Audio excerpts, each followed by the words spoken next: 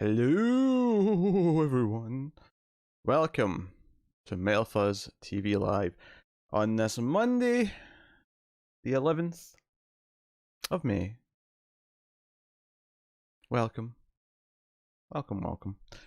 I have selected a movie to watch. I'm starting early, so I picked a long one. I already have more or less movies picked out for the options for the second one, so no dilly-dallying. I mean, we're going to start straight away, but no dilly-dallying. I'll have to select things.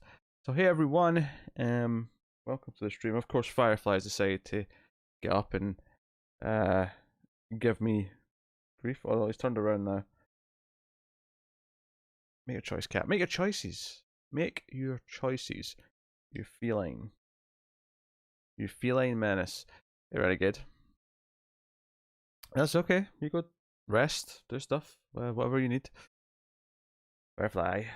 I swear he was asleep like 30 seconds ago. He just demands the attention. He demands the attention once the live streaming starts. That's what he does. So,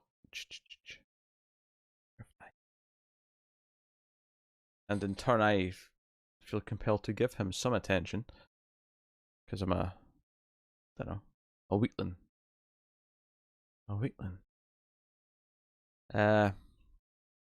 Renegade, we're starting with Stanley Kubrick. I'm feeling pretty confident.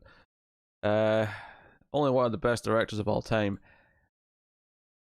So yeah, go watch Barry Lyndon, and like I say, I've got options picked out for second movie, but I'll let people filter in a little bit before we get started. Maybe start about the 30-minute mark, something like that. And I shall open my bottle of water. Damn ye, Winslow. Damn ye, Firefly. Oh. He looks equally confused to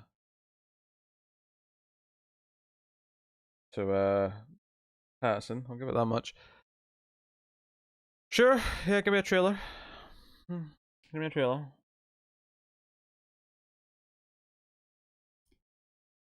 Ah.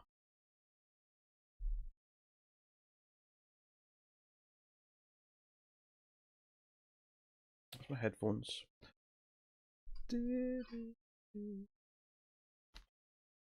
Blood Creek.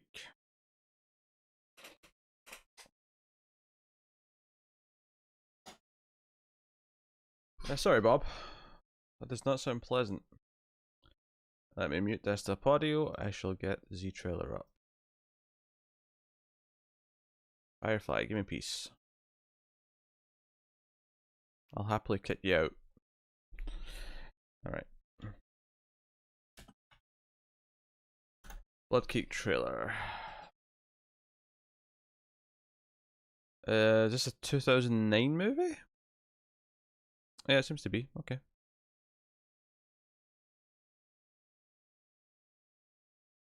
Oh, R-rated trailer. Here we go.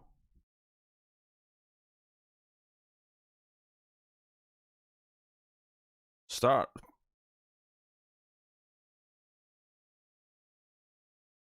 Starting off with Hitler and the occult. This went to 11 immediately. Wait, what quality is this on? Oh, there is no higher quality. Okay, never mind. Oh, it's got movie trailer voice guy.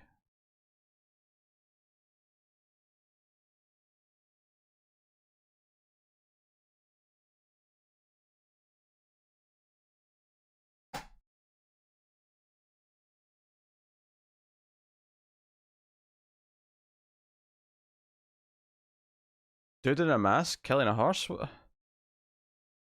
What nonsense is this? Ah, strobe effect. Ah! My eyes! A film by Joel Schumacher.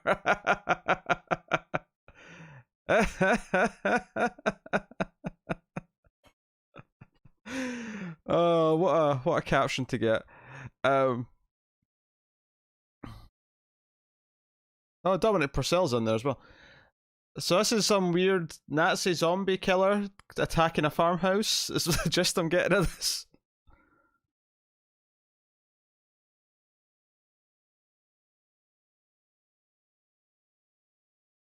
All right, there you go. That's the trailer.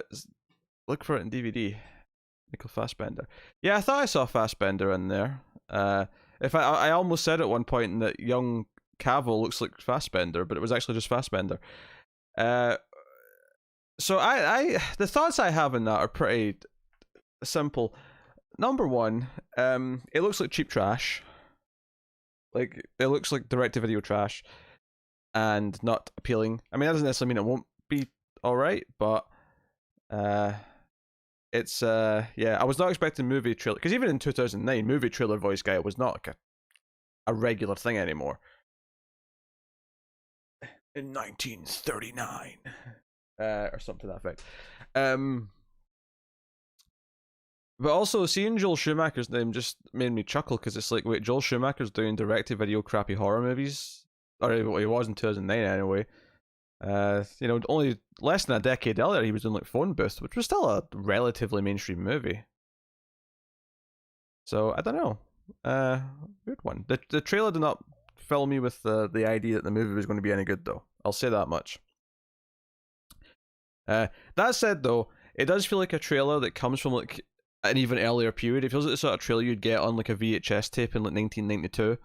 And those trailers always equally kind of had that feelings to them. So they still had some gems. So like it's possible the movie might be okay, but not a good trailer. Not one to fill me with confidence. And that does have an oddly big name cast though. Oddly big name cast. But yeah, there you go. Blood Creek, 2009.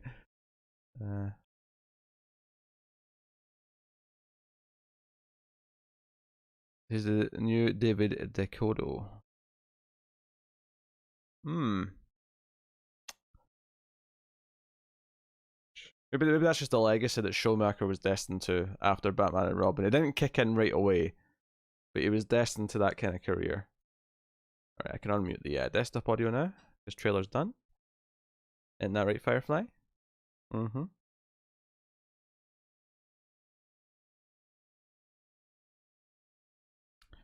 Yes, Firefly. Yeah.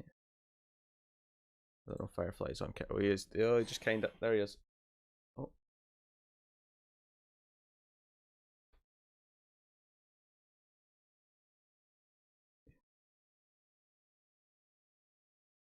He's up in the lap, hanging out. What is this live stream? Who are these people you're talking to? I've been mentioned in a comment. Oh my.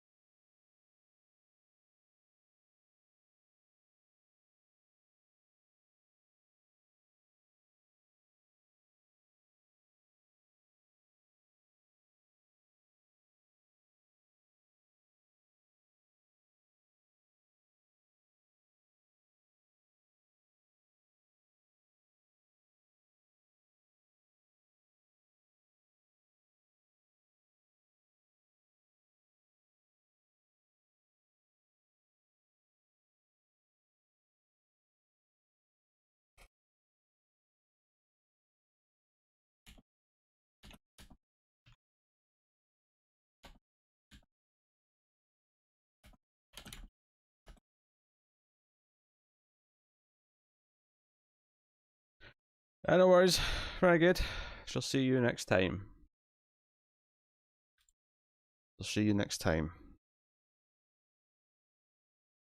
I think I started too early tonight. A lot of the regulars haven't filtered in yet. How strange.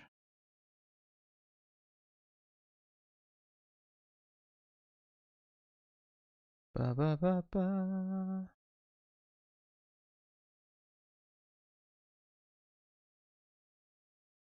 Do do do do do do do do do.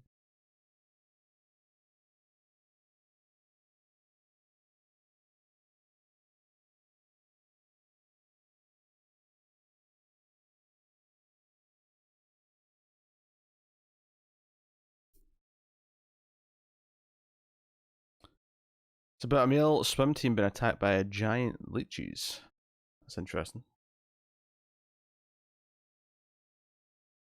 Not often I hear giant leeches are the villain of a horror movie.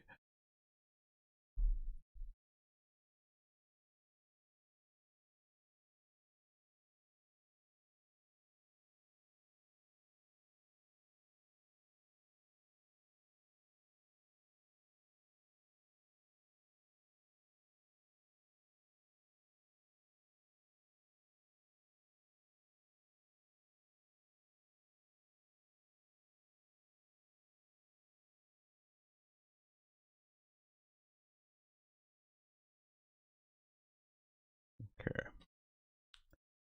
Welcome, everybody. Welcome, everybody. Do do do. Do do do do do. Do do do do. Do do do do. Okay. Firefly. Firefly's settled on my lap now. He's calmed down. He's just happy to have some lap time, as he often does. You know what he's like.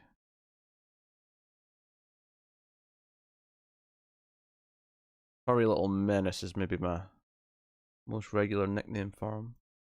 Actually, that's not true. Little shit is uttered more often than anything else, I think. Isn't that right, Firefly? Yes. Okay. Okay, okay, okay. Do, do, do, do. Do, do, do. Do, do, do, do. Do, do, do. Aww. Garrus is meowing at the door now to get in.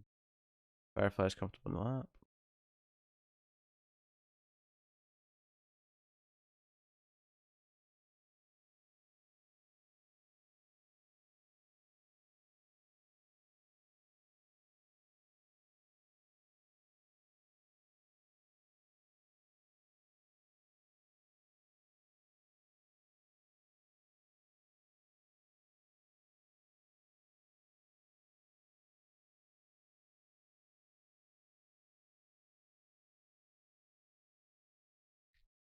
Do do do do do do do do do do do do do do do do do do do.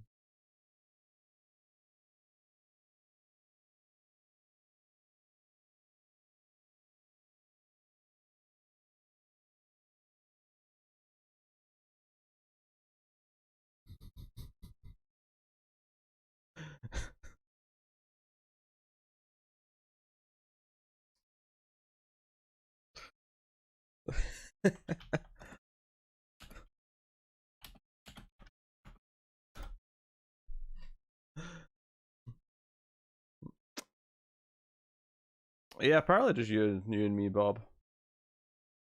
I'll probably start the movie about 1:30 either way, because it's a long movie. I don't want to start too late. Hopefully a few other regulars filter in by then, though. I must have just started too early for people. No one was expecting me tonight, apparently.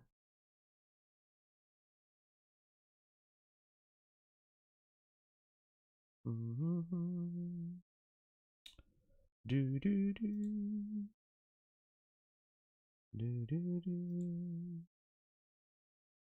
Do do do.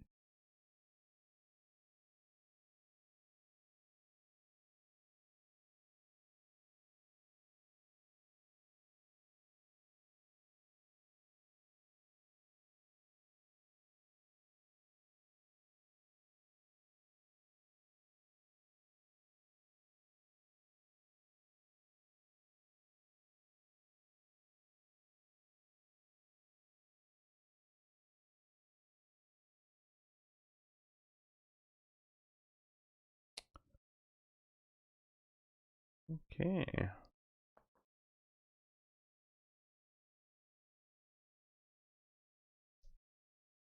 I was playing more XCOM Chimera Squad today, just a few missions. I'm pretty near the end at this point. I just have to, I'm just chipping away at it slowly. It became too easy to the point where it's not as exciting to play anymore, so I just play a couple of missions here or there when I'm in the mood for a quick fix. And I will definitely be spending at least a couple of nights this week playing Final Fantasy 7 Remake. I got frustrated last time I tried to play it because I was determined to do that extra fight, even though it's very likely I can do it later, easier with more characters. But I was determined to do it because I was convinced that I had to do it now with just Cloud. I may try it once or twice when I play it next, but if it's not happening, I'll just go back to the main quest, and if I don't get to do that fight later, no big deal. No big deal at all. So I just have to let it go.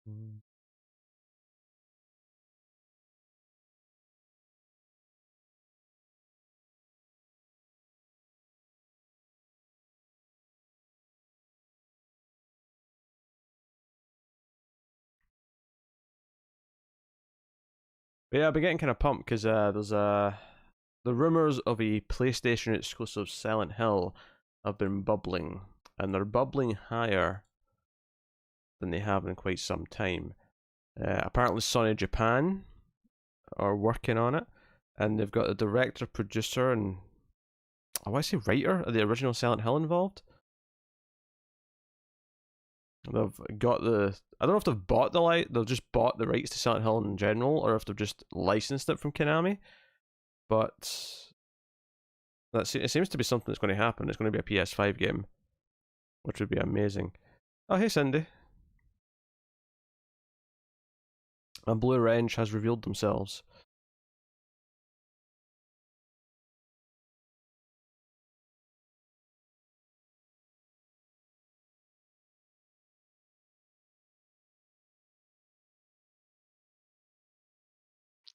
How be you?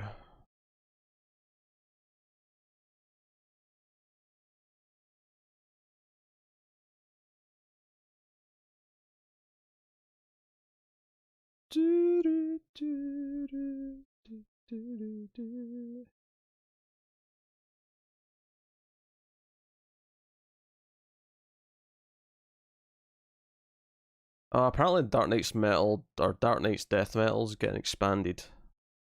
Not having Generations run alongside it means that they're making it bigger, which I'm not thrilled about.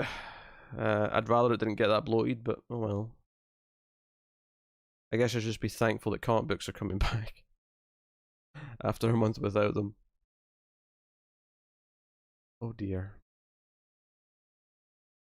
Do do do. Do do do. Do do do. Do do do do do.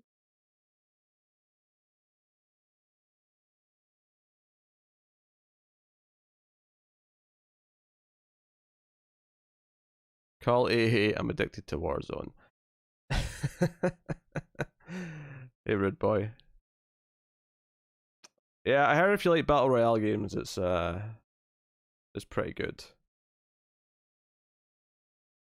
I've been a little crazy because my dog looked like she was dying over the weekend, but the vet said she's doing better today. Oh, Cindy, that's a shame. As a pet owner, I can sympathize with how impactful that would be. I say as I pet Firefly on my lap. You okay, Firefly? Yes, you're purring away. You're happy.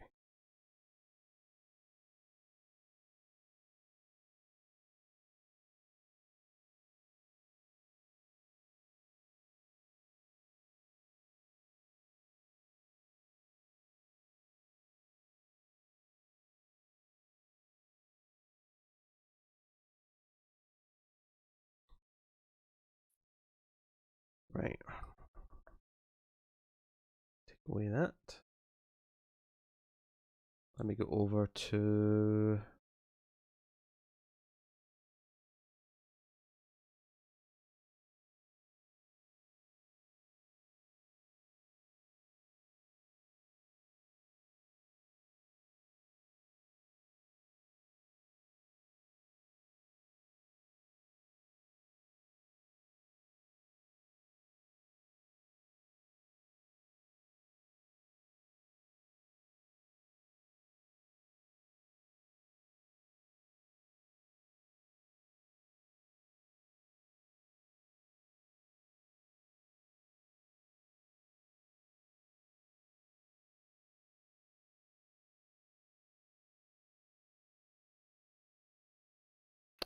I saw Tim's situation, that cheered me up a bit. Tim's situation?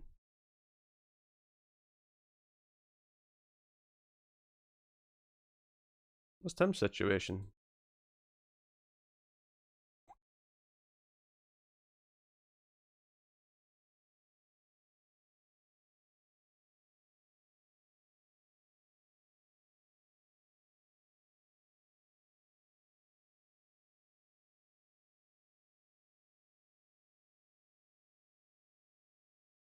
His turnips?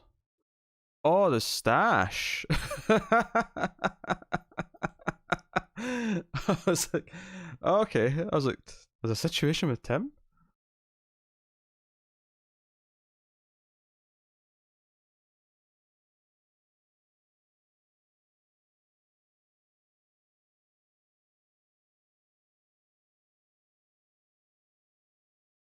He's yes. I feel like he does these things just to distract me on the show. It was very distracting yesterday trying to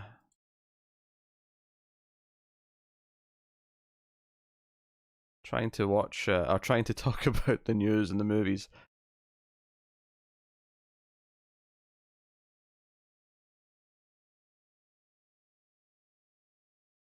From What We Do in the Shadows. Last episode was very good, by the way. Colin becoming too powerful.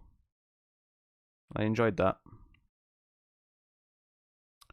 Something as simple as Nandor saying he's a wild card, that one, about Colin, just broke me. The voice that dude puts on is amazing. And then Matt Berry's natural voice is just amazing, so...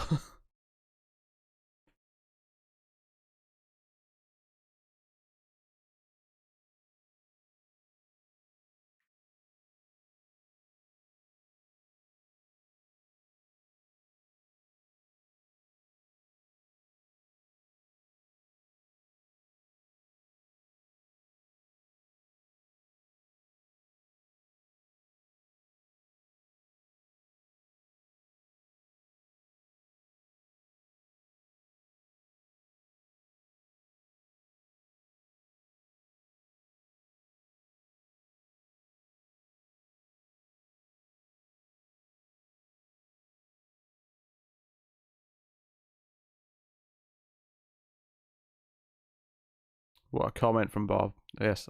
I know the context, though, yes.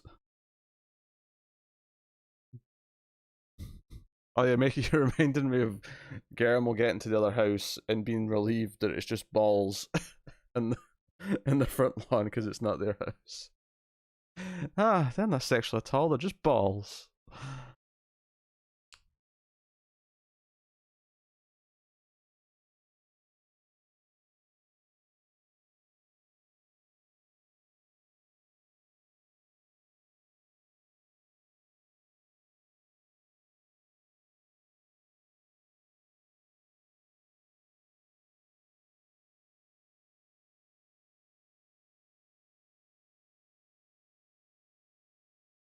All right. All right. Let me close that. Okay. Maybe I'll rejig the plans. Do something shorter. Let more people fill it in. I think that's maybe an idea. Let me edit this.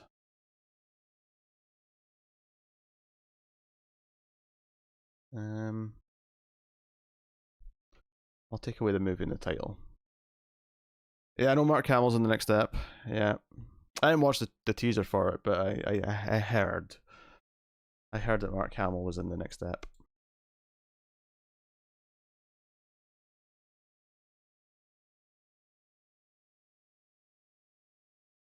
In that right, Firefly? Yes. Yes. Oh.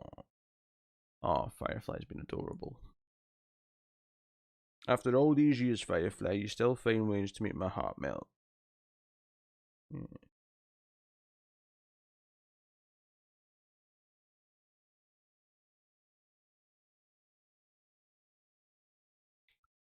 Oh, my baby. Alright.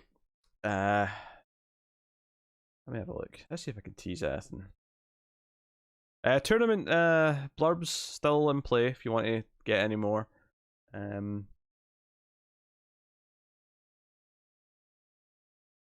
might do specific match limits as we get closer to some of them being edited, but for now you can do anything in the first round, I think. We'll keep that in play. Maybe I'll even give choices for the first movie tonight, actually, since we've had it running for a bit.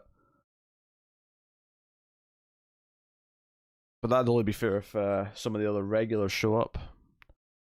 Elsa and Fletcher at the least. Whoa, whoa,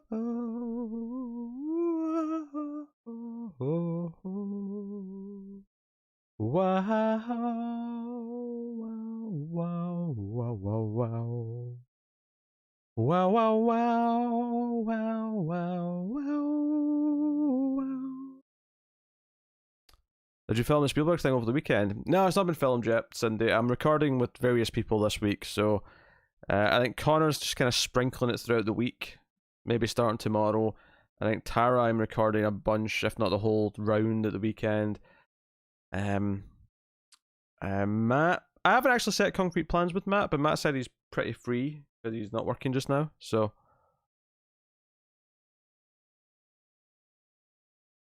I'm sure Tika will do something for Star Wars that makes Star Wars fans happy. Well, that's maybe a stupid statement, actually. Star Wars fans are never happy. But, I don't know. I think I'm good. I think I'm officially just off Star Wars in general. It'll take some serious prodding to make me watch any Star Wars stuff now. I'm definitely not watching Mandalorian Season 2. I'm good. And, yeah.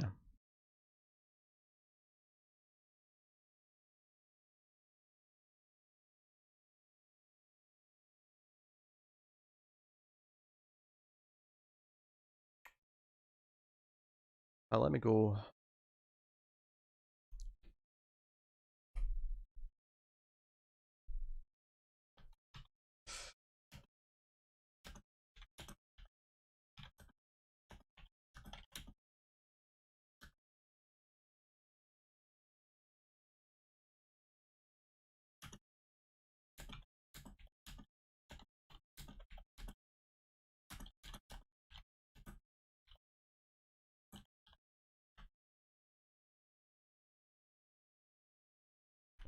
I'm messaging Matt right now just to lock in a recording time. Until Tyler makes you watch another Star Wars. What? Uh, I mean, it wouldn't be as bad as watching Cats again, I'll tell you that much. There's definitely worse than Star Wars. I will concede. I will concede this.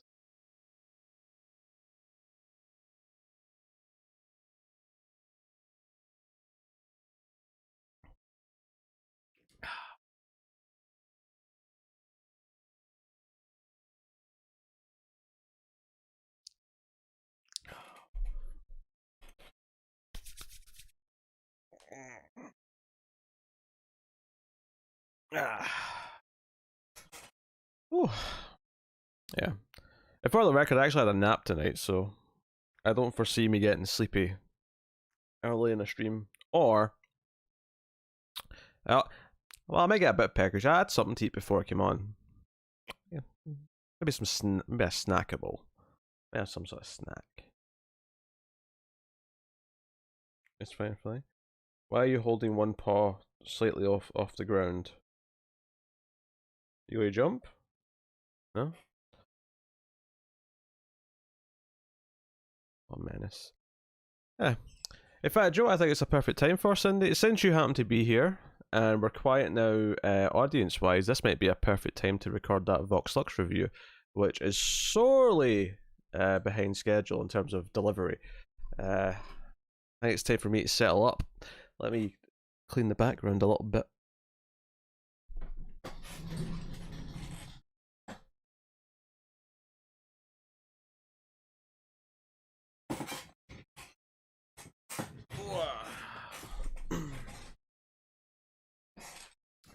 To answer your Sally Jackson question, during the movie, she was eccentric. That's a hell of a spelling of eccentric and drunk.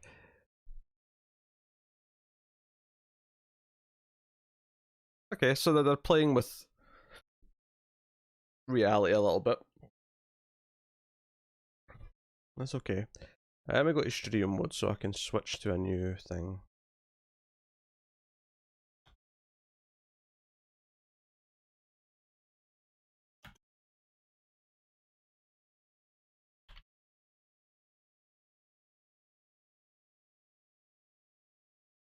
Add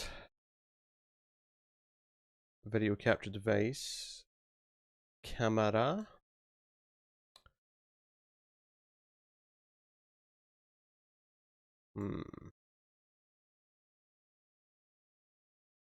Add image. Because I've not recorded any solo stuff on this computer yet, so I'm having to build the OBS scene from scratch. 121 solo. Let's get the image.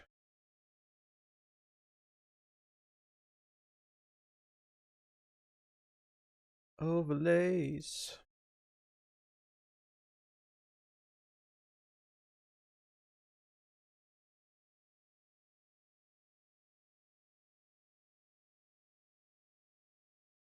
Boom.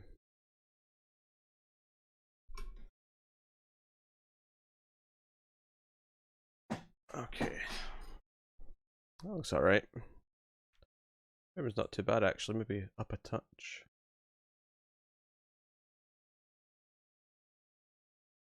It's an easy one to set up admittedly because it's just camera, overlay, boom, done. Nothing else, all the other stuff's in the overlay already. I am flickering just slightly. Let me see if I can alleviate that with the camera settings. Bigger video, what would be causing that? That being too shut, so let's open the exposure up. And then do that. Ah, the frame rate's tanking though. Well, I say frame rate, it's not quite frame rate in this case, but we'll do that. Okay. Hey David, well since there wasn't a lot of people here, because I started too early apparently, I was going to give Cindy a live recording of the influx that she got as a patron.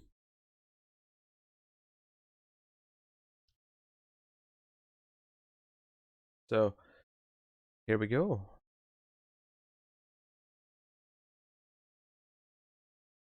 So, I mean, this is just a solo movie review, so this won't take that long comparatively to like a regular flux. These tend to cap out about 30 minutes unless I go nuts. I'm bailing at 8:55 EST though. Why? What are you doing tonight?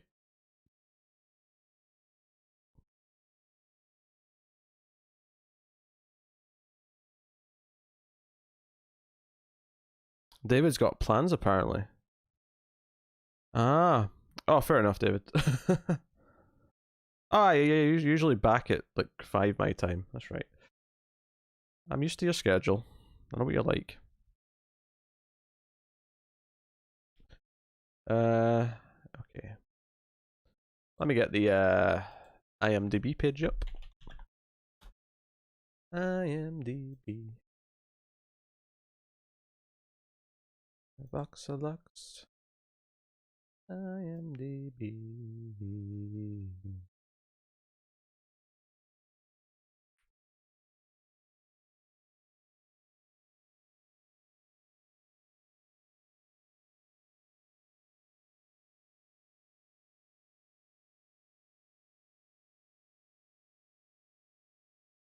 In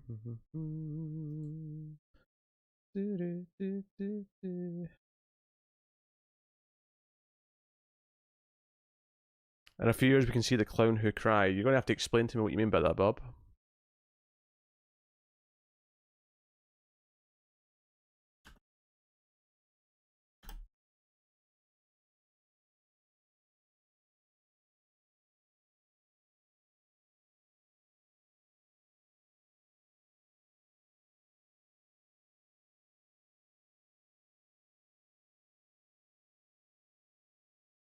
Okay.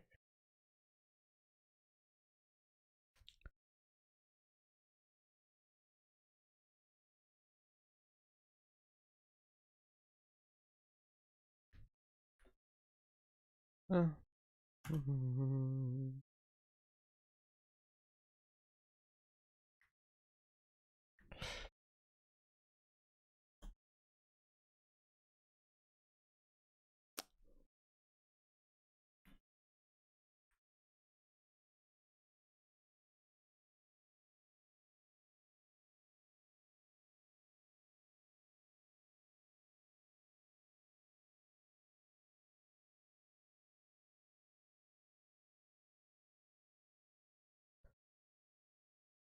Oh, really? Is there like a time limit thing on it?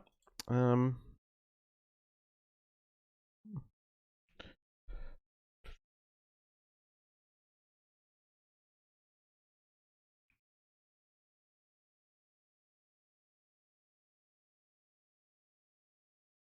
I doing with the ginge on Thursday?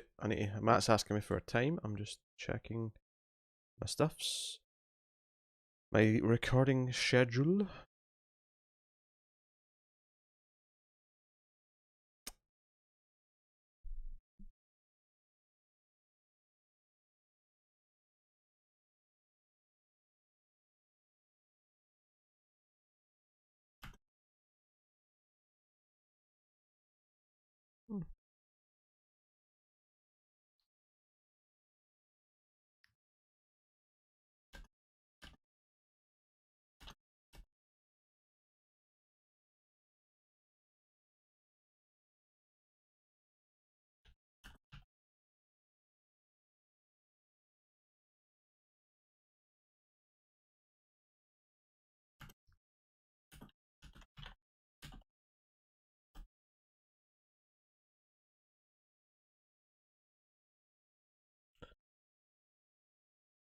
Interesting.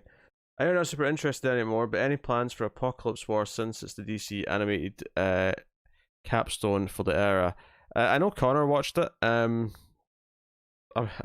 He said to me he was watching it, and if I wanted to watch it, we could review it. And I have no desire to watch it for whatever reason.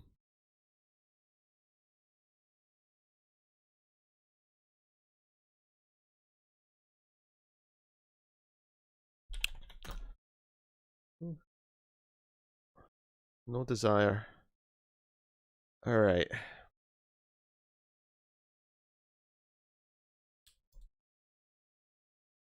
Here we go. I'll just do a quick answer. Hey everyone, and welcome to. I mean, admittedly, if I didn't sound good, then you would tell me I sound bad. So I assume it sounds fine. But I just like to do a level check before I start. So that's good. Moving up. All right, I'm recording. I have no idea when the actual finished version of this will go up for everyone, but here we are. 5, 4, 3. Hey everyone, and welcome to 121 in Flux. I am Peter. This is a movie review show, and I'm going to be talking about Vox Lux from 2018. This is a movie that was selected by one of our patrons who paid for the movie tier to pick a movie. So I'm going to be talking about Vox Lux. This is a movie starring Natalie Portman as a musician, as a pop singer, but more specifically a pop singer who kind of became famous after she survived a school shooting when she was a teenager. So it's kind of got a dark tone to it. It honestly, what I wasn't expecting from this movie is that it wants to feel like a gritty documentary that you might have got on like a crime channel at some point. and it kind of keeps that vibe going throughout. Well, because what I definitely wasn't expecting was Willem Dafoe narrating in that style, where he talked about, in 2013 at the age of so and so, Celeste did this and Celeste was that, and there's all these kind of like foreshadowing little comments in the narration, as if it was someone we all knew about, even though obviously we don't, because it's a movie and it's a fictional character. Well, as far as I know, anyway.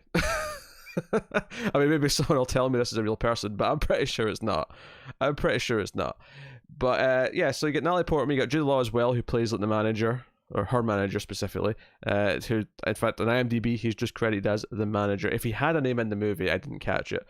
And then her sister Eleanor is a pretty main character as well. I think the last thing that surprised me about this is that outside of like one little foreshadowing moment at the start, the movie actually starts when I think she's 13 in middle school when the shooting happens. And I was very shocked that half the movie, give or take, takes place when she's that age. Meaning that Natalie Portman, the star of the movie, the person on the poster, the name that they're kind of basing everything around the marketing, doesn't really appear until about 50 minutes to an hour into the movie. Which is kind of ballsy, and I kind of respect that choice, I guess. Before I get to my feelings in the movie as a whole, I kind of respect that part of it. But yeah, so I'll start spoiler free, of course, as I do. I'll give you a warning before I go into spoilers. Did I like the movie? I think I would say that I think it's got an admirable goal of a movie. I appreciate the stylistic choices it makes in some ways, but I don't necessarily think it reaches the heights that it's kind of clawing for throughout. Right away, and I'm going to be a nerd here and talk about aspect ratios, but the movie's in 1:6:61, which is a very bizarre choice for a mainstream movie. If honestly, for the last like 30-40 years, never mind 2 years ago. But it's got a very grainy style. I don't know if it looks like it was shot in film. I mean, maybe that's just an effect they've added, but it looks like film to me. And it's got a lot of shaky handheld camera. It's got a lot of that. It feels very fly in the wall at times. And you've got these young actresses playing younger Celeste, which is Natalie Portman's character, and her sister Ellie. And it starts off, honestly, the shooting scene is very dark. It's very, very tense. You kind of get where it's going. You have the teacher pleading for the life of the students, trying to talk the shooter down, and you then even have young Celeste try to talk him down, and Celeste just happens to be the sole survivor. She does get shot. She's got like a neck, not a brace. I mean, she has a brace obviously at first, but even when she's an adult later in the movie, she always wears something around her neck to cover the wound because she was shot in the neck. And it's got a very somber, foreboding tone. It's got a very kind of like, it very much feels like a really somber atmosphere the entire time, and I very much appreciated that part of it. And I definitely appreciated kind of the final beats of the points that it kind of wants to make by the end. It's very much a tragedy in a lot of ways.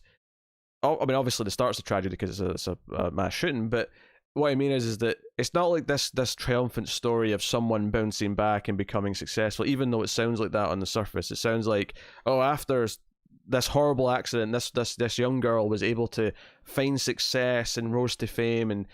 But the truth is that this is kind of a dark story and kind of ties into what we kind of associate a lot with young people who become famous, and whether it be actors or singers or whatever, where they have a very troubled life mixed up with narcotics and mixed up with really dodgy romance decisions and really dodgy everything else. And it's kind of a series of bad decisions. And so it has that kind of going for it in terms of really creating a feeling, really creating this dark documentary of some person we only look at now as a tragic figure in hindsight. So it does create that very convincingly, and that's like probably its best quality is its directorial style. And that's not to sort of dampen or put a damper on the acting, because Natalie Portman's not bad in this movie. In fact, in many ways, I think she's quite good when she does appear in the second half. but it is kind of marred a little bit. I think she goes a little bit too much with the accent. She's got a very thick Staten Island accent, and there's a point where, I mean, maybe this is completely accurate, and maybe there's nothing wrong with this, but it felt like almost a caricature of the accent at some point because she was going so hard. Maybe Natalie Portman's even from there. I have no idea. Maybe this is her natural voice. I don't think it is, but maybe she's tapping into her roots here. But it did come across to me as a little bit over the top in a number of places. But you have the movie very much split into two halves. In fact, it actually is even titled as such. It comes up saying Act 1, Genesis, and then Act 2 is about halfway through, and then there's not an Act 3 per se. There's just I guess it says epilogue, and it's just the final little bit. And the final little bit is like this, performance on stage. The second half of the movie is building up to her big first like tour date of this comeback tour, or first new album in a few years, and that's kind of where it takes us.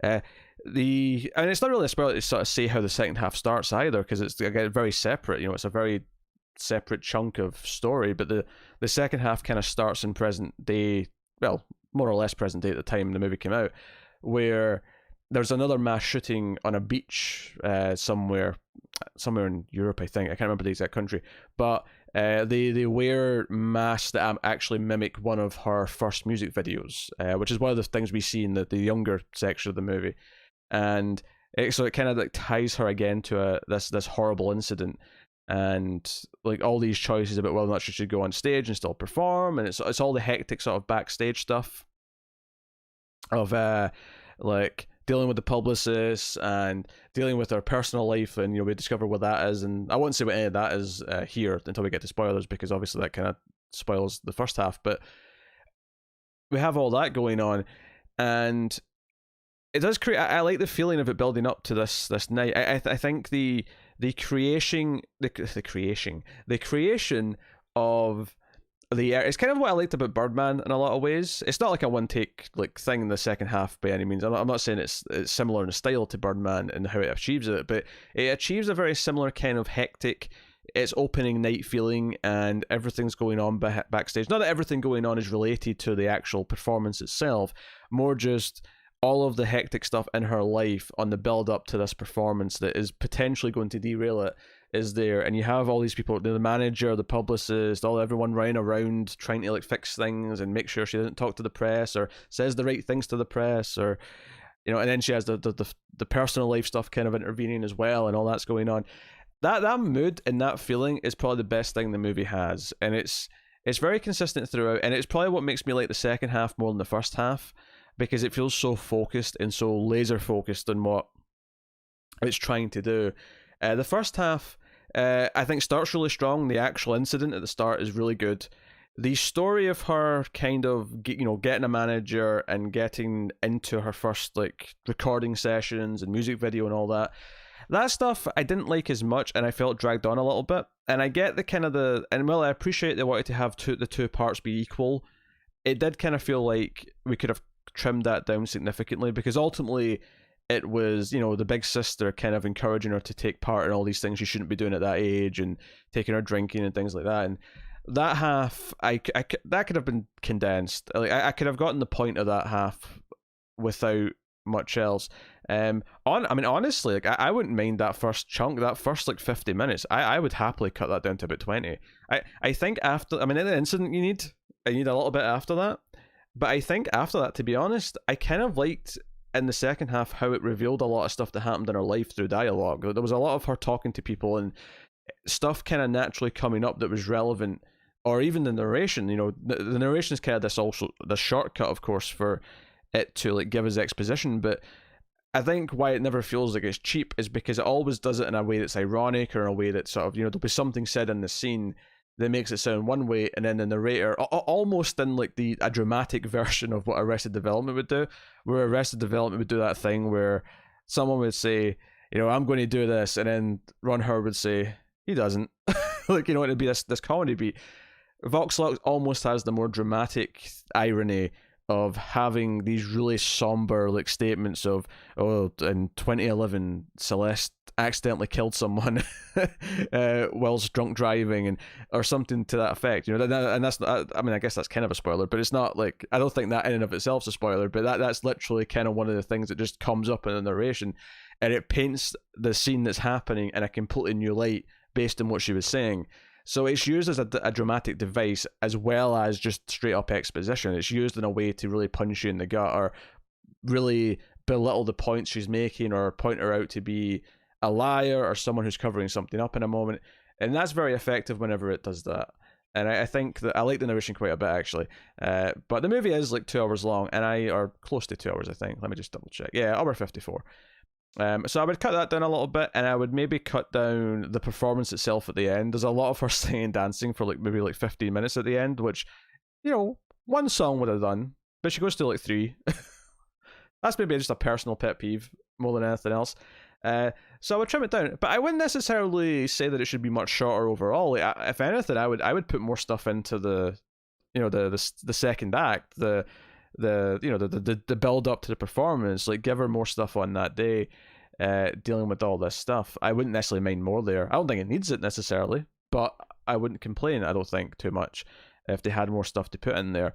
Maybe fit in some of the beats that are in the first chunk in inventive ways. I think that's what I appreciated about how it handled stuff, and because it was all set on the one day, all building up to the one singular thing, it had this drive and momentum the entire time that I really liked. So that's what I would say about that. As far as anything else, before I get into more spoiler specific stuff, yeah, I like the tone. Some of the music goes along with that. There's not a lot of score, but there is a little bit, and I think whenever it did pop in, it was good. There's some, you know, dark moments, some sweet moments, but, you know, the direction, the acting is the main stuff that I'd probably get across here. And I think those things are generally pretty good. But I did think her accent, Natalie Portman's accent, was maybe a little over the top for me. It really felt like someone was doing an accent, you know? When someone does an accent well, you just kind of take it. You take it as, it feels natural, so you don't necessarily think about them doing an accent. It's kind of like, whenever someone does like a New Jersey accent, especially, like I find, like, I remember watching Don John with Joseph Gordon-Levitt, and Scarlett Johansson in that, like, she's good in the movie. They're both good in the movie, but she's got this thick New Jersey accent, and it's not as quite as egregious as this one. But I remember thinking, oh, she's really putting that accent on. So cool stuff. So I'll get a spoiler warning. And dive into stuff here. I will thank the Patreon producers for the month. So thank you to David Short, Alison M. Fordyce, Cindy Palacios, who, by the way, got this movie review, and thank you to Tyler Hess. You can support us over at patreon.com/MailFuzzTV, though, for as little as $1 per month, and get some bonus episodes of some of the movie podcasts, as well as a bonus already cancelled on there. At the $5 tier, you get access to a lot of the stuff a day early, including these movie reviews, so please do go and have a look and see if you want to support everything we do. But anyway, spoilers for Vox Lux. So I mean, it's easy to just tackle the acts, I guess, rather than go through kind of beat for beat, because I don't think this is that kind of movie, really. But the first act is the shooting itself, and the moment that kind of makes her potentially a star is that at the wake for everyone who was killed during this, she like performs a song. She writes a song with her sister, and they go up and perform it. Instead of like giving a speech, she performs a song, and it goes viral. It goes viral all over the internet, and which by the way, I was actually, I'm forgetting what year it was now, but I remember feeling old that's like Natalie, because I think they were fudging Natalie Portman's age a little bit here, and that she was supposed to be an age where she was 13 in the, like, at this point in the 2000s, and I think it was fudging it a little bit, and I'm basing that mainly off what age she was like in the Star Wars prequels and stuff. So I think they made it a little bit weird, but whatever, it's fine. Like I wasn't too the only reason why I questioned it is because I knew what she looked like at a certain age, you know, or a certain year, I should say. I knew what she looked like around 1999, 2000, and the fact that she was meant to be this 13-year-old or whatever, or 14-year-old, like right after that, was kind of weird. But anyway, she gets successful. It's this like emotional performance of the song, and this CD producer Jude Law is cutting them a deal, and it's going to involve flying to Europe to record with what this hotshot music producer for like 2 months or whatever to cut an album and all the rest of it. And it's all exciting, and the big stuff is that her sister takes her out drinking when they get there, and there's a lot of stuff with them meeting guys, and which actually ends up being a big deal because the guy she ends up with by the end of this section, we find out that she got pregnant. In the second act, we find out she has a daughter who's about the age she was in the first act of the story, which is notable because the actress who played young Celeste plays her daughter in the second act, which is inventive. It's funny because it actually gives that actress more screen time than Natalie Portman because she plays two roles. She plays young Natalie Portman, then she plays the daughter, so she actually gets way more time in performance than Natalie Portman does. But she has all these beats, and the big dramatic ending to that first half is that she actually catches her sister in bed with the manager. And it's this big dramatic moment where she gets really upset and angry. And one of the big things in the second act is that her and her sister have a very strained relationship, even though her sister is actually the one raising her daughter because she's too busy on tour with her career and has had too many drinking problems and drug problems to really take care of her daughter. But she's trying really hard to be a mother in the second act. So you have the first act, though, where there is maybe a little bit too much time spent building up to these beats once that gets going. We see her rehearsing her dancing routine and trying and struggling and all these things. The big detail, though, that I kind of glossed over is that when she tries to talk to the shooter, right, before she gets shot and everyone else in the room gets shot, and she tries to talk the shooter down, she does it using religion. She tries to use Christianity to talk to him. And this is important to the movie overall and the themes. It's something that kind of like I had forgotten about by the time it really came up at the ending, but it is actually important going forward. So I want to just mention that here before I move on to the second act in terms of the details. Because I think a lot of the intriguing stuff comes into the second act, where we learn that she's still with this manager. They still have this working relationship. In fact, we even get a surprising element to this where she was so like mad at him and her sister for having sex at the end of the first act that it's a big surprise in the second act where after some stuff happens, she's up in the room with them and she basically says, if you give me more of those drugs that we had, we can have sex. So she just kind of offers sex to him, and it kind of maybe paints like how her attitude towards things has like deteriorated over the years, how casual she sees that now with him, which is kind of it's kind of creepy because like when they met, he was already like he was like what? I mean, I don't know what Jude Law is supposed to be in the flashbacks. Obviously, he looks the same more or less in both acts because he's Jude Law, but I feel like at youngest he's in his like early 30s in that first act when she's like 14. So them, knowing her from that age to now and them having this casual like on off again sexual encounter sort of thing is kind of creepy and weird. And we have that which comes after like her being livid at her daughter for having sex for the first time. And so livid that she makes her take a pregnancy test, which turns out to be negative and doesn't seem to be going anywhere, but she's worried that her daughter's making the same mistakes. But she always yells, she always gets angry, she always gets upset. And, her life is this kind of spiraling chaos where she did, wasn't a hit and run or wasn't a DUI that got someone killed. And she gets mad at a reporter for bringing this up in an interview and says, gets offended and how dare you. She yells at people all the time. She opens her mouth in a way that isn't very helpful during the press briefing addressing the shooting that morning in the other country. She ends up saying, like, goading them. She basically does that thing from Iron Man 3 where Tony like basically says, "Hey, here's my address. Come find me." Mandarin. Like she basically does that with the concert. She says, "Hey, I give them an invitation. They want to come here. We're not scared." And you can just see the publicist and manager being like, "Oh no, why are you saying this? Stop saying this." So she's clearly struggling and on like a teetering edge the entire time, and she's relying on things. She's drinking booze, but so her daughter's there. She wants to take her daughter out to lunch, and she doesn't get anything to eat. she just asked the waiter to put some booze in her drink, but not make it look like booze. Like, give her it in like a paper cup and make it look like it's, soda or something.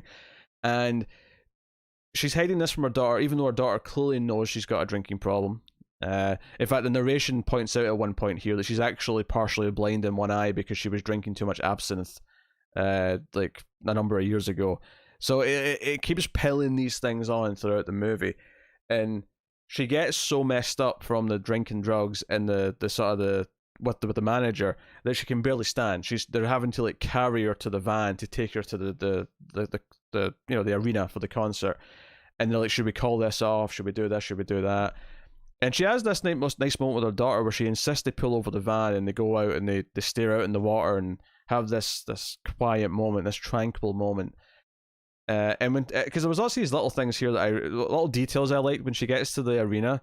There's a moment where you can just hear Jude Law yelling at some guy with a camera. If you take a photo, like, you're going to get your ass sued. Like, they don't want anyone to see her this way, and they get her to the dressing room, and they're trying to like sober her up and whatever else. But there's a lot of, she treats her sister like shit, especially. She really gives her sister a lot of shit, even though her sister actually wrote a lot of the songs that made her famous. In that relationship, she's especially kind of cruel to her. And it all builds up, and they have, she has this little like rah-rah speech with the dancers on stage when they eventually get her back up and ready to go. And we get this, the final act, because it kind of ends around their act 2, and then it goes into this, this epilogue section of the movie where it's everyone watching her and being like entranced, but not necessarily in a happy way. Some of them kind of look like it's a bit more remorseful as she's on stage, and she is doing a good job. Like, once she's on stage, this isn't like when Britney Spears embarrassed herself or something like that. Once she's on stage performing, she goes into like performance mode, and it's immaculate. It's like nothing was ever wrong. And the final reveal of the movie before it goes out is that the night she was in hospital, she had like a near-death experience, and it tells us that she made a deal with the devil, not with God, because it was set up that she was raised Christian and she tried to use that to like talk the shooter out of things. So this is where that becomes really relevant and comes full circle. But she made a deal with the devil to live and be successful, and it's this interesting idea that kind of recontextualizes the whole movie, that she got everything she did, in theory, through making a deal with the devil. And this is kind of why her life is how it is, where she is successful. She is technically, and that's why whenever she's on stage and she's doing music and all that stuff, she's perfect at it, because the deal was for that. But she's kind of living a soulless existence that doesn't really mean anything, and everything else in her life is crumbling around her because she doesn't have the capacity, because she, in theory, gave her soul away, I suppose, to boil it down to the simplest terms. And that was a really interesting little thing to put on there at the end of the movie, because it did sort of add this extra layer of context to everything, because it was already kind of enjoyable just as a drama, especially the second half. And it was well directed, and all the moments like try to get her sobered up and stuff, felt suitably kind of hectic, and like, are they going to pull it off? Is it going to work? Is she going to like crash and burn on her, on stage or whatever? And you're into it, and it adds this little detail on. And I think the themes here that I've not really gotten to yet, which is obviously was something the movie's playing with, is the cost of fame and the cost of success, and the idea that she's giving everything to her professional career to be famous, and the idea of the poison nature of celebrity, of giving everything up to be this and be the best at this, and the way that she can't reveal who she is to anyone. She's constantly lying, her strained relationship with her family and friends. So I think obviously there's the literal, okay, she sold her soul to the devil, and we can read the movie like that, but I also think you can just read it as, no, the celebrity life that she's chasing is the devil she sold her soul to, and everything else is suffering because of that, to sort of take it more as a as a metaphor, I guess, than anything else. And because it works on both of those levels, I think it works pretty well. I think the movie kind of suffers a little bit because the sections don't quite work as well as other sections, and maybe it could be more refined in places. But ultimately, it's definitely a movie where when I finished it, I said to myself, okay, that did not hit it out the park. It wasn't a home run. Not everything kind of clicked completely into place.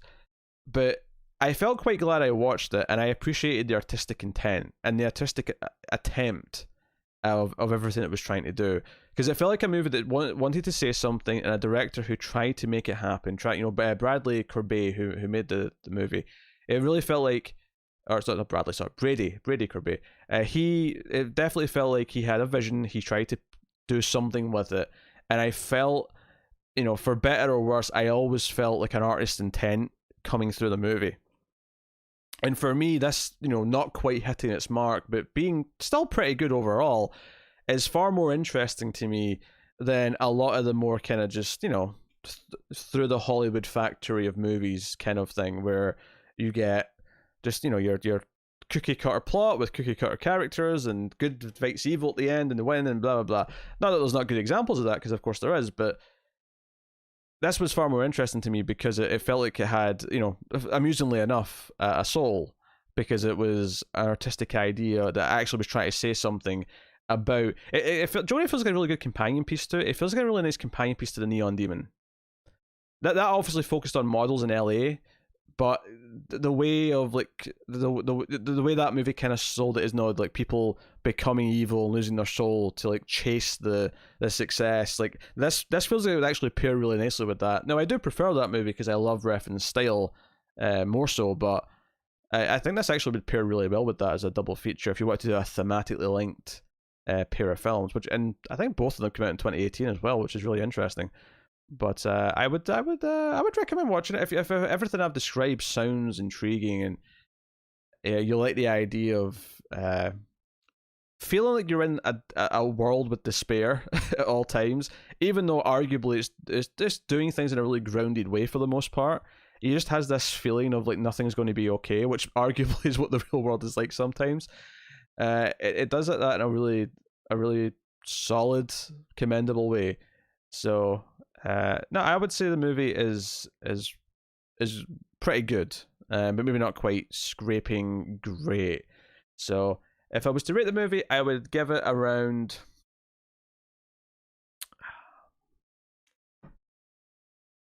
I guess saying that it's not quite great means that I'm giving it a 7.5.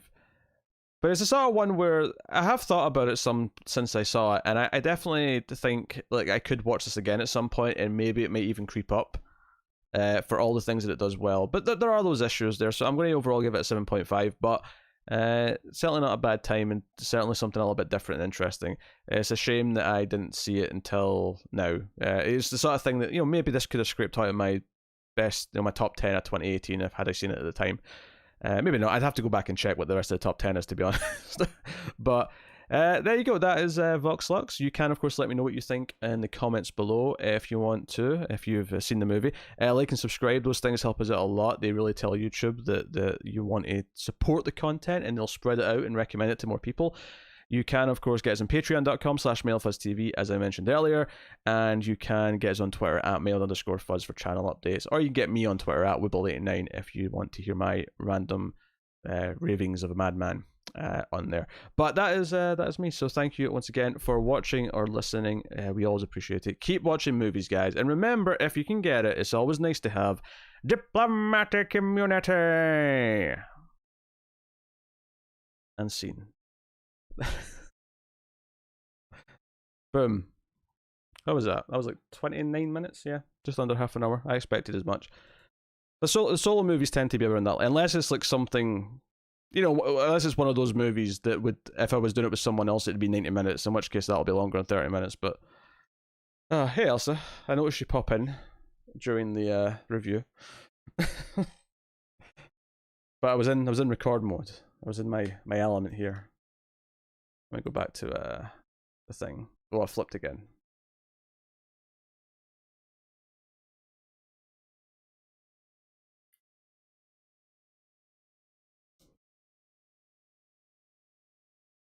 So I'll put that up at some point.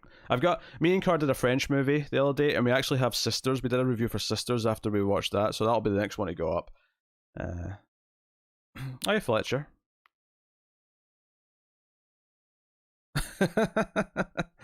You can tell by the overlay that I was recording something, because it wasn't on Mail Fuzz Live. I wasn't planning on doing that tonight, but people were kind of rolling in slowly. You know, there was it was only me and a couple of people watching for the first little bit, so I decided to because Cindy was here and it was her review. I called an audible and said, "No, you know what? I'll record that just now."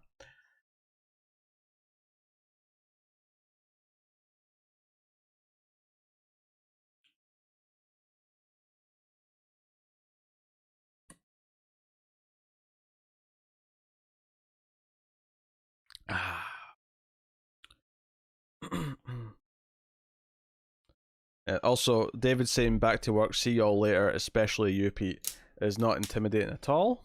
I'm not worried. Alright. There you go, bit of work done.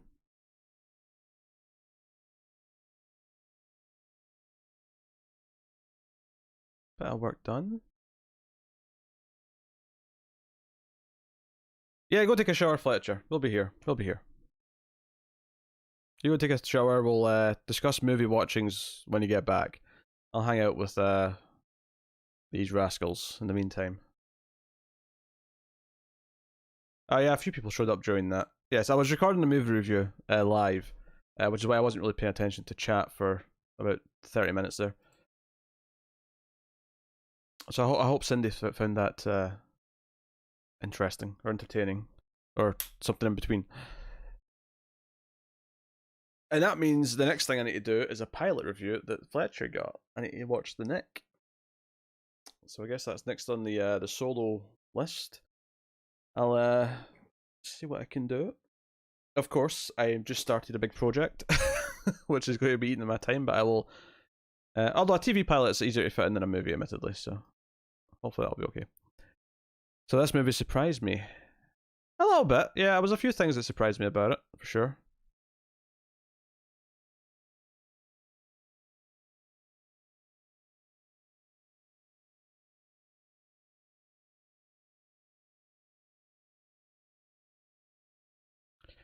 There's even some early talk of wanting to do some sort of role playing thing. Not with Connor. Connor's dead set against being involved, but other people want to do it. So maybe that'll become something. No promises. I'm making that very clear.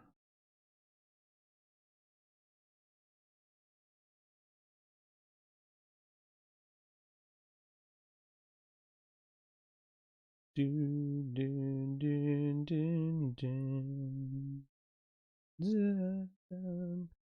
Dun, dun, dun, dun, dun, dun. Dun, dun, dun, dun, dun. Dun, dun, dun, dun, dun. I saw an image of Ginger Snaps on Twitter, so I'm now humming the main theme.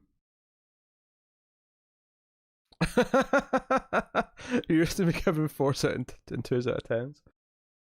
Oh dear. To be fair, we do a lot of bad movies on Screams, so you know.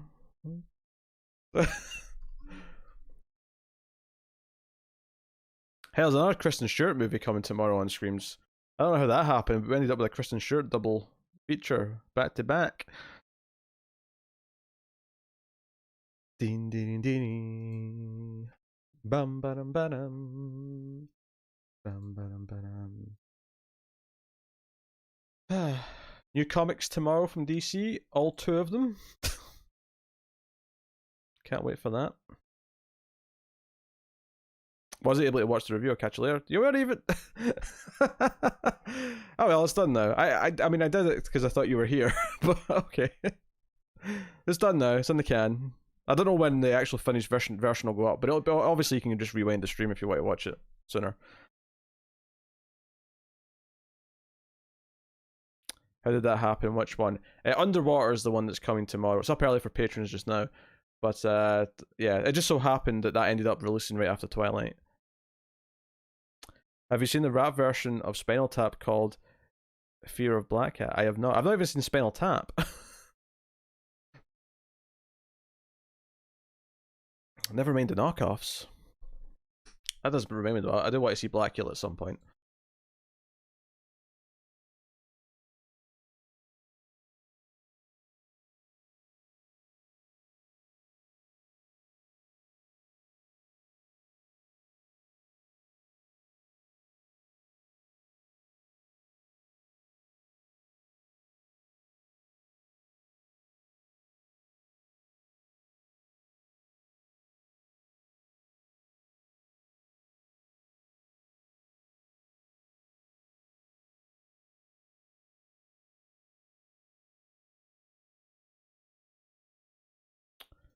I was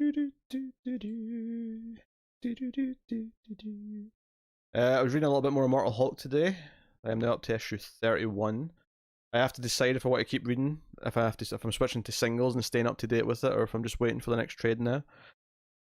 I'll probably switch to singles. Probably. I can see me doing that with that Daredevil and Cap.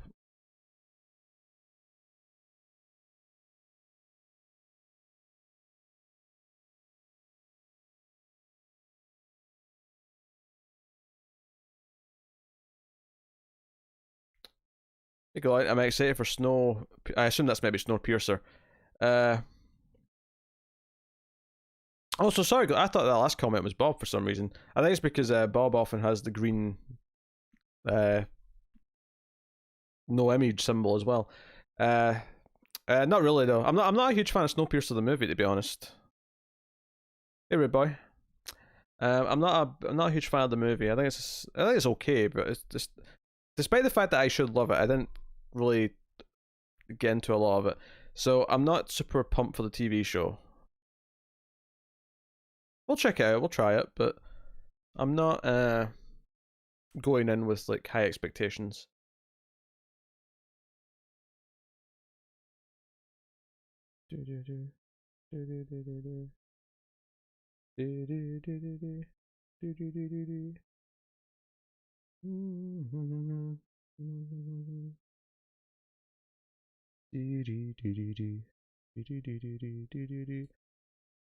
So my plan was originally to watch Barry Lyndon tonight, because I was coming on early, and I thought, oh, we could do Barry Lyndon and then do the Stream Boss stuff for picking a second movie, since we were starting so early. But everyone took like an hour to show up, so I changed my mind. So what we might do is I might let the Stream Boss thing as it stands pick the first movie. And when I say Stream Boss, obviously if David's not here, I mean like, you know, given the running totals right now, like who's first, second, and whatnot, and then just sort of start fresh during the movie for the second one. So I think that means that I'd have to go check the scores, but Elsa either gets to pick or veto, and then someone else gets to veto or pick based on the options. But we can start that in a little bit. If we're feeling movies at all, that is. I mean, I'm down for watching movies, but if people feel more like something else, then that's also. I'm just skimming the Comixology sales just now to see if there's anything interesting. There's a Tom Taylor sale from Marvel. If anyone hasn't read All New Wolverine or X-Men Red and feels that they'd like to, it's nice and cheap right now. Ellie Fanning new Hulu show called The Great, May 15th. I haven't even heard of that. Are you going to review Roadhouse on the channel? No plans to, Elsa, no. That was just a stream watch.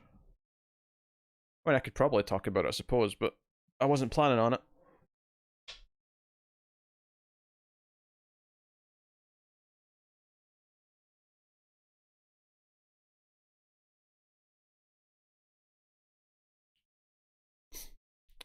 Hey Gary, welcome to stream.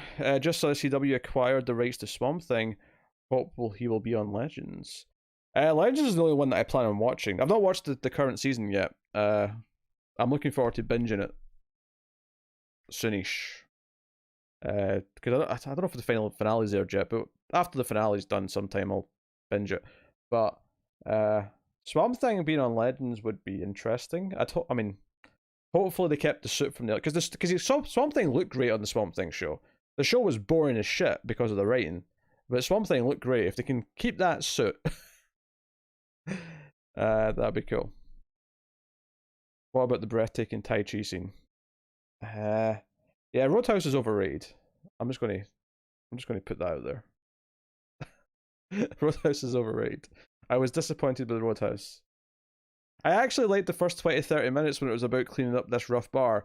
Once there was a villain and all that plot got going, it was overlong and the action wasn't that good for the most part.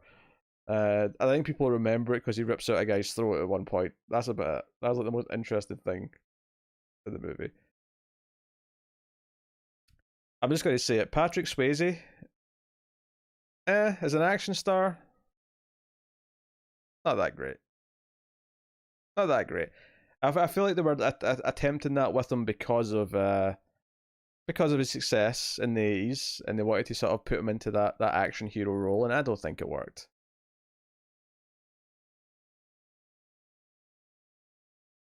It's popular for the cheese. Yeah, I'm saying it's overrated in that context, though. I don't think it's a fun, cheesy movie. Or at least not as fun as the current internet makes out to be, is what I'm saying. I'm not saying it's overrated in a traditional sense. I'm saying that the status it has now on the internet is overrating. Or overrated. You know what I mean? You know what I mean. Let me come here. DC Deluxe sale. Ooh, interesting. All Deluxe edition sale.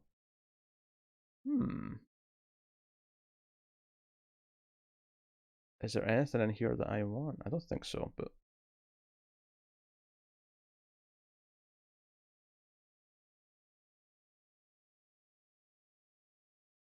we hadn't decided then yet, Fletcher. I was originally going to watch Barry Lyndon tonight because we were starting earlier, but then no one was here when I started.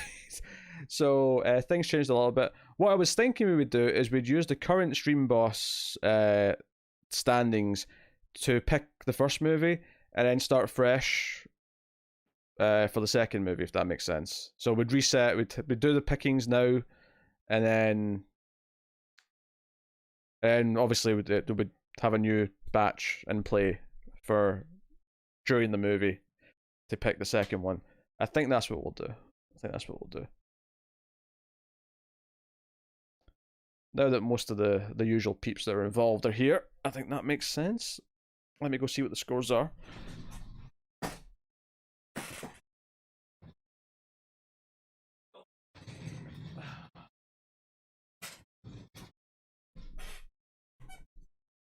Oh, oops, sorry, that was probably loud. You're not far off the standings. Cindy's winning. Cindy's in first place with 24.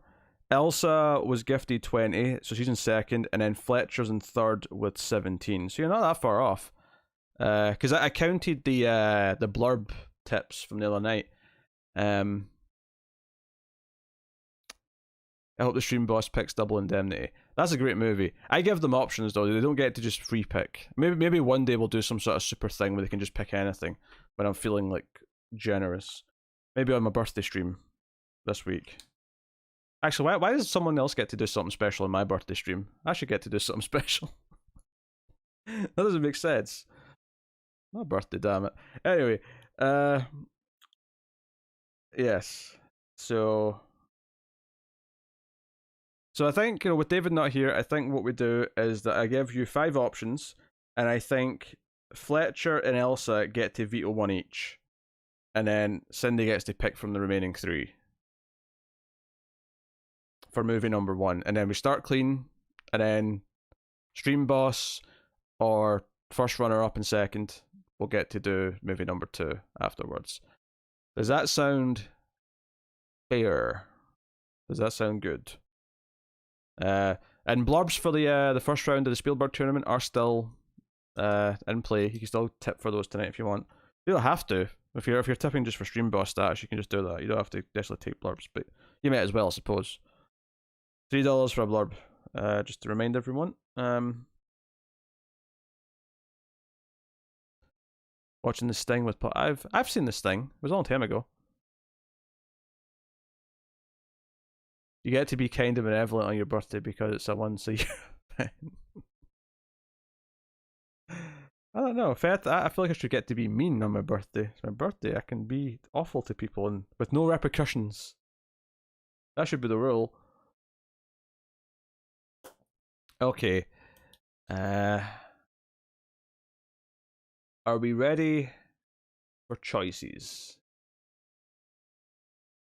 Are we ready for choices? For movie number 1.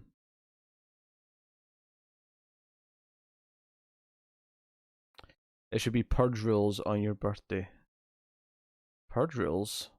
How does that work in the context of Stream Boss? I can't wait to hear this. Alright, so the 5 movies up for picks, and some of these are more recent movies. I'm kind of going with stuff that could be worth getting caught up on. I'm going to write these down as I say them, just so that I. Oh, in life. Oh, I get it. I get it.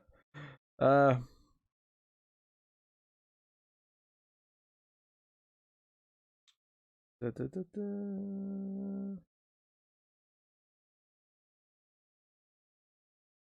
Ba, ba, ba, ba. Mm-hmm.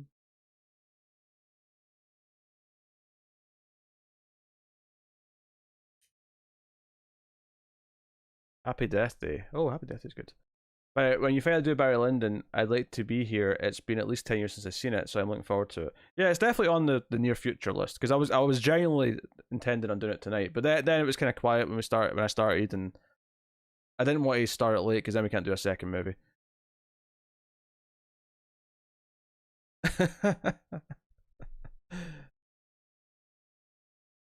We'll see, Elsa. We'll see. That stream should be Wednesday, by the way, the birthday stream. Just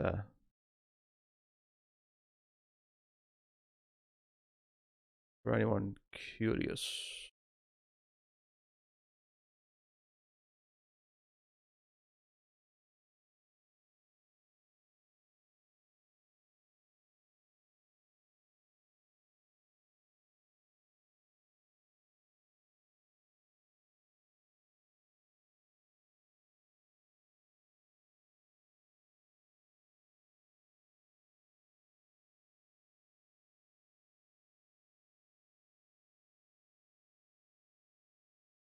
Oh, it's not my birthday yet, Sunday. My birthday on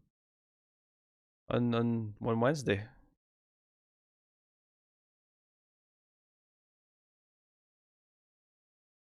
This Wednesday.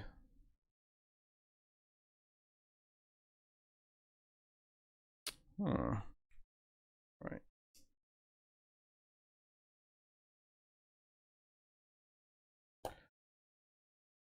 Okay.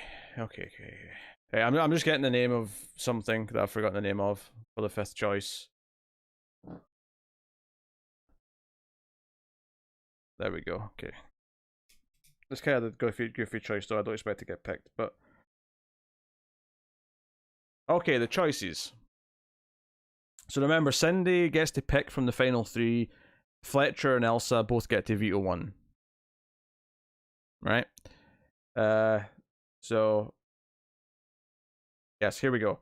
So choice 1 is Extraction, recent Netflix movie that everyone's talking about because I haven't seen it. Option 2 is Ford vs Ferrari because I haven't seen that. Number 3, also recent but much less favourable, but I do want to cross it off eventually, is Dark Phoenix, which is meant to be really bad. Number 4, something a little bit different I've not seen, Ghost World from the early 2000s, on Prime. At least it's on Prime in the UK. So, I thought that'd be an interesting pick. And then option 5, I had to put something sort of traditional on here. The final movie in Prime starring Cynthia Rothrock that I have in my watch list, which is Honor and Glory. So that is the 5 choices: Extraction, Ford v Ferrari, Dark Phoenix, Ghost World, and Honor and Glory. That is the 5 choices for movie number 1. Fletcher, before Cindy makes any choices, obviously, we have to have Fletcher and Elsa eliminate some picks. 1 each.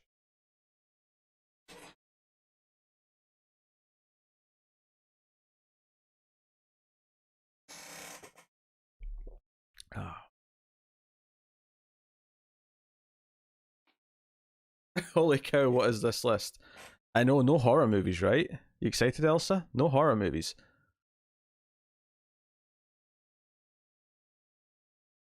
Sure, go for it, Fletcher.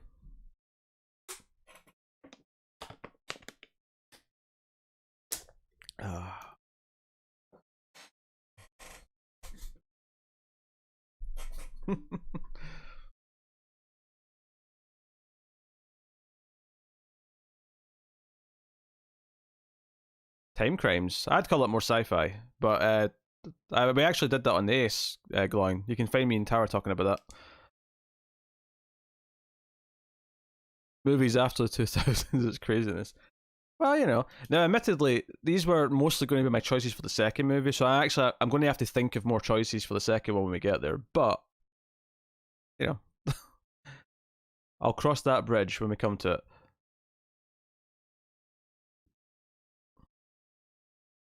Hey, that's a fair reason. It's a fair reason, Fletcher. Alright, that's fine. Extraction's gone. Elsa, Ford v Ferrari, Dark Phoenix, Ghost World, Honor and Glory. Which one are you vetoing? Honor and Glory being Rothrock. And probably the only one that's pre-2000s. D. D. D. D. D. D. D. D. D.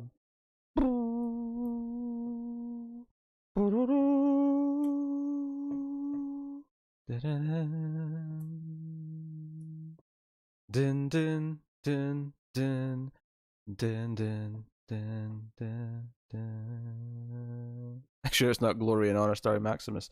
Pretty sure. Pretty sure. Right, you're vetoing Dark Phoenix. I mean, it's an obvious one.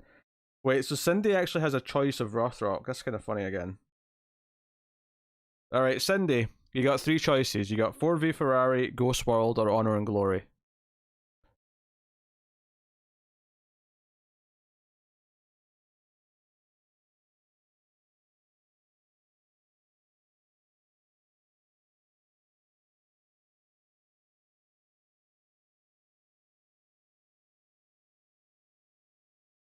It's all yours, C. It's all yours.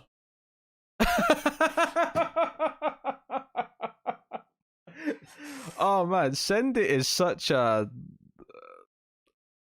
Cindy loves the chaos. That's the only thing. That's the only reason why I could think she would pick that.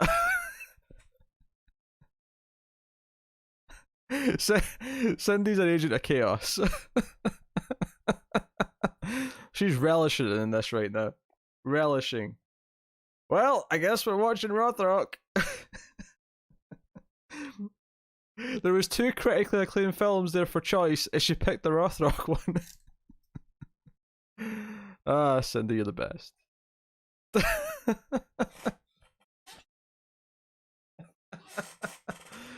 Alright, let me get you on your page so I can start keeping track. So we're going to do a stream boss for the second movie.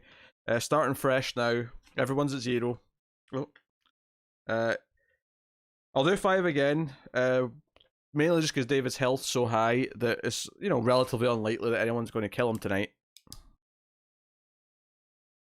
Fletcher and Elsa. So you're saying that Dark Phoenix was was a candidate until it was eliminated? That's pretty funny. All right.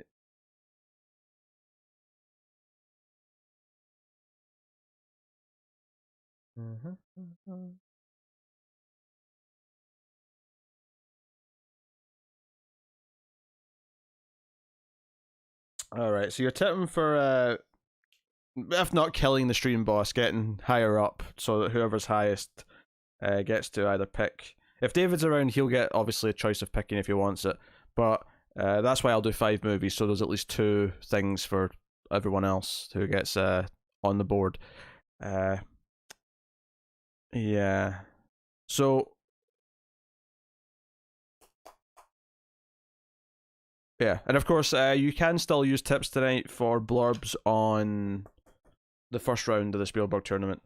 I'm happy for that. Do you know what? I leave that when you bother getting the couch in for this. I'm going to bother getting the couch in for this. Honor and Glory is what we're going with, eh? Right, we'll start that in like 15 minutes, I think. I do have to go pee before we start, at the very least. The movie has a riff track, so that's promising. Unfortunately, I don't think you could watch the riff tracks while listening to me, because I'm kind of your riff tracks. It would probably clash too much. Who has high score and what is that high score? Well, we're starting at 0 again for this movie, Rude Boy, but the standings were... What page was this on? Hold on. The standings were Cindy was at 24, Elsa was at 20, Fletcher was at 17, and Tyler was at 10. But A's not here, and B was, last place anyway. I'm just saying, if it's bad enough for riff tracks, that's a good sign for entertainment. You're right. No, you're right. You got a good point. A good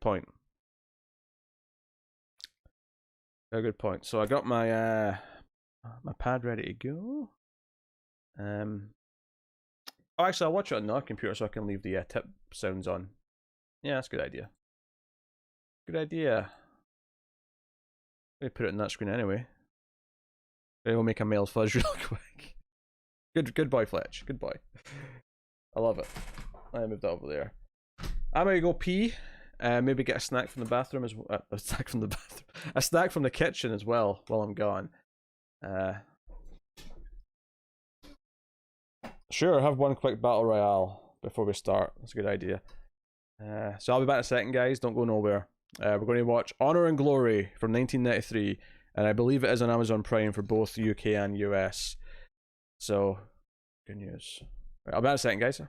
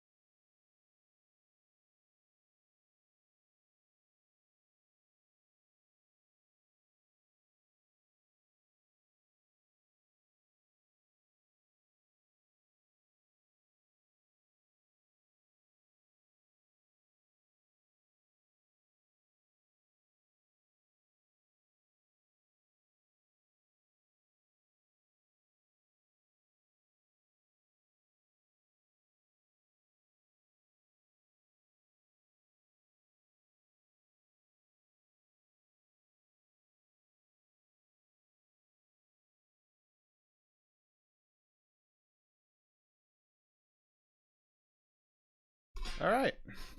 I am. That. I think it's a little bit too on the low side there. I have a little snack, nothing super exciting, just something to associate my desire.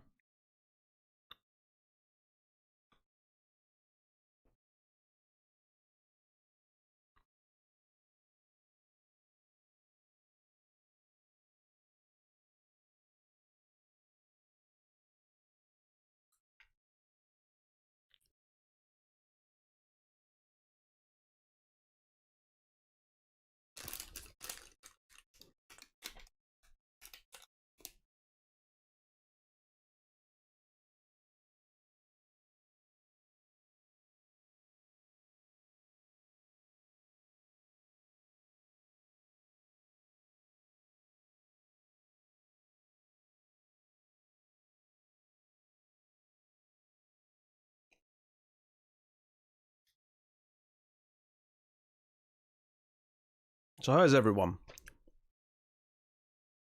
How's everyone this Monday evening? Not that the week has any context for a lot of us anymore, but not that my life changed with the quarantine, admittedly, but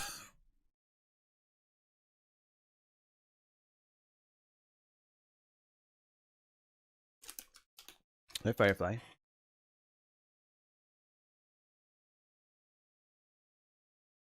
Oh, my push push.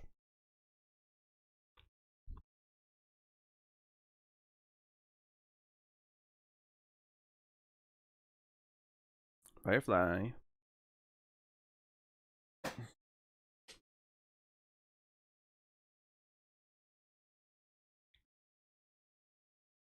Averaging 3 movies a day. That is a admirable goal.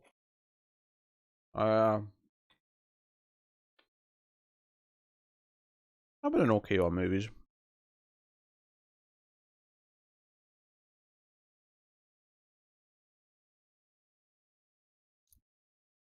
Not 3 movies a day good, but my per week average is definitely up from last year so far.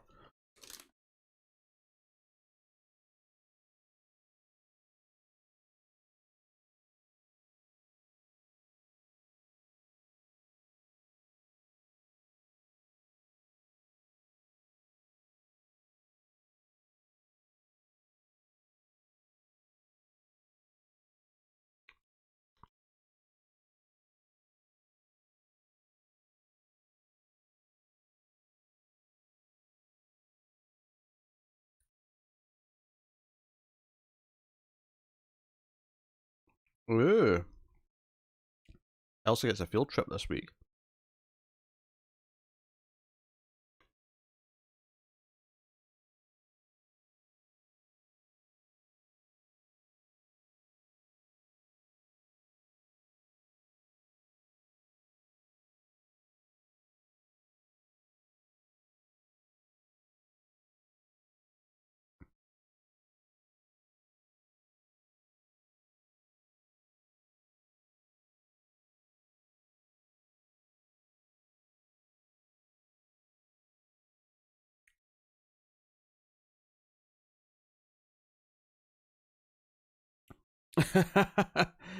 Yeah, you get that donut. Get your donut. You've been gagging for that donut for ages.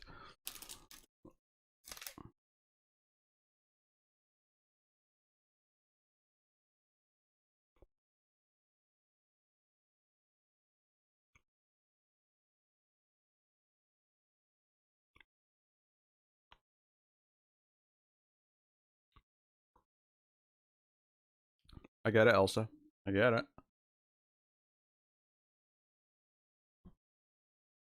Hmm.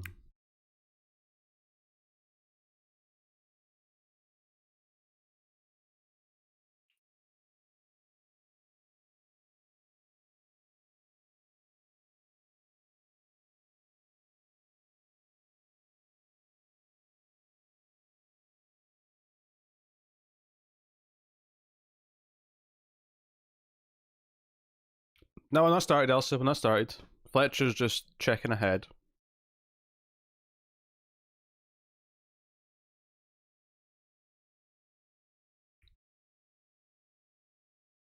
I've seen the headlines about that coin. It's yeah. Obviously, there's a lot of things to work out. That everyone's rushing to get back to things being active again, and I know there's not good reason to for a lot of things, but see, New Zealand did a pretty good job apparently. Apparently, New Zealand's ready to go again because they just handled it so well that they've only had like 20 deaths. Really good.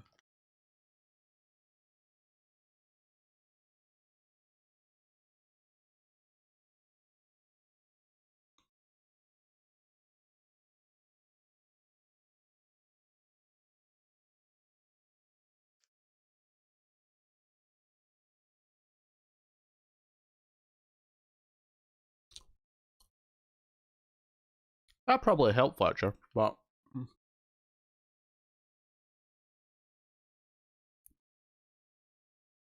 know,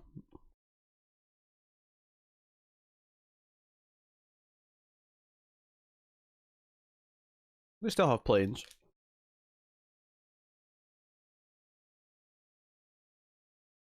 Firefly.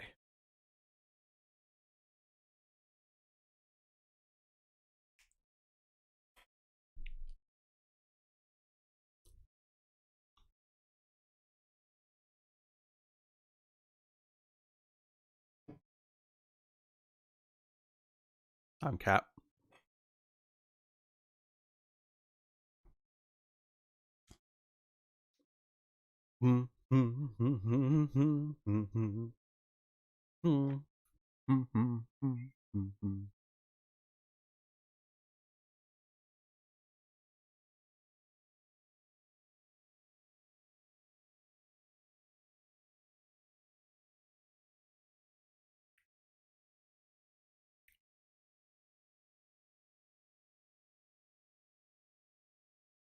Ah, it's a shame, Fletcher. Your joke crumbled, but I appreciate the effort all the same.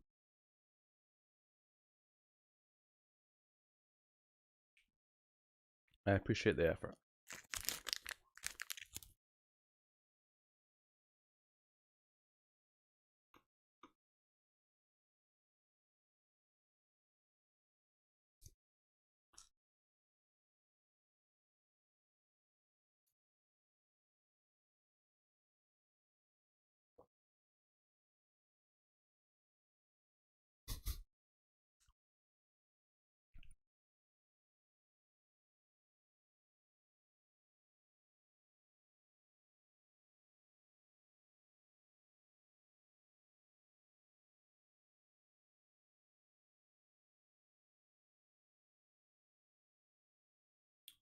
Yeah, I didn't like Donnie Darko when I saw it.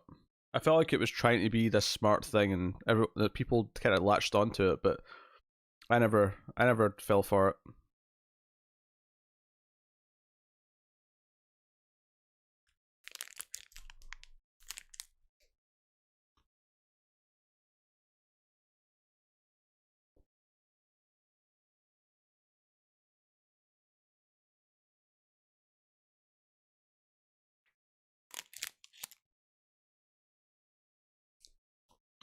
Okay, snack them.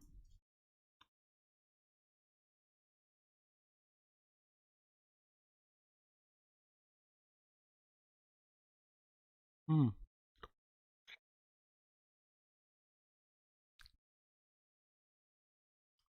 I do enjoy the Gyllenhaal siblings. Yes.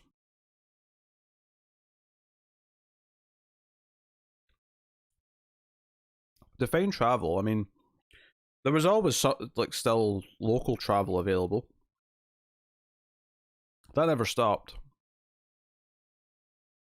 There was always some buses and trains still running.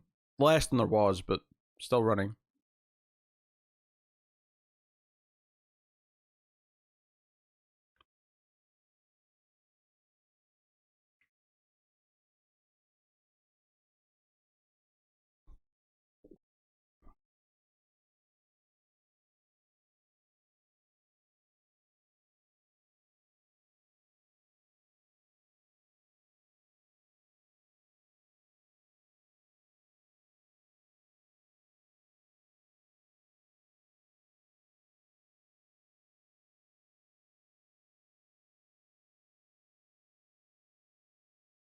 Where's the Firefly?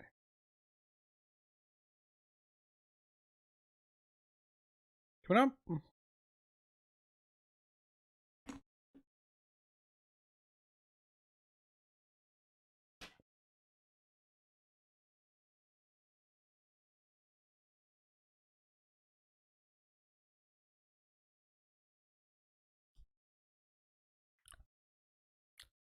I was thinking they did. I could be wrong. I know people were still going to the city for some jobs though, so maybe they'll just use other means. But I thought the trains were still running.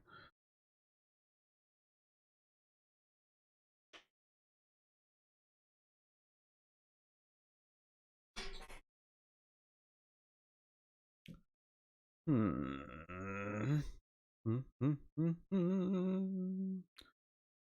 Where am I?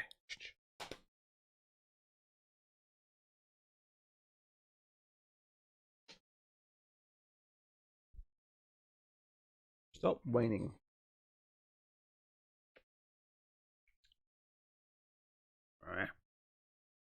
Sometimes Firefly, I worry that I'll squeeze you too tight because you're so damn huggable.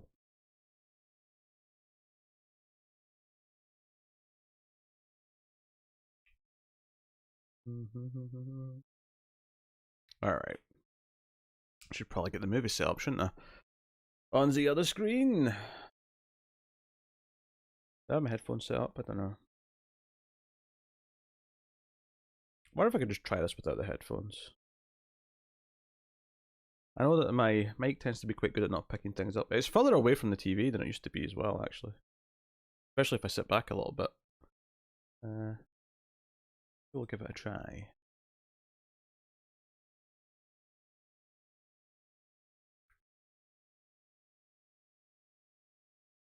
We are not the world today. Oh.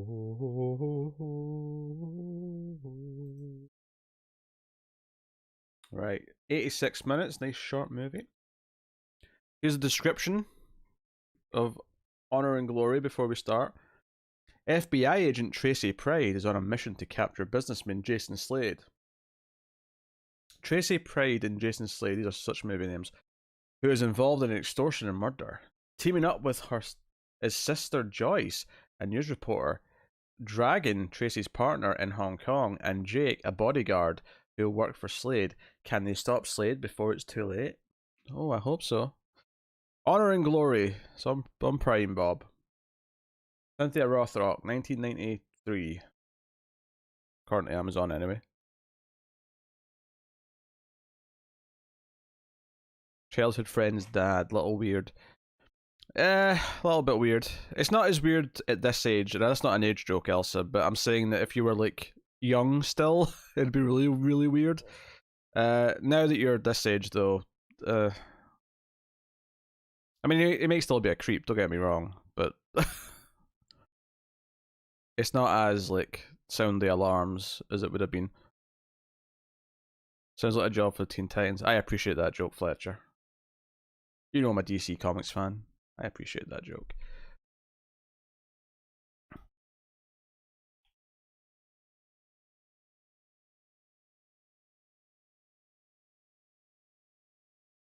You're the best, the best. I did it the wrong way. The way that Tara always complains at me for. Sorry. You're the best around. No one's ever gonna take it down.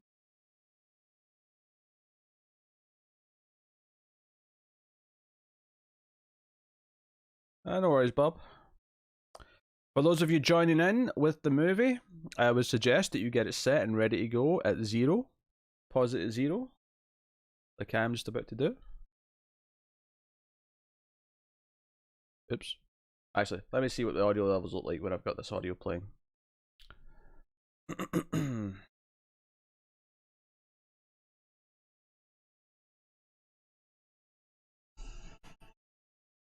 Can you hear that TV? Let me know how loud that is in the mic. I don't think you can. I'm not seeing levels. I don't know if that means you can't hear it at all, though. Oh, this one's not HD like some of the other ones were. You can hear it a little bit. A little bit. Tell you what, I'll turn down the desktop audio a touch. Oh wait, that doesn't make a difference. That's my mic that's picking up, not desktop audio. I'm an idiot. This may be a little bit loud anyway for me. I can just turn it down. I got subs on. Yes, up it. Let me try again. Let's see how this is. All right, can you hear the music from the movie?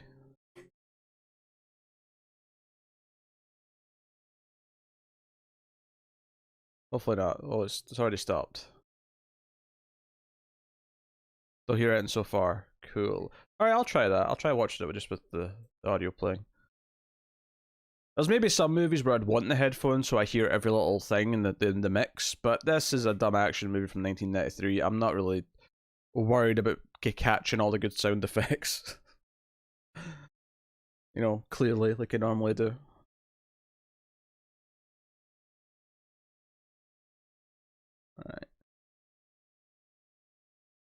Alright, I'm paused at 0 anyway. So everyone pause Honor and Glory at 0. We'll commence in about 2 minutes time.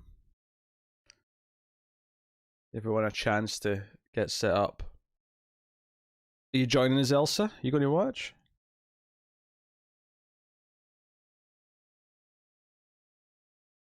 I know Cindy and Ruth are in. Fletcher's obviously always gone ho. I have a feeling we'll like this better than Roadhouse. Oh, you're right. I hope you're right. So we're doing stream boss rules. Whoever's highest and second highest will get to pick or veto stuff for the second movie. And tips are still going towards the blurbs if you want them. $3 a blurb for the first round of the Spielberg tournament. I will get the blurbs themselves though after the movie. There's no point in me sitting, going over and copying them in whilst I'm trying to watch the movie. I'll do that. We'll get the actual blurbs themselves at the end, but I'll catch up with you guys in a bit. I'm not home yet. Okay. Alright. Okay, for a minute. I'm surprised Tyler's not appeared yet, actually. Usually he shows up on Mondays. Be productive while watching our favourite actress of the year. Dear. Rothrock. I think she's about to be my most watched actor of the year, actually. I think this is the 5th Rothrock movie we've watched this year. Alright. Okay, let's get going then. So if everyone who's joining in has got their movie paused at 0. This is Honor and Glory from 1993 on Amazon Prime, starring Cynthia Rothrock. Paused at 0, so here we go. Yeah, we're going to have to start looking at other sources for the rest of them, because I'm pretty sure we're out of Amazon Prime options after this one. But here we go. So I'm going to count down 3, 2, 1 and press play. You guys should do the same. 3, 2, 1, play. Off we go. So, we're in Hong Kong apparently. We're in Hong Kong. Just in case anyone was confused.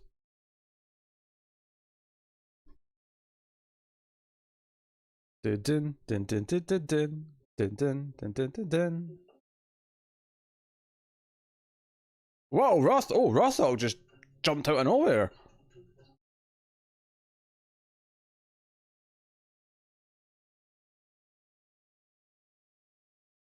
Oh, they're like best friends.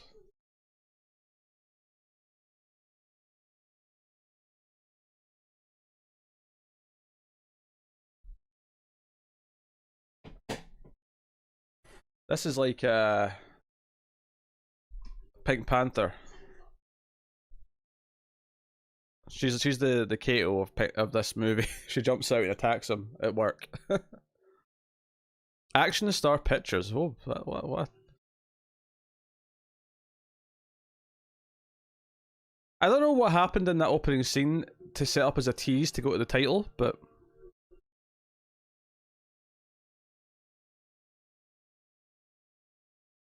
Donna Johnson got co-billing with Cynthia Rothrock? Who's Donna Johnson? What is this movie?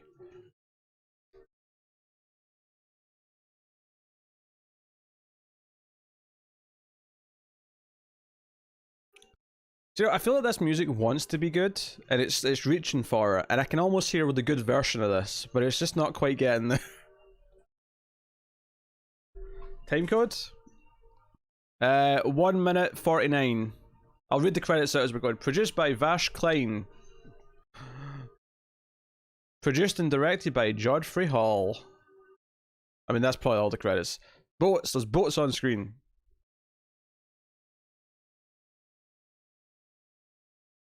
There's boats on screen for a while there. Photograph of logs. Photograph of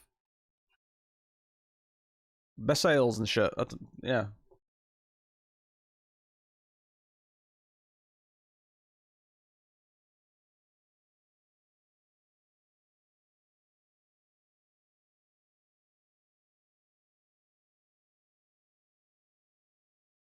I think we're in for a treat here. The acting and writing quality in this is giving me some good signs.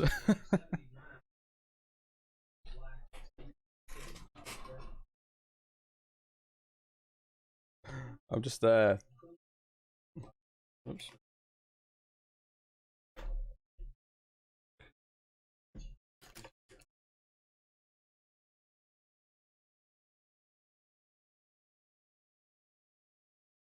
Just upping the text size a bit in the chat because I'm sitting further away.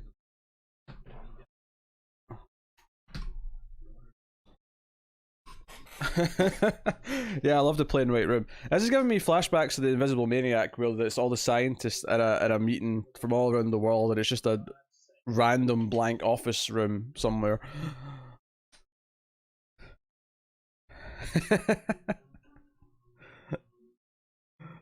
Man, this music's just not lit up for a minute. You don't have to tell us it's Washington DC, it's the White House. We can tell it's Washington. Just in case the White House wasn't recognizable.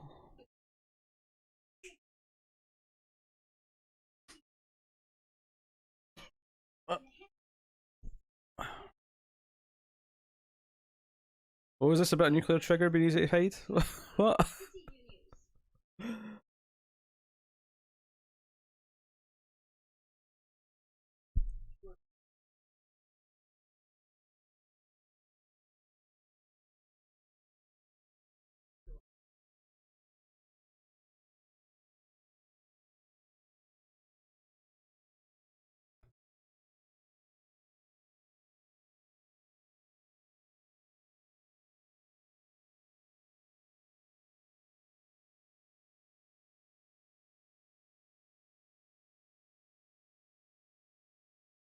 What is this acting?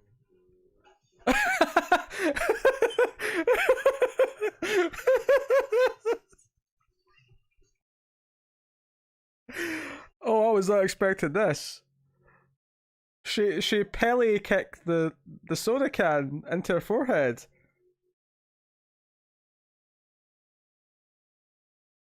That's maybe the best movie we've ever watched on a stream. Oh.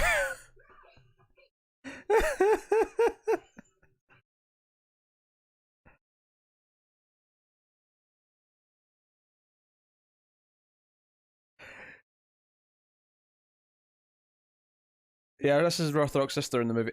So this woman turned out to not just be a heckler, but to be the daughter of a important man that she like exposed via, you know, journalism.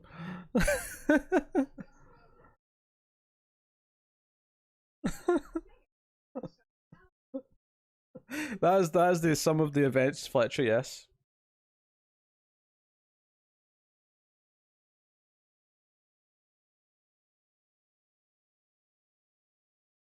The acting on that woman was pretty amazing, though.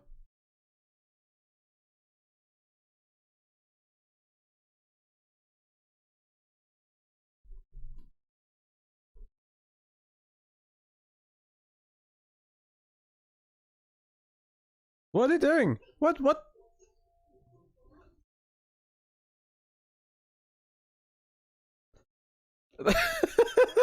They're having a kung fu fight over the car keys.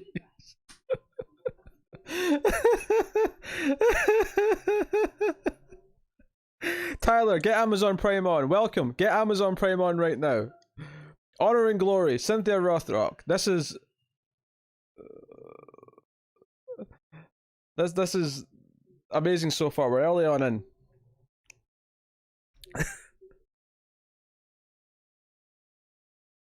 Ah, jeez.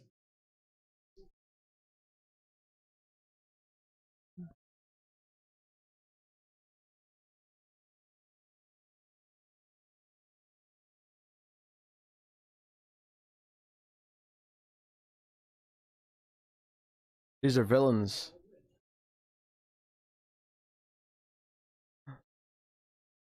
I'll give you a timestamp when you're ready, Tyler.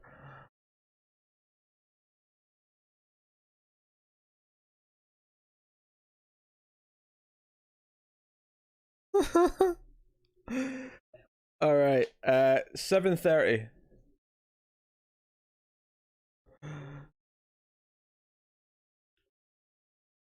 Evil villain. You missed one amazing scene. I'm going to recommend it when we're done. You go back and watch the scene with the woman with the soda can. But for now, just join in.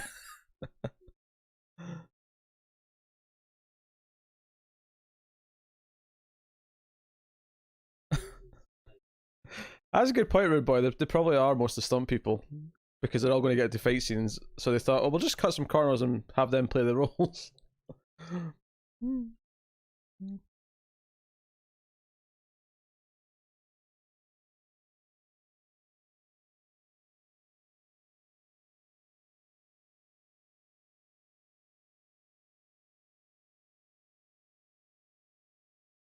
Oh, it doesn't surprise me. It's also on YouTube.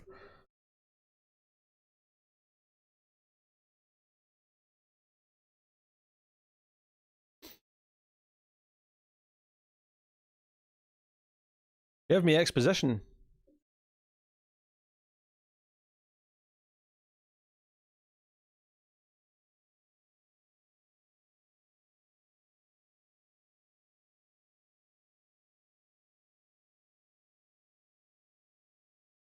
He's the evil businessman. There's a villain in the movie.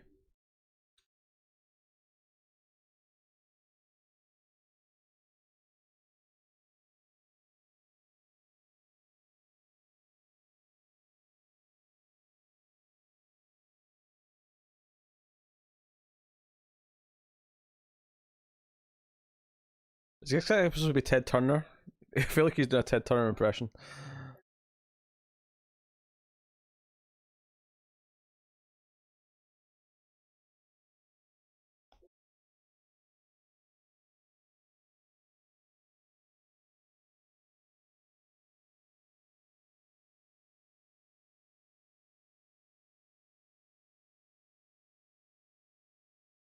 Do you have faith that it even will be Fletcher? Because I don't know. uh,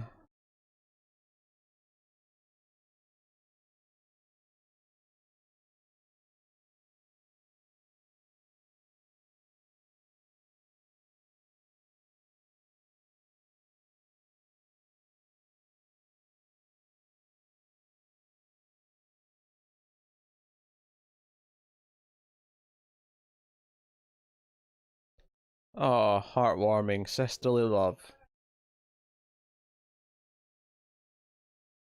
Oh wait, I get it. Are they honor and glory? Is that the whole idea? Is that one is honor, one is glory? um,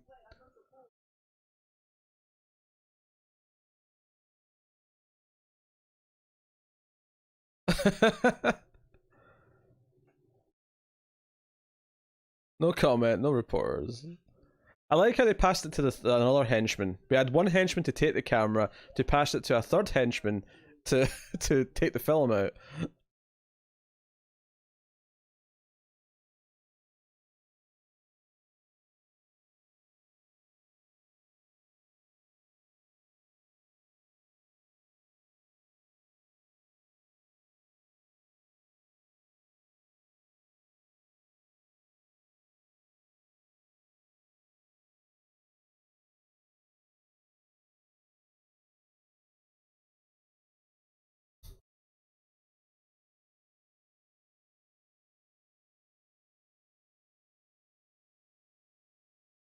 Also, I love that this is not actually a TV news van they've got. They've just got someone's like car that's.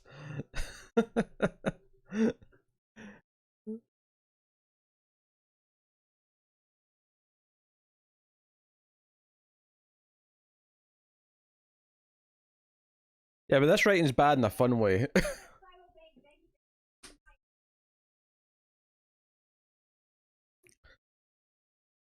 And this villain is hamming it up. Oh, she's finding the henchman with her mate card.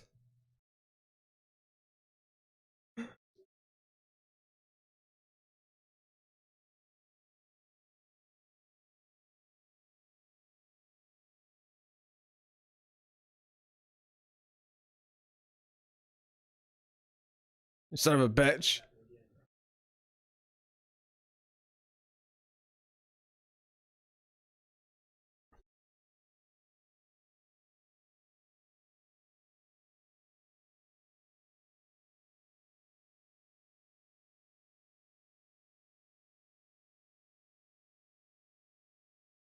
Okay, why are we lingering on this shot of the limo driving away for so long?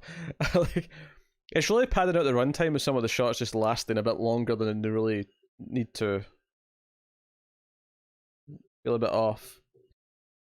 So I remember all the tips can be used for first round Spielberg tournament blurbs. I won't actually get the blurbs off you till the end of the movie though, just so that I'm not, cutting into my attention span.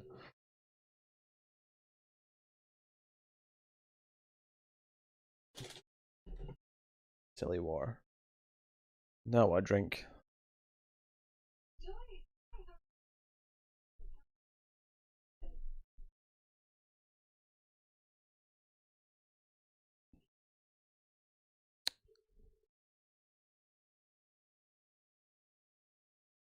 They paid for the limousine for the whole hour. They had to get as much of it as possible. No, you're totally right. You're totally right.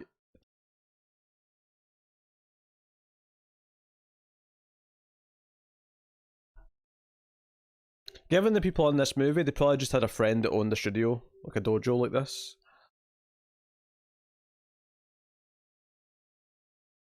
And this is why it's one of the few locations so far that actually feels like the location it's supposed to be.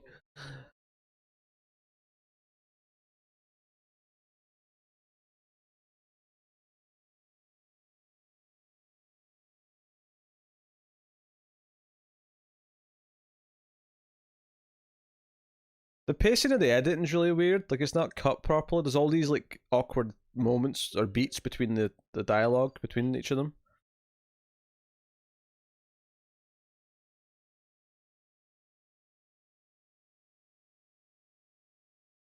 Hey Mickey, yes I find you blow my mind. Hey Mickey.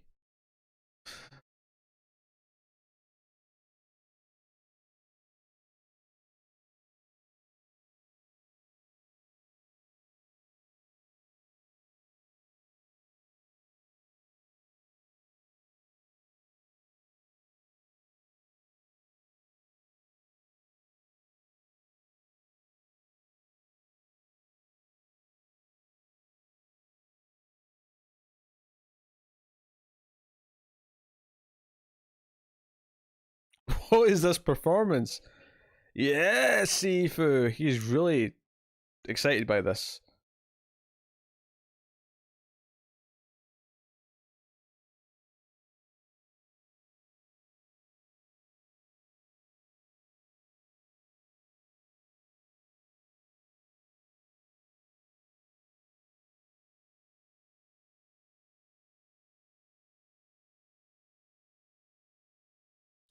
This feels very amateur in terms of its camera work.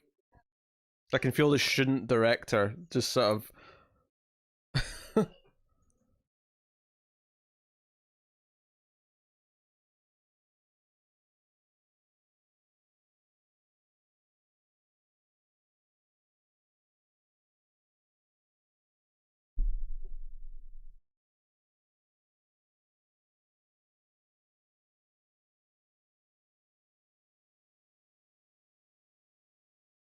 Poor Mickey's been humiliated.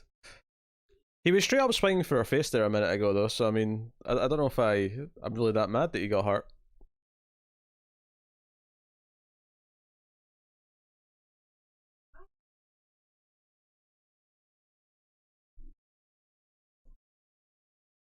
Hey, that's weird.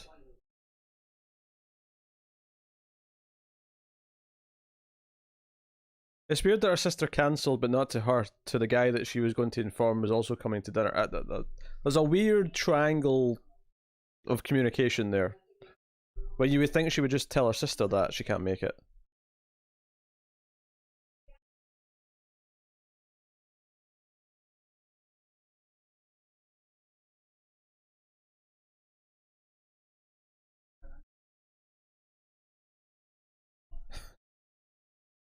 I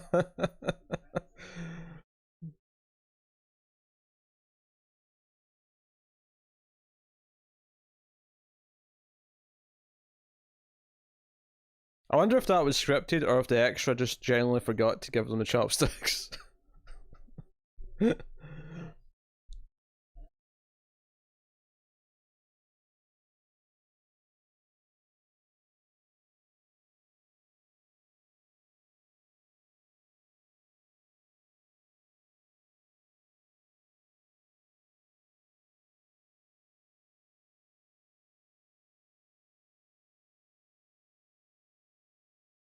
That was written in the script. Nice touch. I mean, I don't know if I agree with that, but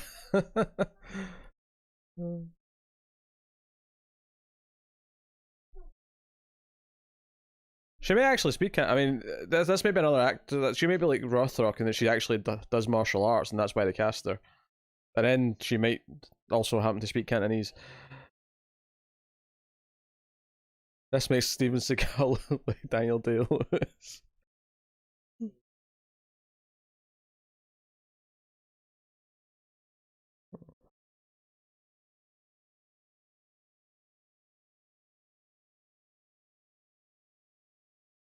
Are these two a couple, or are they?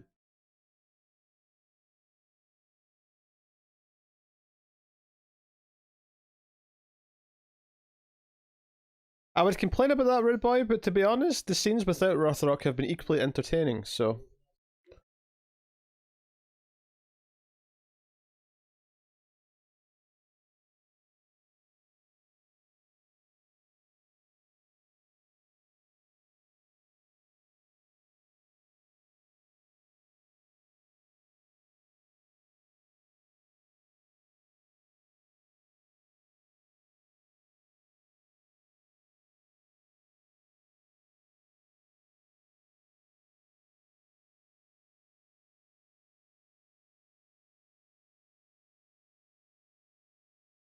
Yeah, this old dude's not an actor. What did you miss? You missed, I don't know, character exposition. That probably won't be that important. Maybe maybe Mickey at the dojo being the most interesting thing introduced.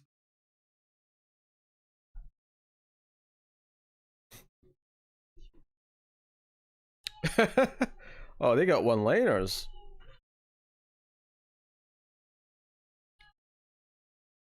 Tyler, I think you're slightly ahead of me, actually.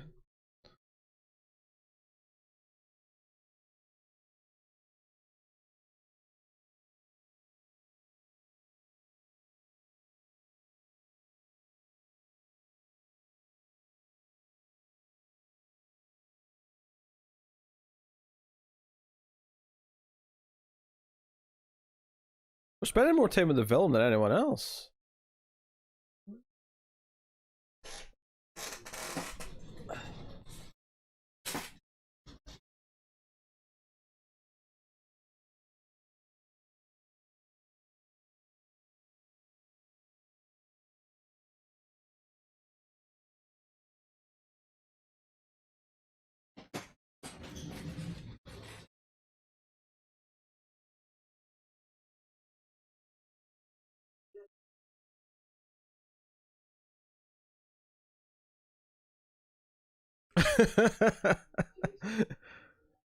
Have you never seen The Room, Fletcher? Maybe we have to have a viewing of The Room one night just for the funds.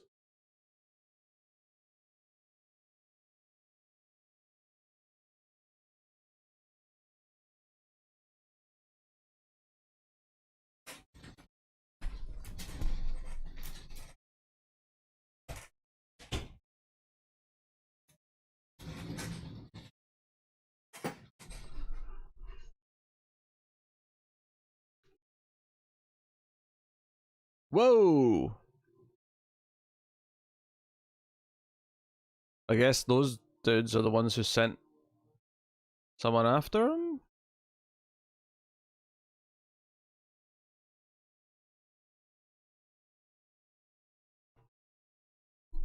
Yeah, that's another one of them, yeah. It's those guys that were around the table. Wait, he didn't snap his... That was like he was about to snap his neck, but he never actually did.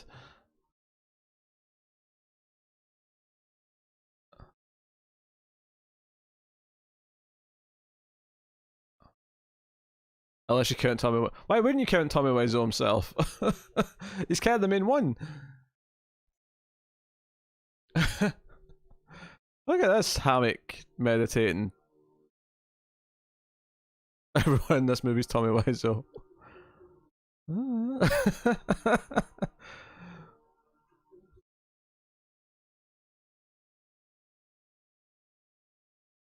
It does seem like her sister's actually more the main character than Cynthia Rothrock is. Although, to be honest, I still think we spent more time with the villain than we have anyone else.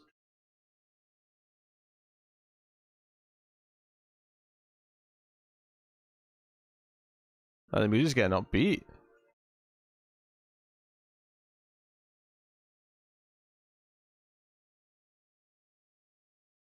You may be right, may have a shady beginnings.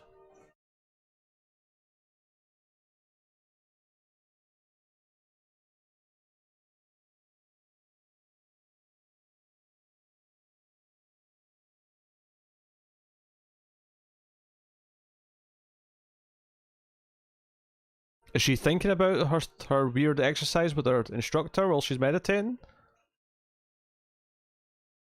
A metaphor section. Cynthia Rothrock Studios are shooting account for 95% of this movie's budget. You know, you may be right, actually, yeah. They may have just had her for a couple of days. I thought we'll sprinkle her throughout. Which isn't necessarily a bad thing. You know, like, the example I always give is, I think Donald Pleasance was only on Halloween for 3 days. But of course they used the time. Just the phone answering.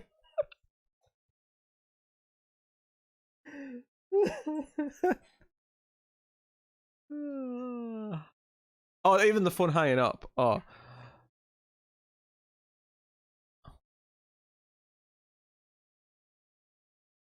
It's a good question, Elsa.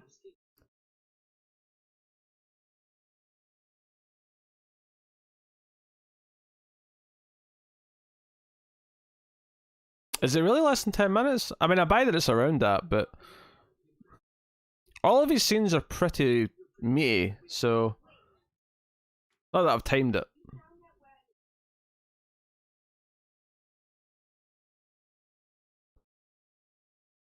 Oh, they were clearly going for someone who looked like Eddie Murphy with this guy, definitely.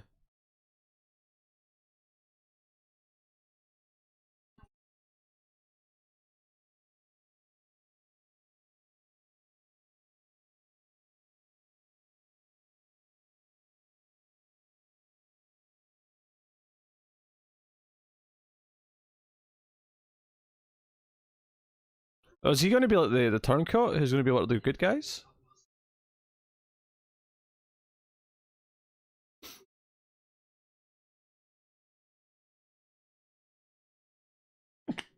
He jumped over it. He's a smart fellow. 16 minutes. Yeah, that sounds more right.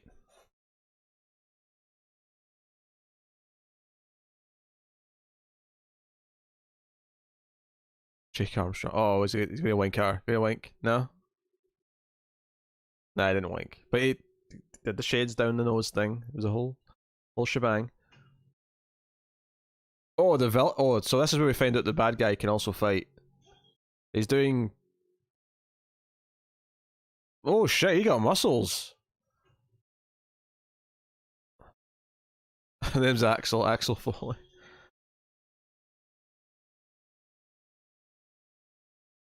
No, they can't get sued. It has to be like Alex Finley.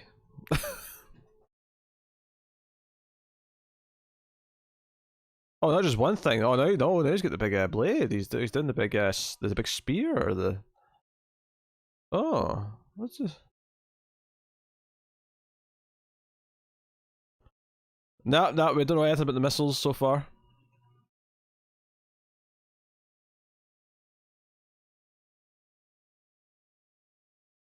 It's important to establish that the villain can take the good guys on in a fight if it comes to it.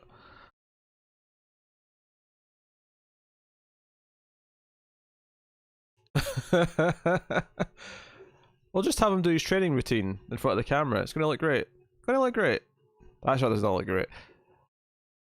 For some reason, this looks really shitty on these wide shots. They're not really giving much thought to how to light these or frame them or...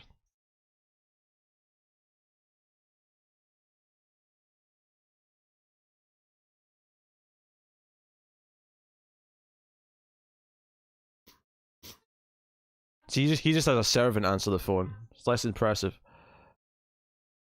And we thought the ponytail guy from Martial Law 2 was bad.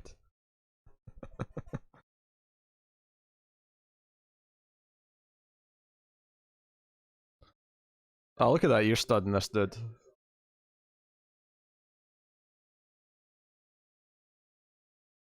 Oh, I'd say there's about a 1% chance he uses that weapon in the fight scene, Fletcher. I'll be surprised.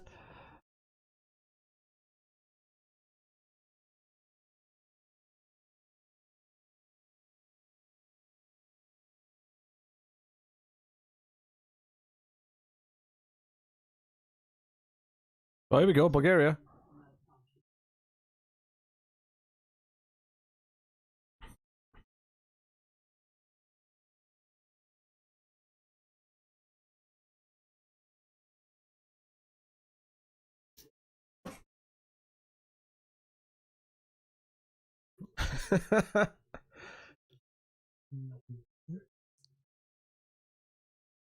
You not enjoying this, Fletcher?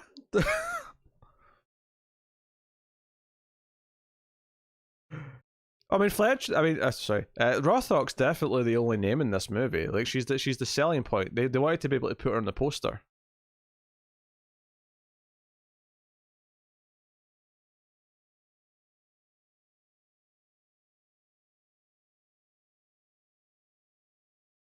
Is she meant to be like the head prostitute?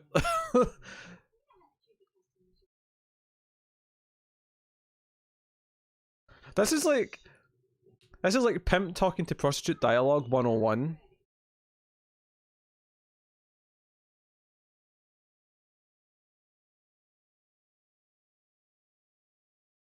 Is that McDonald's? Did she bring him a McDonald's?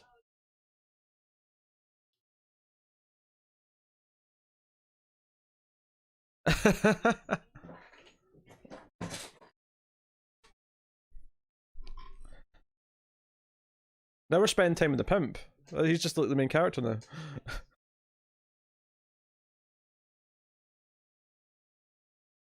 I don't think the circumstances are quite the same, Elsa, but I get what you're saying.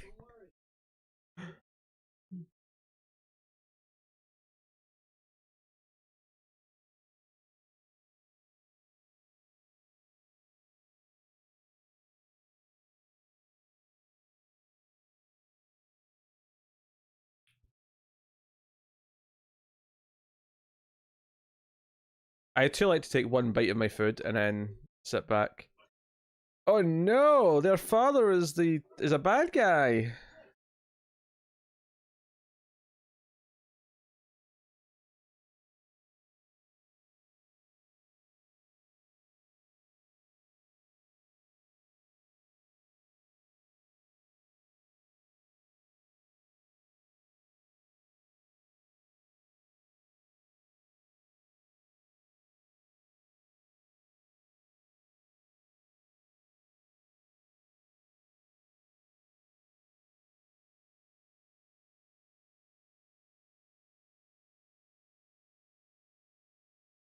Do you enjoy how he's playing with his balls during this scene?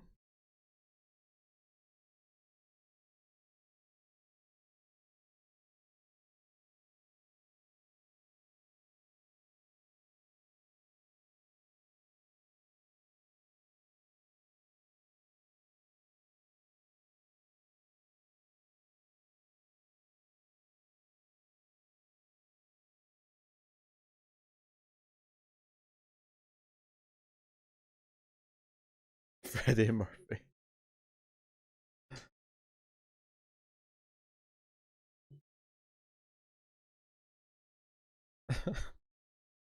Apparently it's all been the same day so far.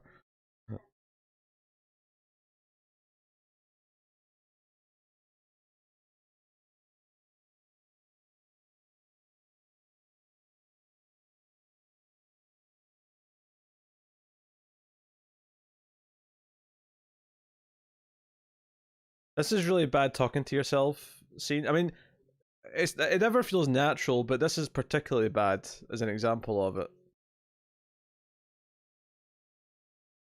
She sounds like she's just kind of regurgitating the script. Which I suppose everyone does. But you know what I mean? There's like no feeling in it. I guess I shouldn't be surprised, but still.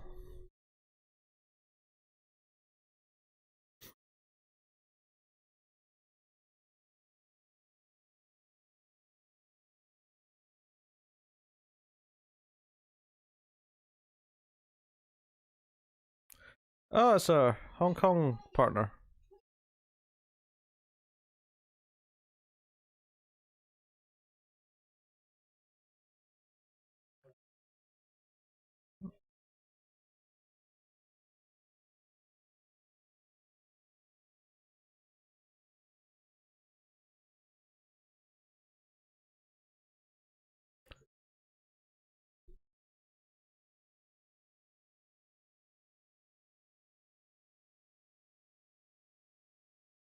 Did her taxi take the scenic route?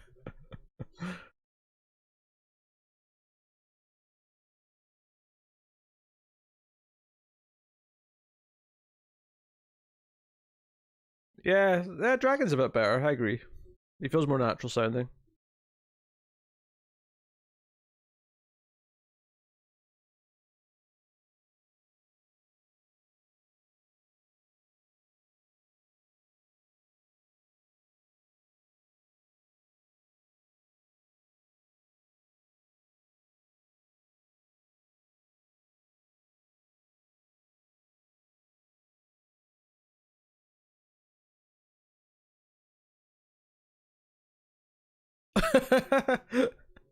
Great surveillance work, guys. They just immediately notice. This is just so we can get a fight scene.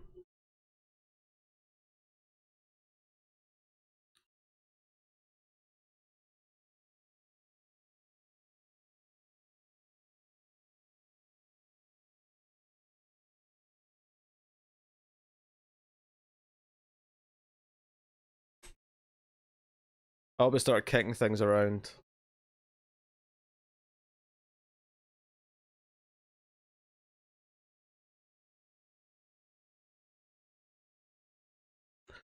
I was planning on watching Barry Lyndon tonight, and I ended up watching this instead.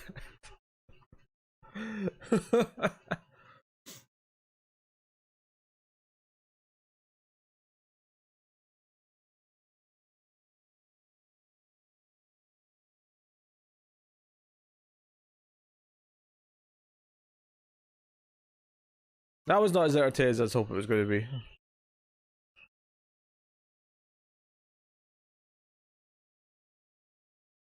There's a lot of catching and kicking objects with their feet. I really hope they use that in the fights later.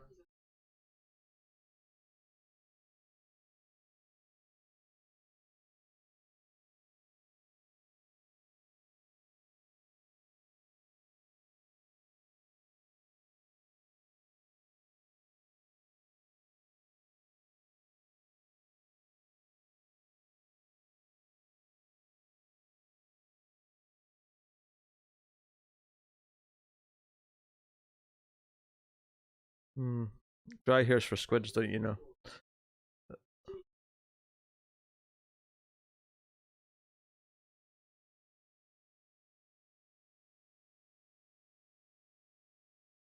Well, that was a weird, awkward cut.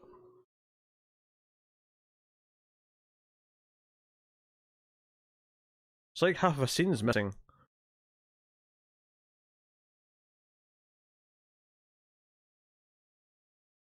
Cutting from one, like the same person, like cutting from one shot the same of one person to another shot of the same person, as awkwardly as that does not flow. I felt there was a mistake made, and they just had no way of cutting around it, so they just had to jump to something.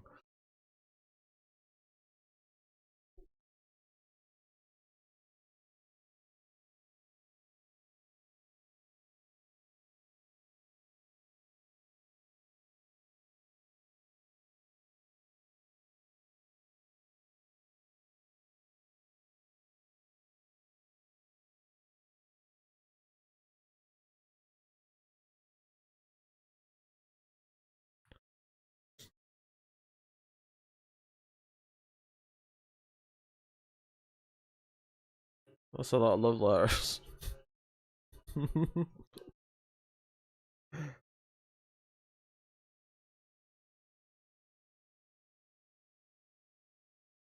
Oh, it's the pimp.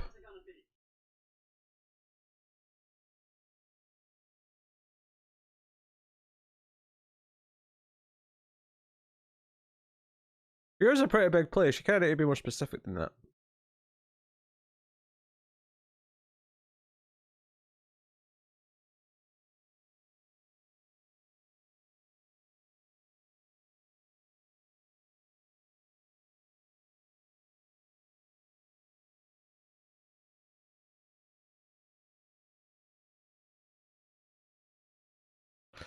Oh, Cell's got some moves on him too. The Europe airport, yes.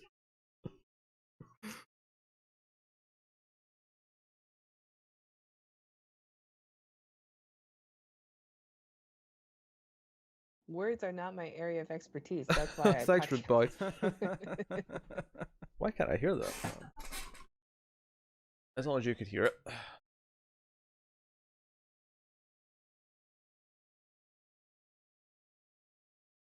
Oh, Dad's not a bad guy. He's like a law enforcement dude.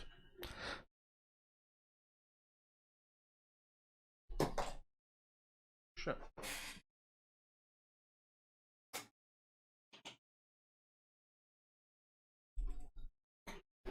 You want them blurbs, Rude Boy?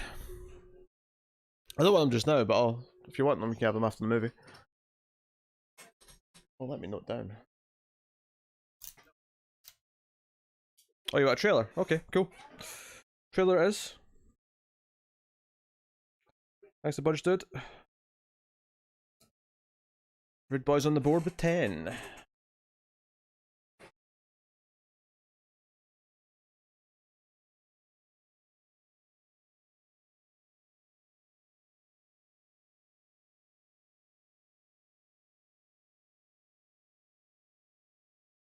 He's an evil man.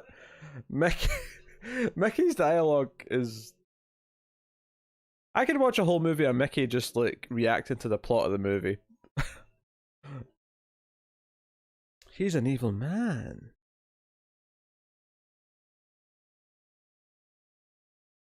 Uh. uh. It's not as ridiculous fight scenes as often as I was hoping based on the opening, but the bad acting is keeping things somewhat entertaining.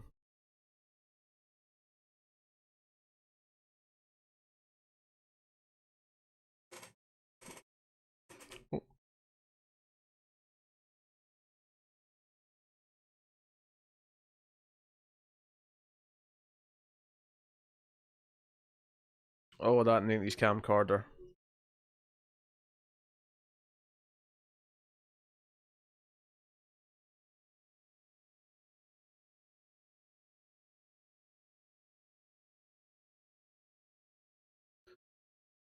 Oh, another training thing. That one was quick. Let's just cut to her sister training with weights for 30 seconds. Oh, no, we're back. No kinky jokes. Nothing about this movie is correct. I mean, that's a fair point.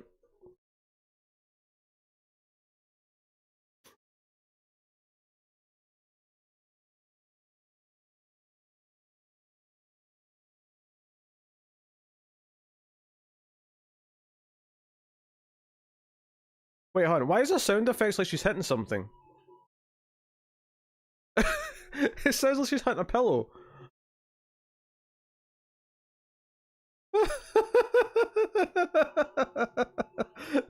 This is really funny. The sound effects like she's hitting something physical.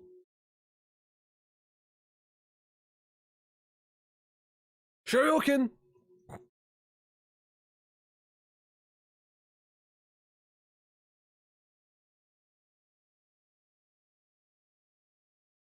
She's breaking the sound barrier. Oh, sure. Sure. No, he's doing it! It's every time he did like a sort of triple kick thing, and every single one had a little thud with it.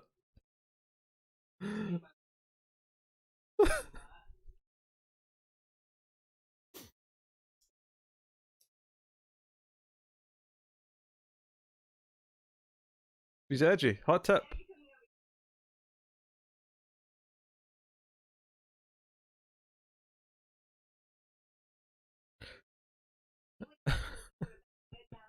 I do recall that, Fletcher, yes.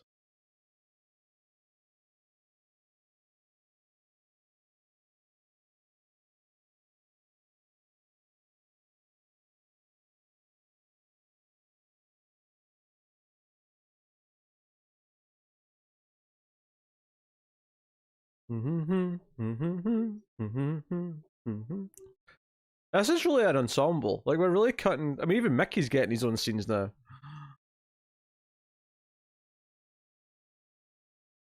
The plot's actually quite complex in that sense. You going to take on the main bad guy by a baseball bat? I feel like Mickey's going to be the tragic casualty here. If not now, then soon.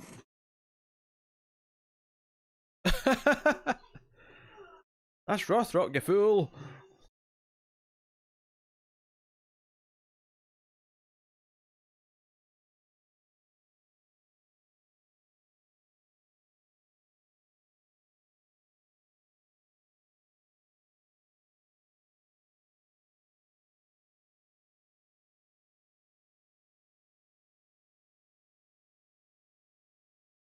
I'm sorry, that's alright.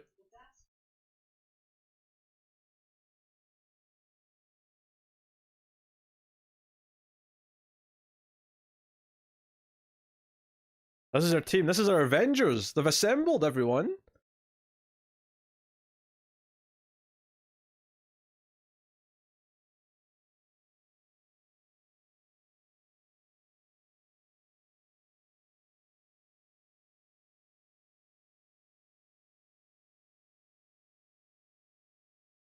It's really good when your actors enunciate their words. The permanence of the pins.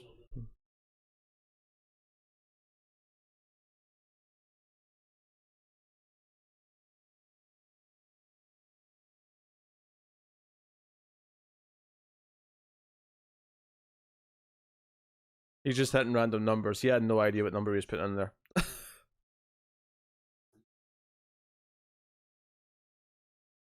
Is Mickey the new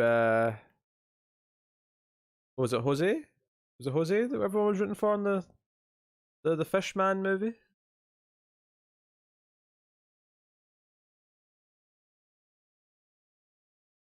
Yeah, Jose.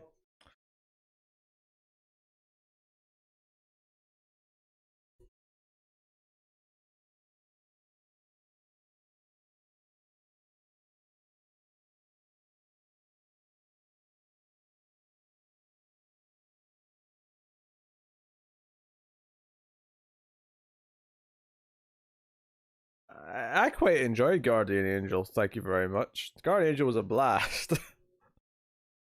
It's a bad movie, of course. What have you watched in the last few days, Tyler?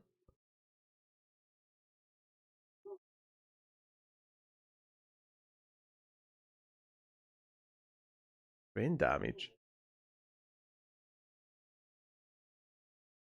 I'm like a god. Pissing you from a great height. This is dialogue. Yeah, that was that one for the first half hour, Fletcher. Yeah, and then it was her protecting that sleazeball guy.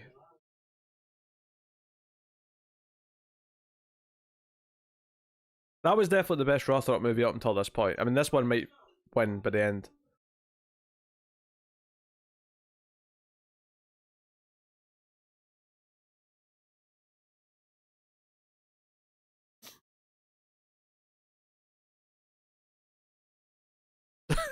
Damn, what kind of joke is this?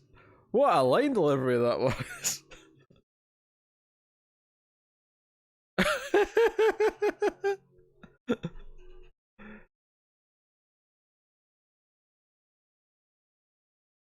No? Maybe?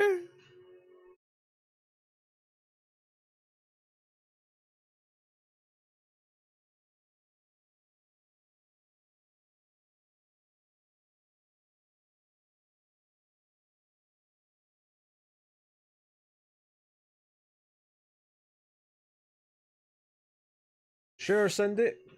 Got you. Timestamp is 47:59. 48:03. 48:06. Hopefully that's enough.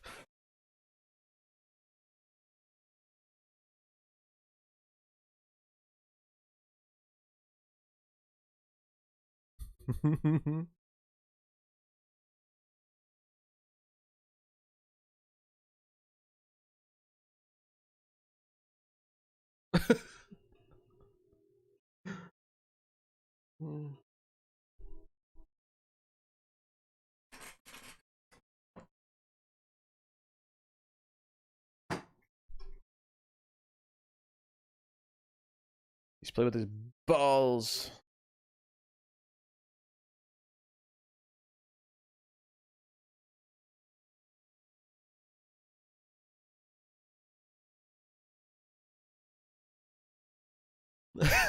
It doesn't change anything.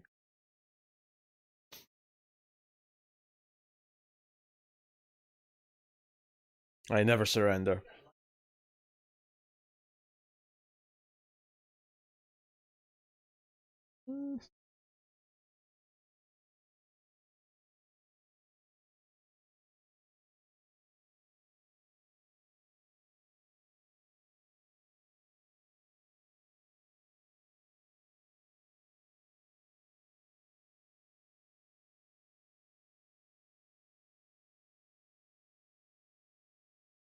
Oh, Silk's time is up. God with a half jacket. He's like a god.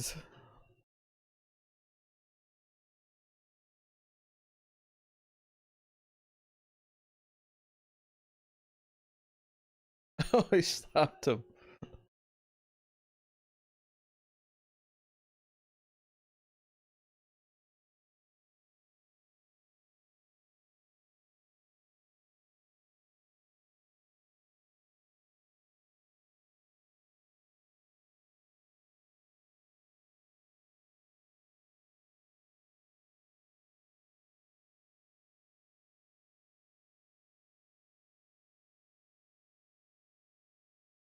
Get your big spear thing out. Oh, they're really digging at the slow motion here.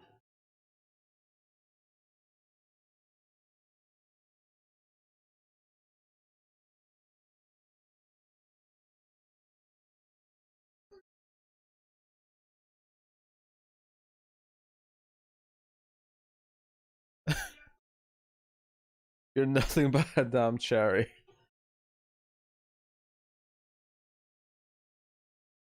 I order you to shut up.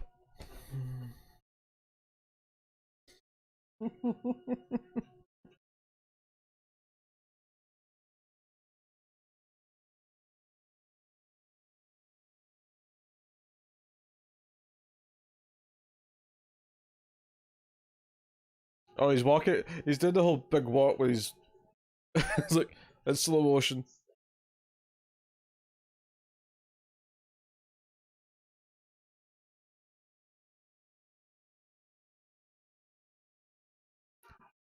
Oh, mustache dude's very intrigued by all this.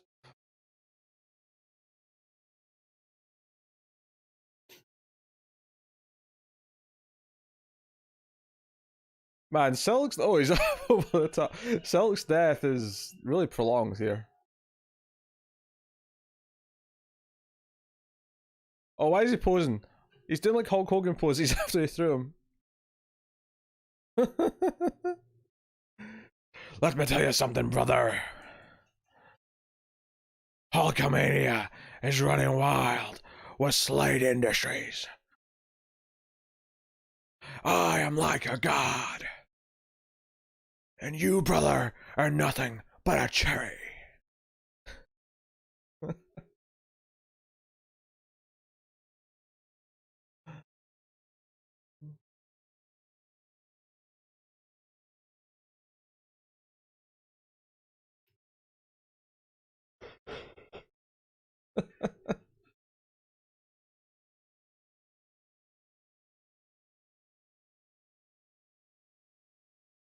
Unsurprisingly, there was already a Slade Wilson joke earlier, Tyler, but I respect it.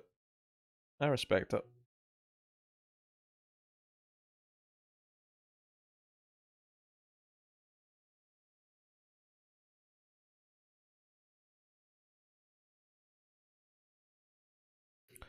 Wait a minute. There was a scene that ended with him getting into the house with all of the good guys, and then it just cut away. And then the next time we saw him, he was at Silk's death scene.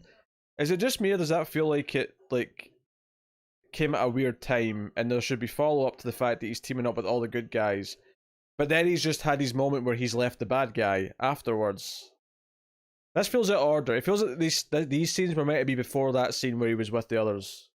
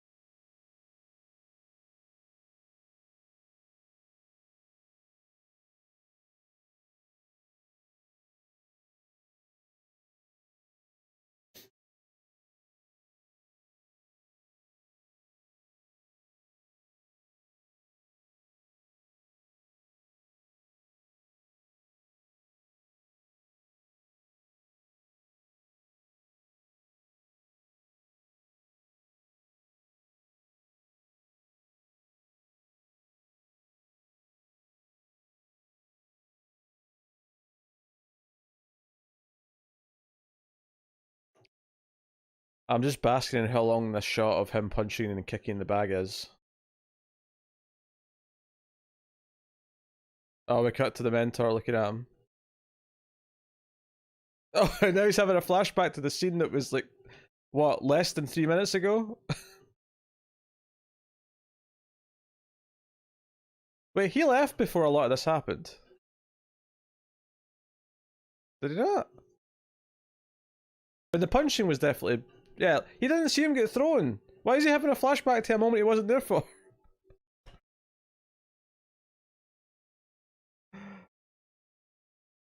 Ah.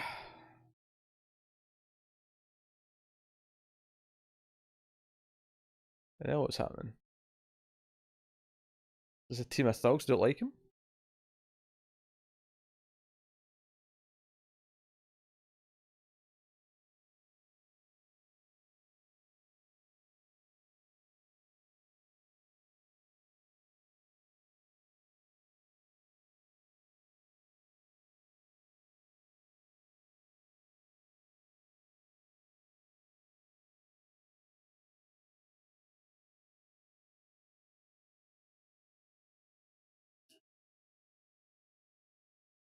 This is such a random fight.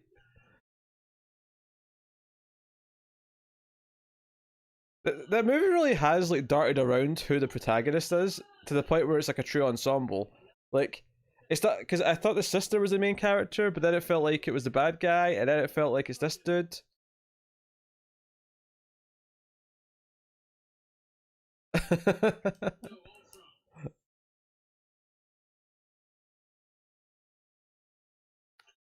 That was anticlimactic.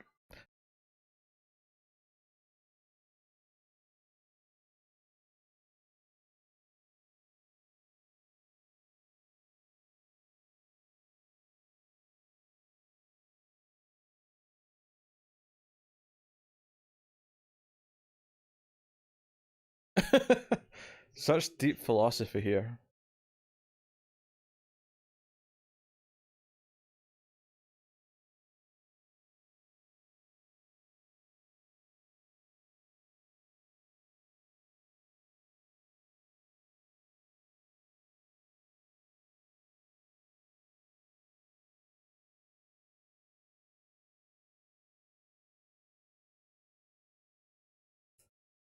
Ah, dear.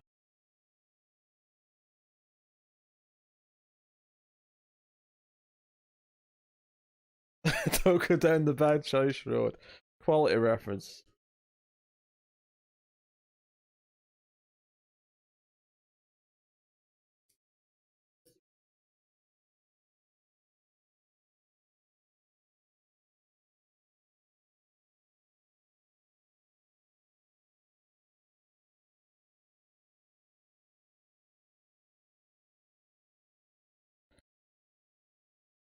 Dad's in the CIA, daughter's in the FBI. How will they ever get along?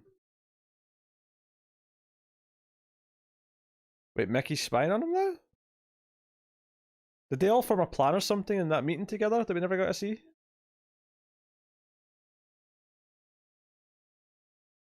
A mega sting, which is different from a regular sting.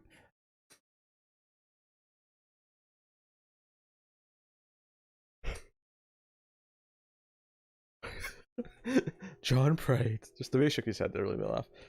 Yeah, Silk's definitely did. Look at the lens on that thing.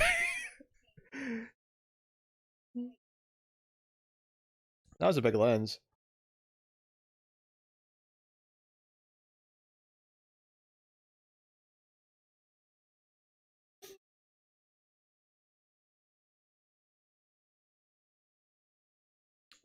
You're quite right. Shoulder pads are definitely.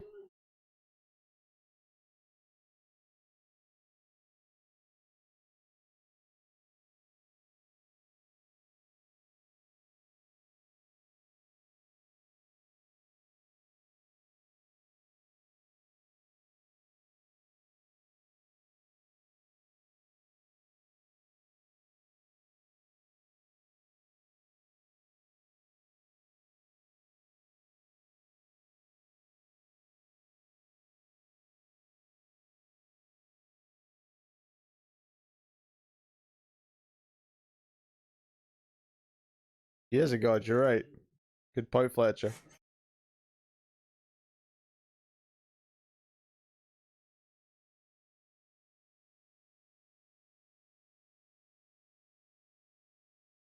I thought he fired you anyway.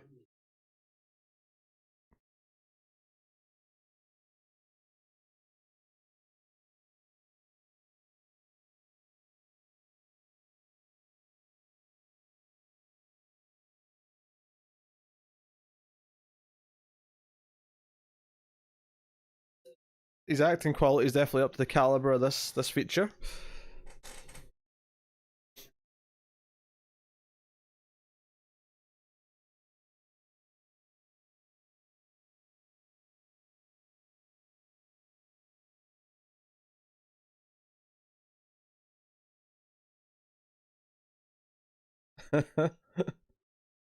Oh, sister's doing some cooking.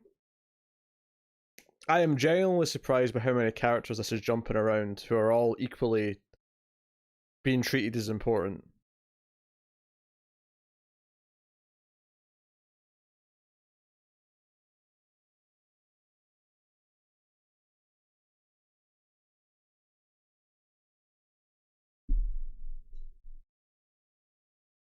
But the karate champion's following.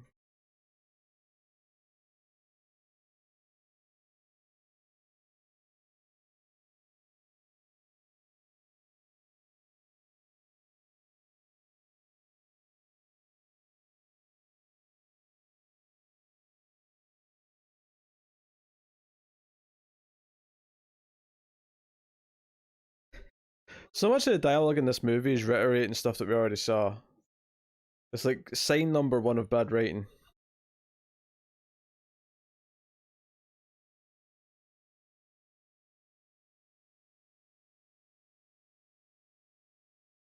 But you just happen to be making enough for multiple people because there's still even more left in the dish, in the pan. I'm expecting someone to drop by for lunch. I'm going to make tons.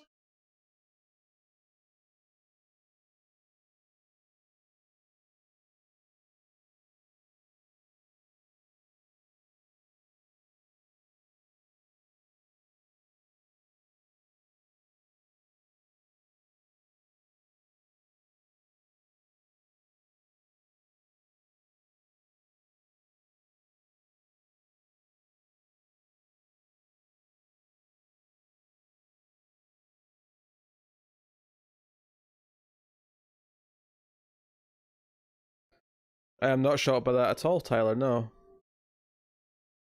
Oh no, they're doing combat. This is like that scene in the new Power Rangers when they're fighting over the cake. Maybe this is what the new Power Rangers movie got its inspiration from.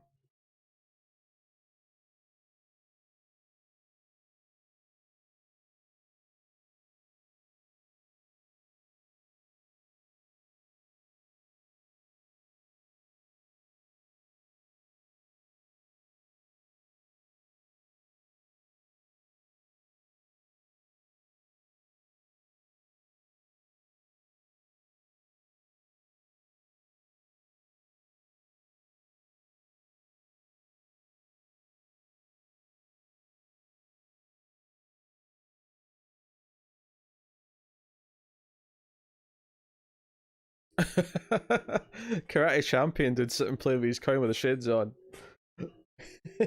So, so much this is like 101. What does a villain look like? Uh, it's gold, is what I'm telling you. Absolute gold.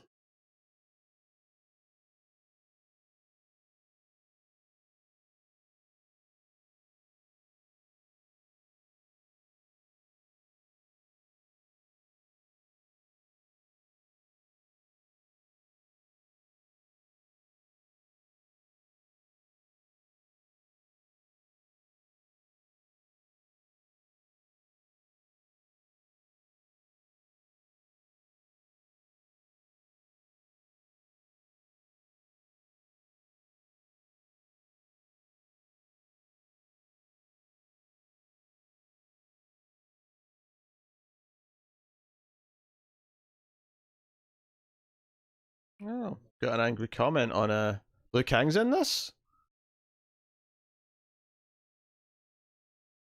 That's not the dragon guy, is it? Because he's like the only halfway decent actor in this. I mean, an angry comment in that episode of The Gifted that's doing really well, telling us to F off and not to lie or post anymore.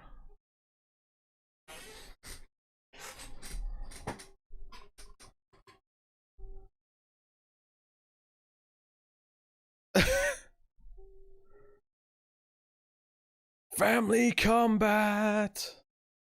Do do do do do do do do do do do do do do do do do do. So the Orthodox try to get our sister to reconnect with her father, who for some reason they have a strained relationship. We don't really know why yet. The detonator or trigger for the nuclear warheads. The bad guys try to get them to sell them to the terrorists, but he's not getting a hold of them yet.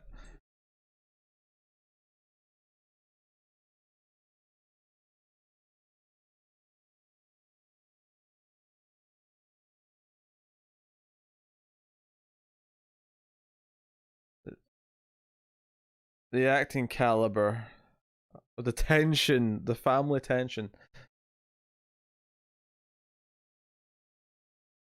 I don't drink anything. Yeah, I didn't take his question as purely meaning alcoholic. It felt like, what do you want to drink?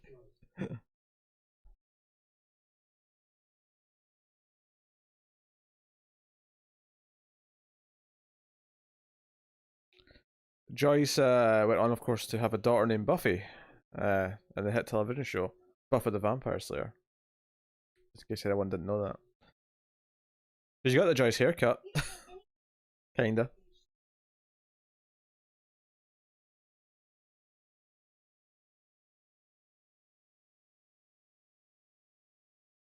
Wish you could play the father and take you by the hand. That was another Buffy reference.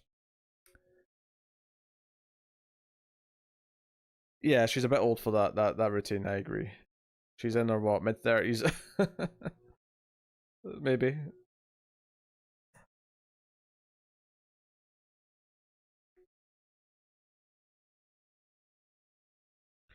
I'm back. I'm better than ever.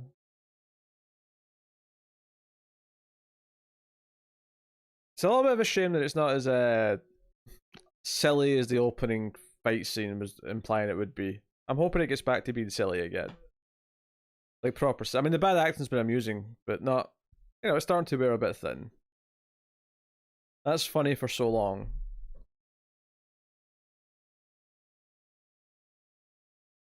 We've actually got 18 minutes left, so there's not a lot left for it to potentially do. Oh, Mickey's got some big speakers.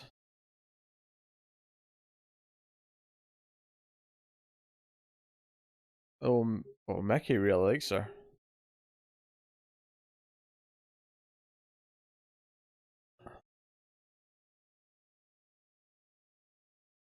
Oh, Mickey might be dying here.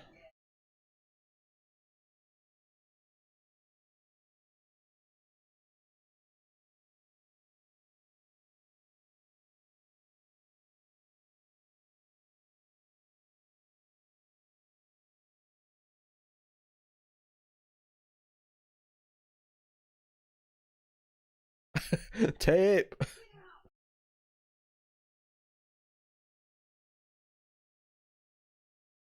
Tape. Oh, well, I tried to drop kick him and he just dropped to the floor.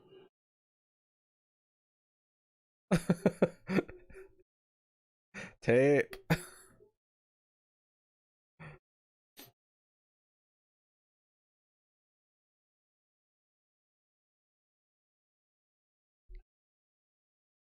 It doesn't feel like the plot's advanced enough for it only to be 18 minutes left, but here we are. I mean, less now. He's like a Terminator? Okay, that was physically questionable. Look at the snarl.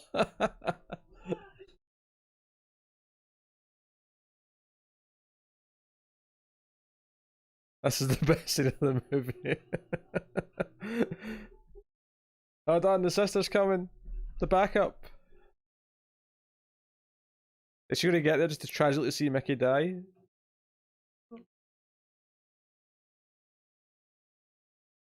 Tape!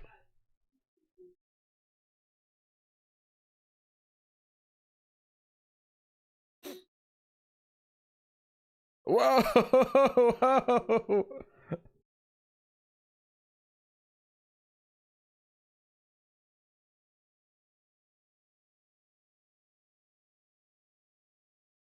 He doesn't appear to be dead.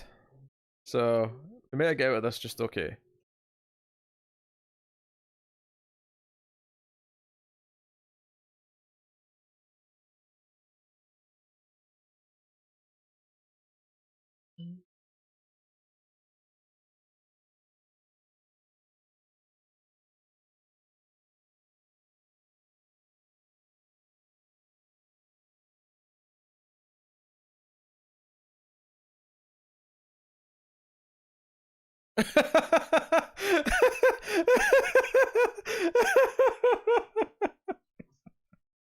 Okay, that was an intentional funny joke.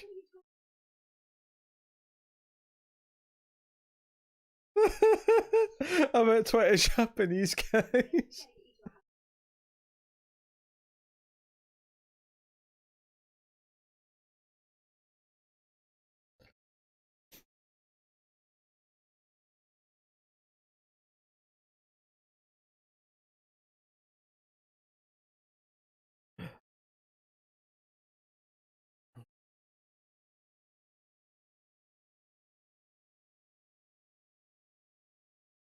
I'll just leave you be, sit here and be in pain.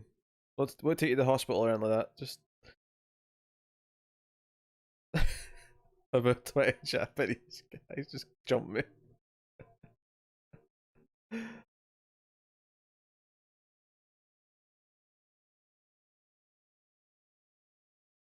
Oh, she went and got the Rothrock. Rothrock. Rothrock? Rothrock. Rothrock. Rothrock.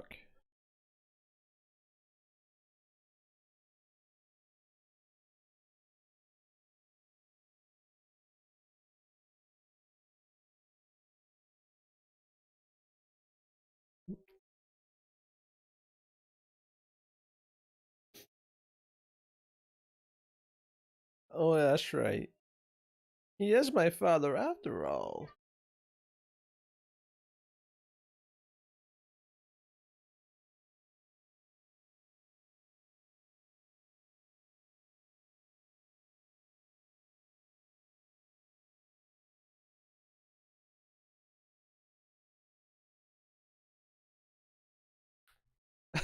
That was very casual. Slade's kidnapped her father.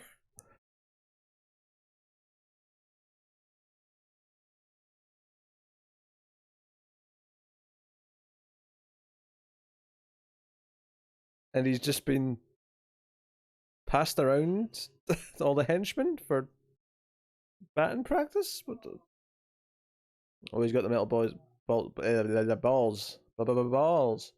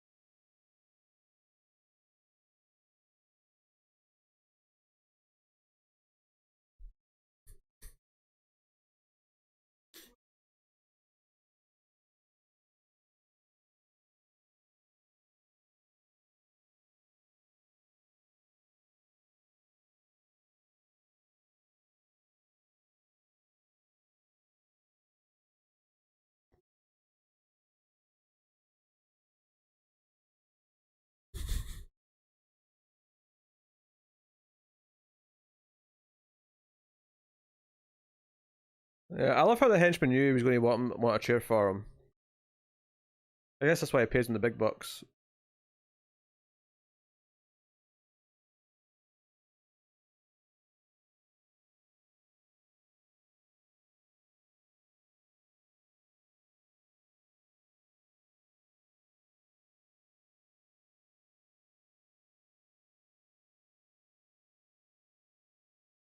I guess it's time for the big showdown. Yeah, 10 minutes left. Time for the big fight.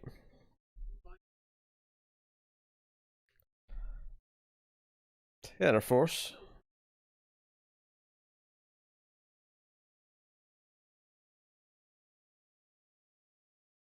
Is that a Mac 5? Oh, I didn't even notice we were looking at Fletch.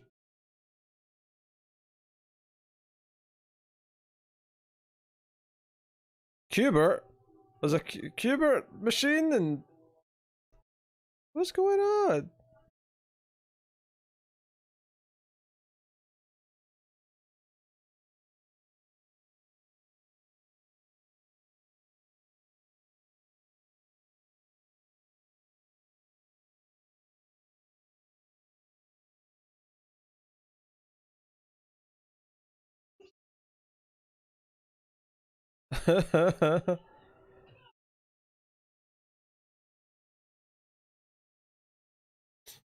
So I imagine all the main characters are going to get like their little moment to shine here.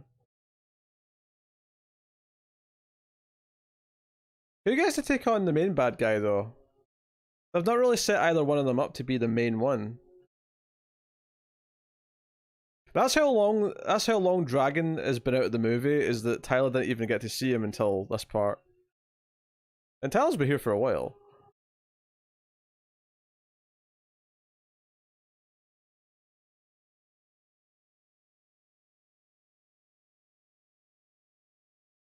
Let's kick some ass. I love how they're not really dressed for it, especially the sister. Even though we know she can fight, she's dressed like a reporter.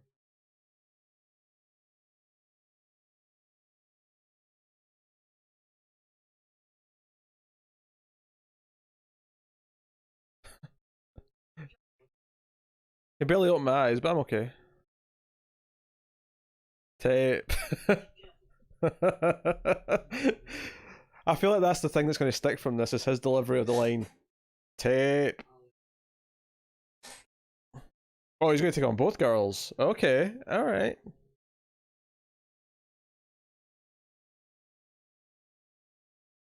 Let's go, boy.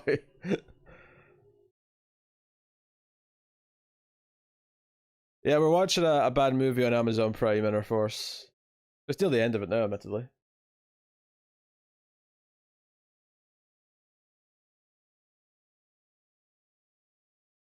It's called Honor and Glory, starring Cynthia Rothrock, and it is particularly cheesy.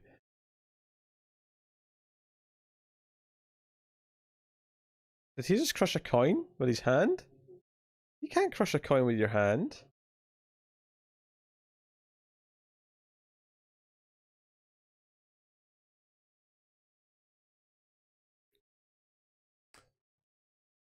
This is pre Mortal Kombat.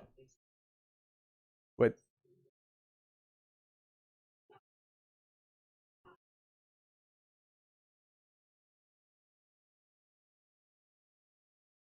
this was practice for Shang Tsung. Shang Tsung. Shang Tsung. I can't speak tonight. I can never speak. It's not my forte.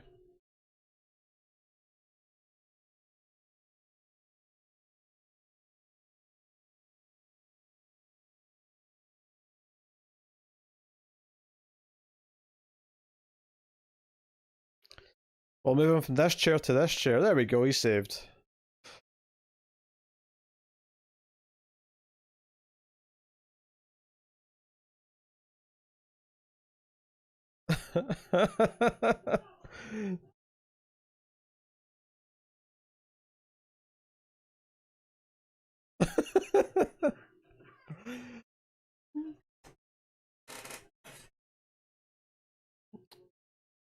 Oh, they were impressed with that kick over the back of her head. This is good stuff. And by good, I mean wonderfully bad.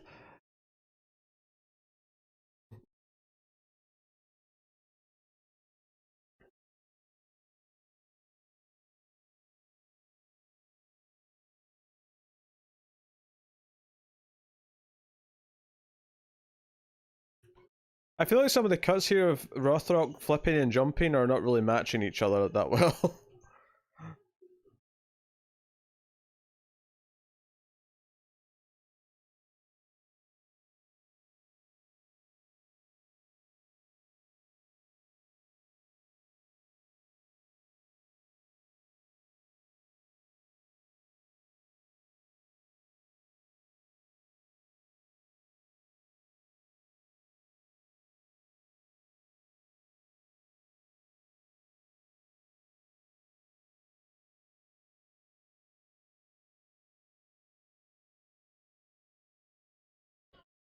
He did just rip that chair in half, Fletcher. That is the standing at the moment of these proceedings.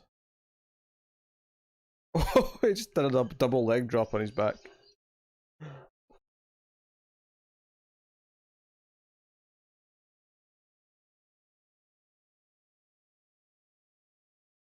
Oh, now it's 3-on-1. Slade's got his work cut out for him here. I am a god!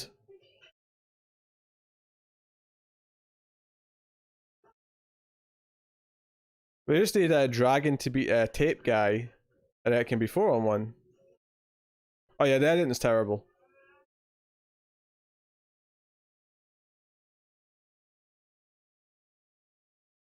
Ah! Tape! Tape! Now it's 4-on-1!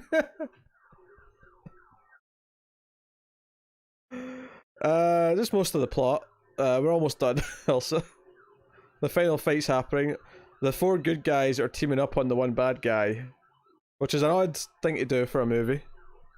Usually you want the odds to be stacked against the heroes so it looks better when they overcome them. Now they've got him in a net and Dragon's just holding his feet. Dragon's on the floor holding his feet. This is not what I expect the heroes in an action movie to be doing.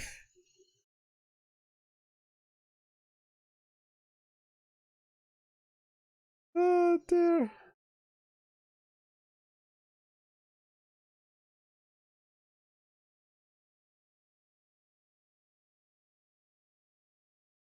Nuclear arms conspiracy. Attempted murder and nuclear arms conspiracy.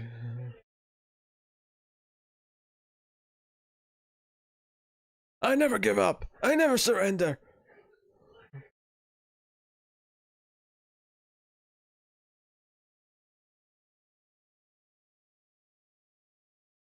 I hope that dad doesn't trip and fall into a match or something, since he's covered in gasoline.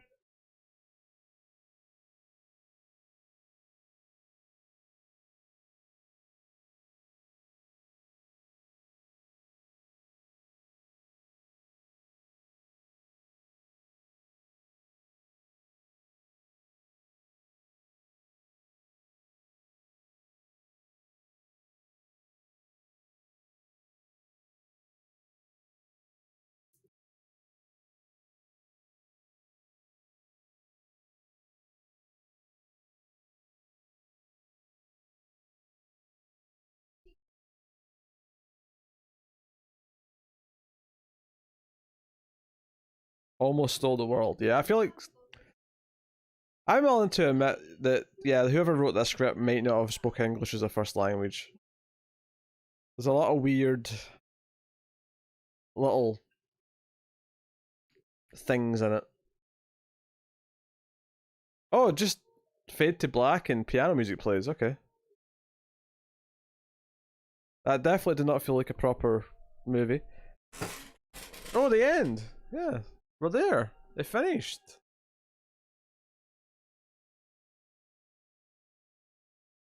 Alright. Another Rothrock movie in the bag.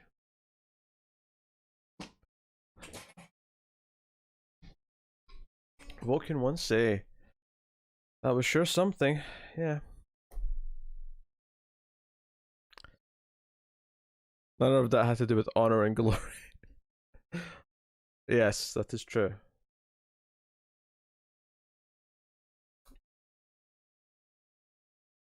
I'm pretty sure the photo of Rothrock in the poster as well isn't even from this movie because her hair's longer.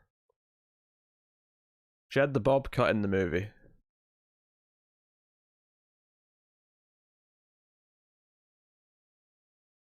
Yeah, exactly. Exactly.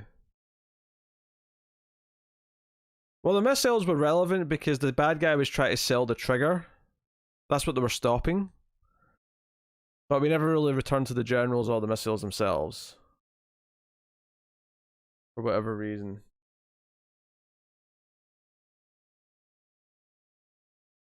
Yeah, we did Smarty Justice, we did Guardian Angel, did Martial Law.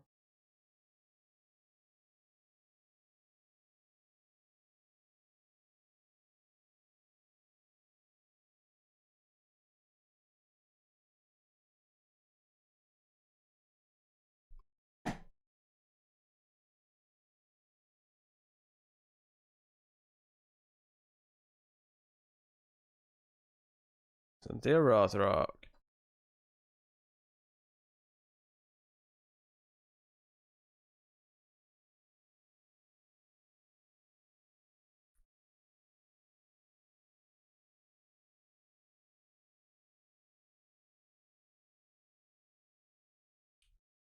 For the records, Rude Boy, China O'Brien was 1990. China O'Brien was not an 80s thing. Oh, she was in No Retreat, No Surrender 2. But she wasn't in the first one?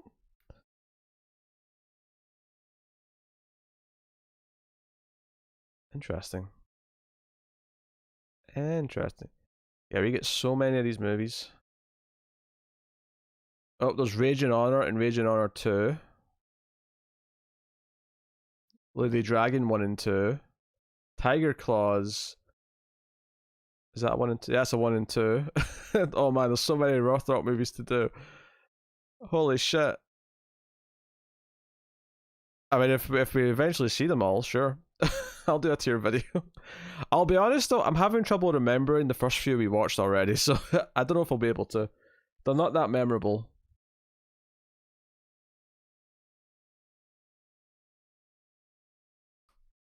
Oh dear.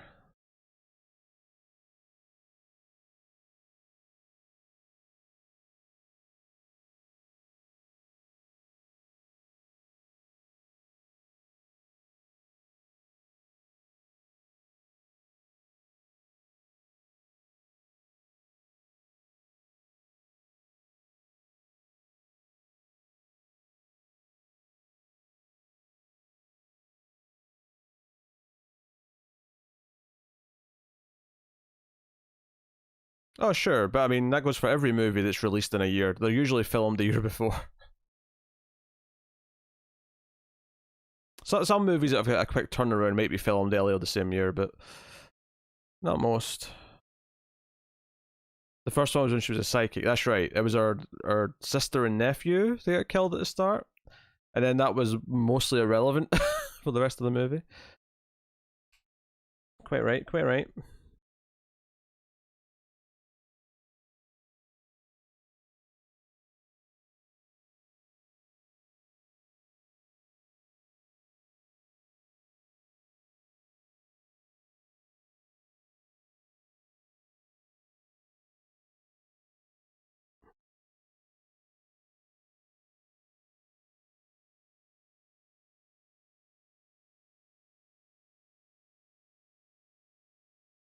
Hmm.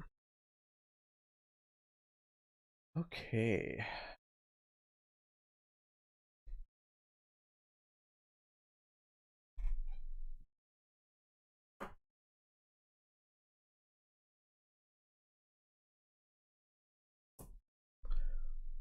Do. I'm still kind of peckish. I've got any good food to eat though. I can make this smaller again. Oh.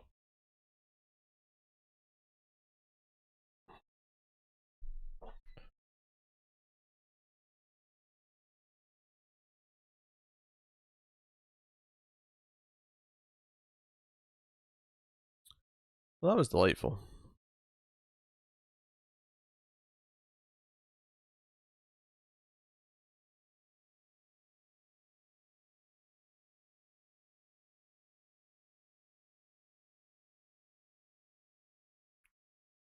So let it be known that Cindy picked that movie over Ford v Ferrari in Ghost World. Let it be known. I just think it's really funny. I hold no grudges. I see that. I enjoy the chaos of that, but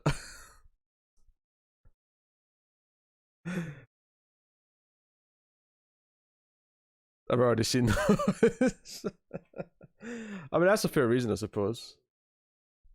That's a fair reason. I just love the idea that Elsa's sitting over there going, oh, "Finally, we can watch a good movie," and then Cindy picks the Rothrock movie of the three.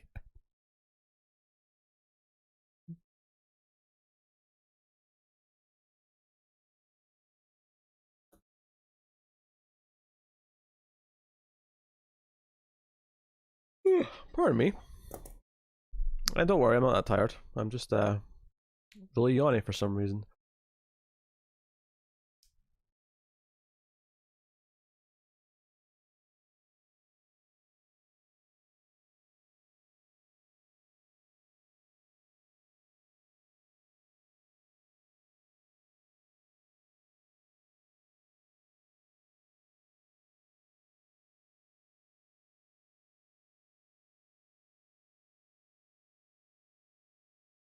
I'm just glad it wasn't slugs.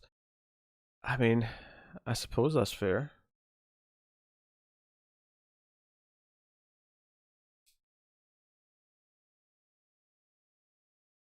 Brain damage followed by deep red. Halfway through deep red, not my favorite Argento, but good. Yeah, deep red's all right. I definitely like it more than Inferno. Inferno was one that I didn't like that much at all.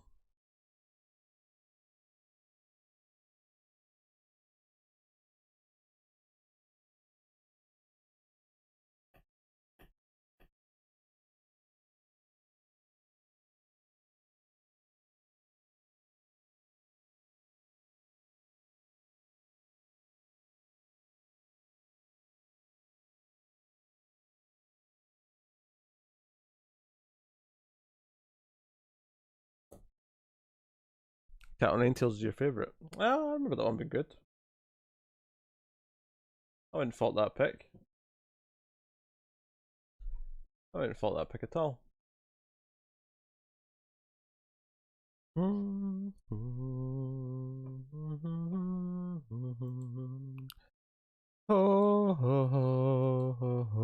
ho ho ho.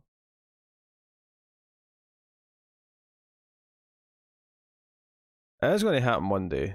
You do have to accept that. Yes, I concur.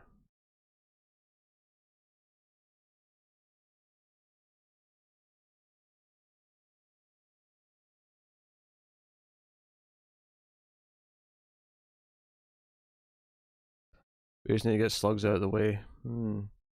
I'll let tips keep going, by the way, until it's time to pick. I'll probably we'll take a break here with it watching a movie, probably about half an hour.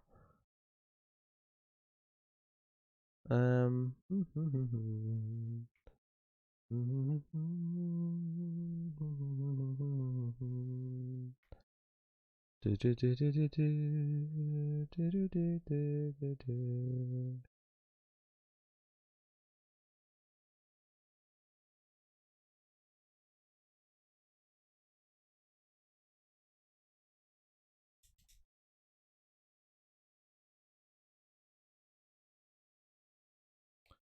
I just wrote the wrong thing down for some reason. That's weird.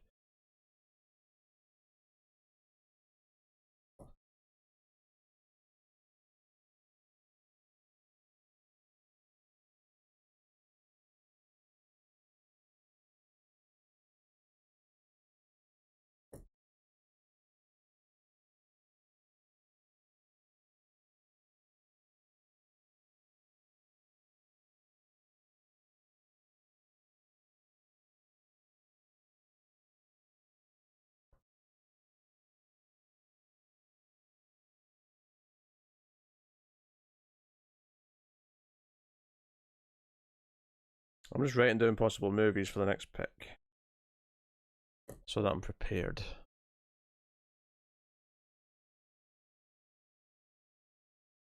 Yeah, I've got enough now though, I think.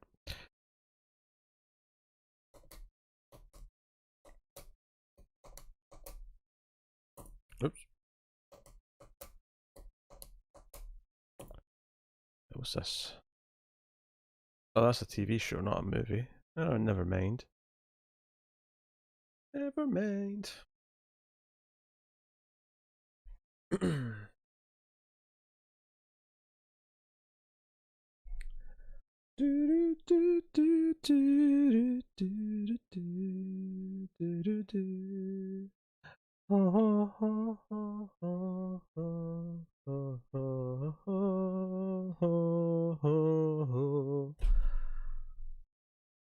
That's me what I'm doing. I don't know. It's that weird time of night. Ter should get a free pick since he can't be here often. A free pick? Are you mad? Are you crazy? Are you diabolically insane? Where's my thingamajig? I need to clear my desk. Can't think of a trailer. Is it okay if I wait till next time? Yeah, sure. We can hold it till next time. I'll even note it down. Good boy, old trailer.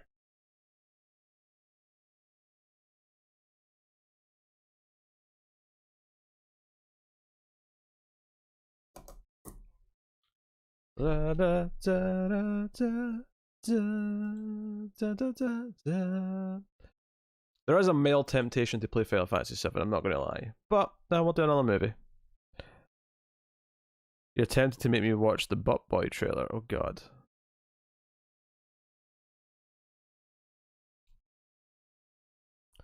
It's bad enough that one day you're going to make me watch that AD movie that got all the writing awards that don't exist. That is bad enough.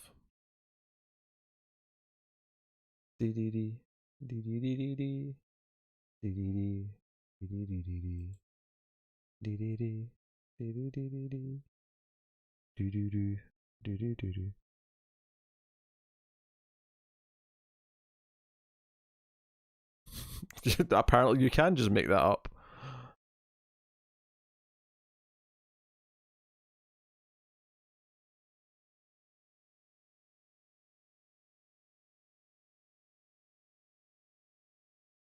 Tyler has many perks.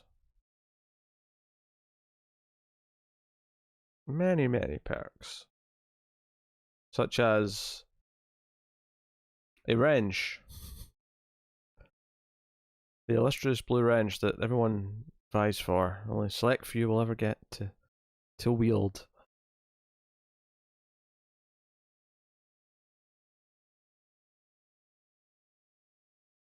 Oh, go on, Fletcher. Tell them all about this movie you found. Dear.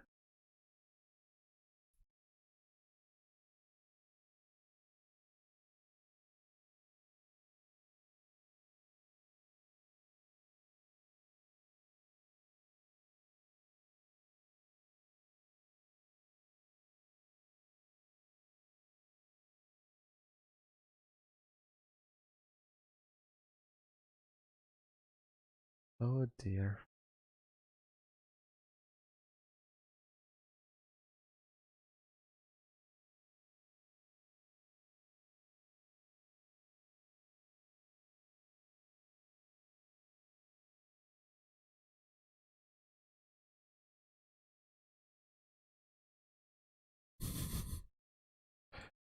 I need to approve that comment. YouTube flagged it for some obvious words on there.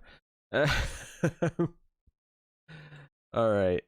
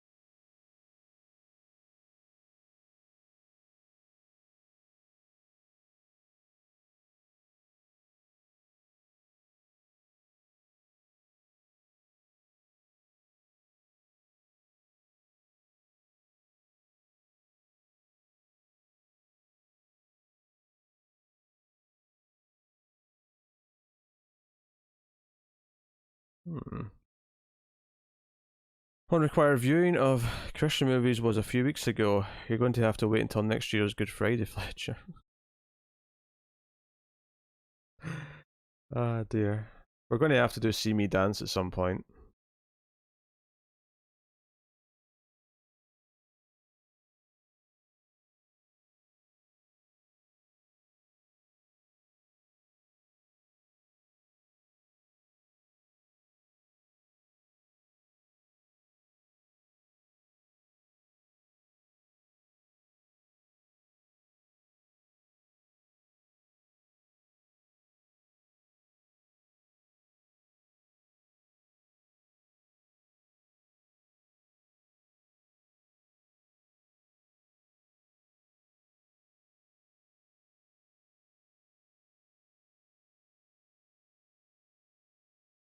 Oh, because of Easter? That makes sense.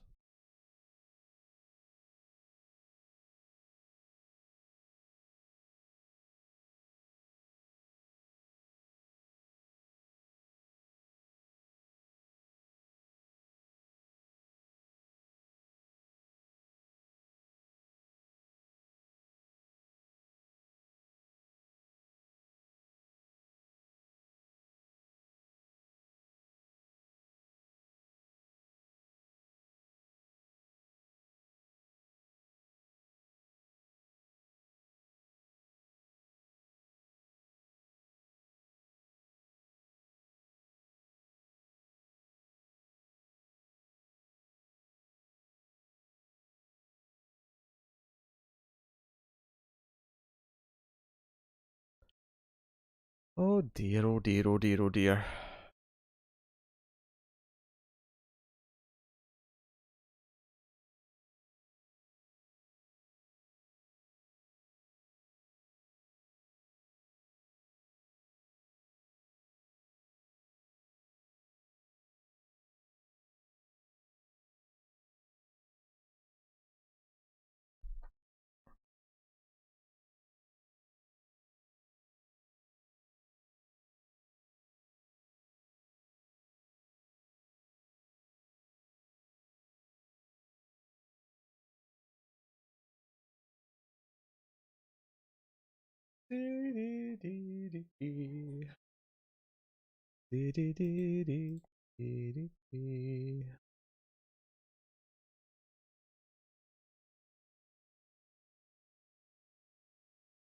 I realize I'm being very entertaining right now.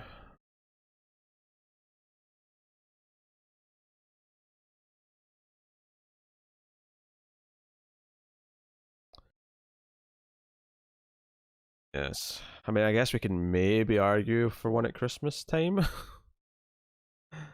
Maybe's.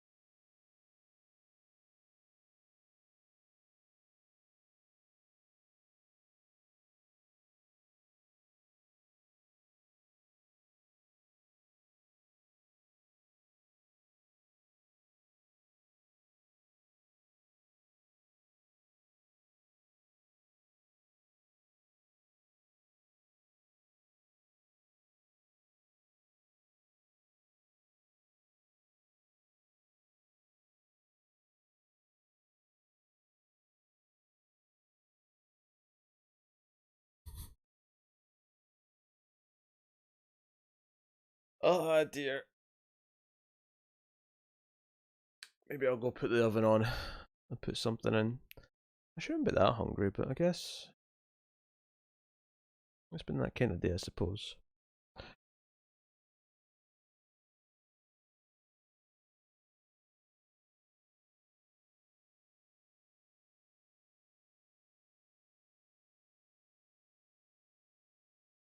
I'm glad the Die Hard influence is stuck Elsa. I could have fish sticks. Or fish fingers, as I would call them.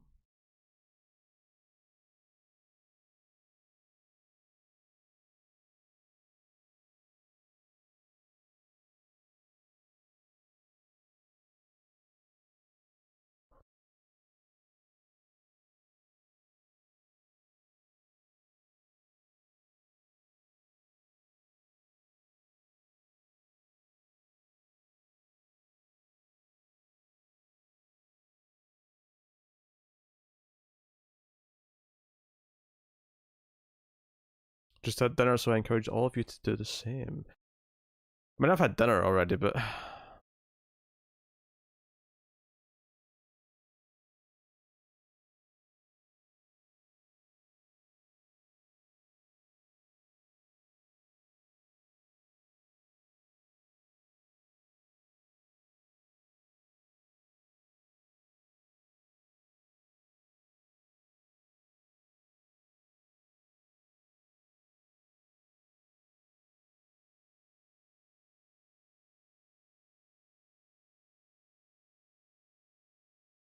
Mexican meatball soup. Never had meatball soup before.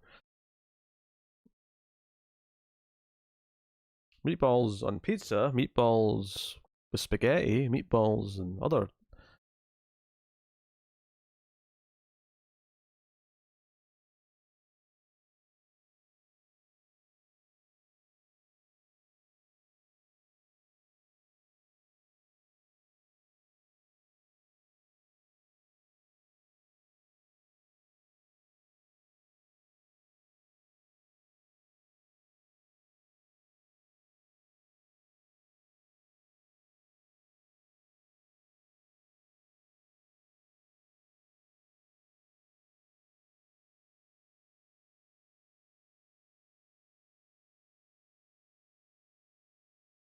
Just because they're easy.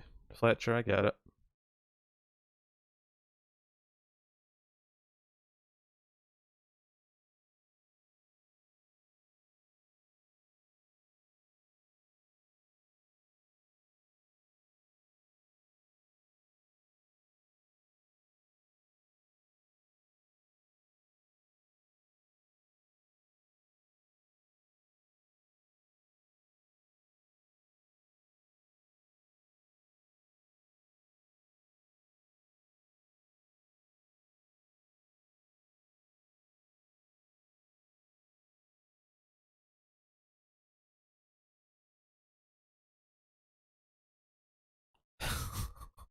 Hey, David. Welcome. Oh, just in time to actually pick a movie now that you've appeared. Actually, type in Caldo de Albondigas. You want me to translate that? Translate. I'll see what it says. Literally.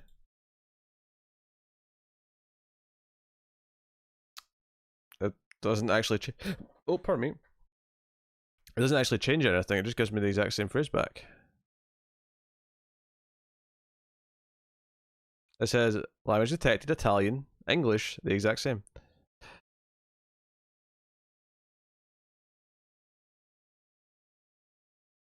It's that guy. Yeah, that guy. You missed a hell of a movie, David. Rothrock at our kind of finest. Oh, you want me to look for an image of it? Ah, that makes more sense.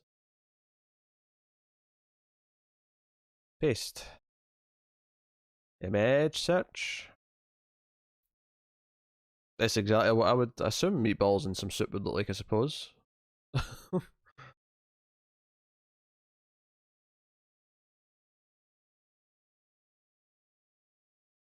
Although at least one of these images has got tons of like, is that pineapple in there? I hope not. Ugh. Seems alright though, as a concept. I'm not a huge meatball guy though.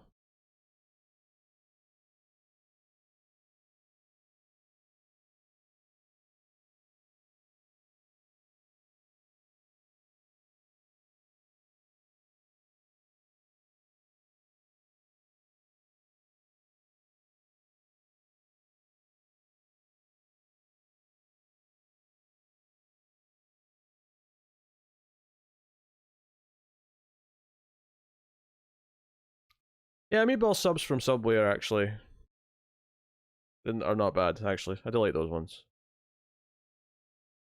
Zucchini is what I'm looking at. Okay. Hard. I mean, it's all chopped up and in soup, so it's kind of hard to get an accurate reading. Never pineapple in soup. That's just wrong. I mean, pineapple in anything is wrong, quite frankly. But sure, I can concur. I can concur. I'm gonna go like put the oven on or something. And when I get back, we'll let David and runner up as Rude Boy. So we'll let those guys decide movies when I get back. I'll give you the options.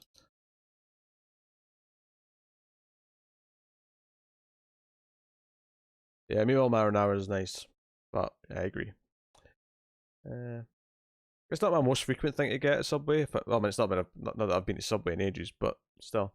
All right, I'll be back in a second, guys. Back in a second.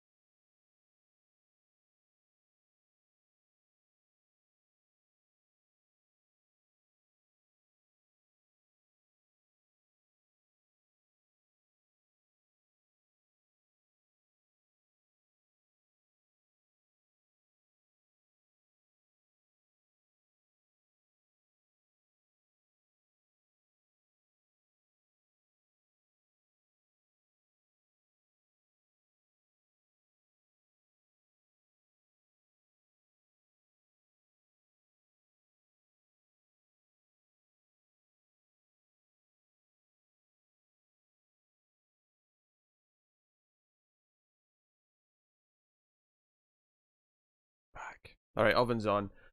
I will have fish sticks as per Fletcher's suggestion.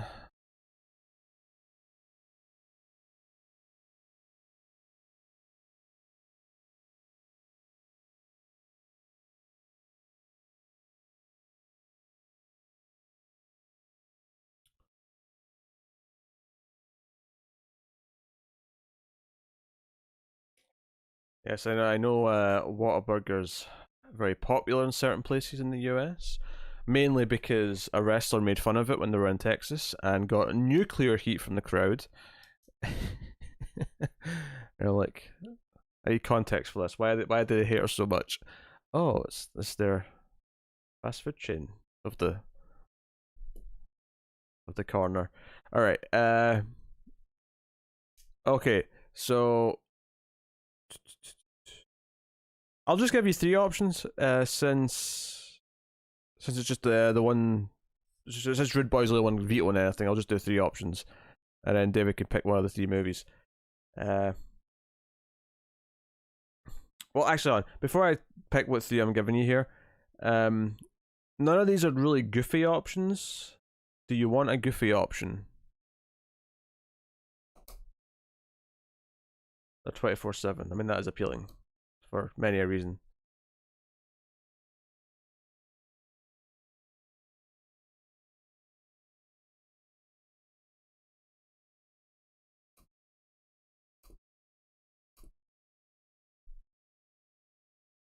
I'm not really feeling these movies actually. To be honest, I'm looking down at them and I'm like, oh, these are all a bit. Whataburger's all about the breakfast. Really? Yes, we did a Roth Rock movie, David. So it was anything but series. All right. I'm going to. So I've actually got 6 written down, so I'm going to veto 3 of them myself to get to the 3 choices.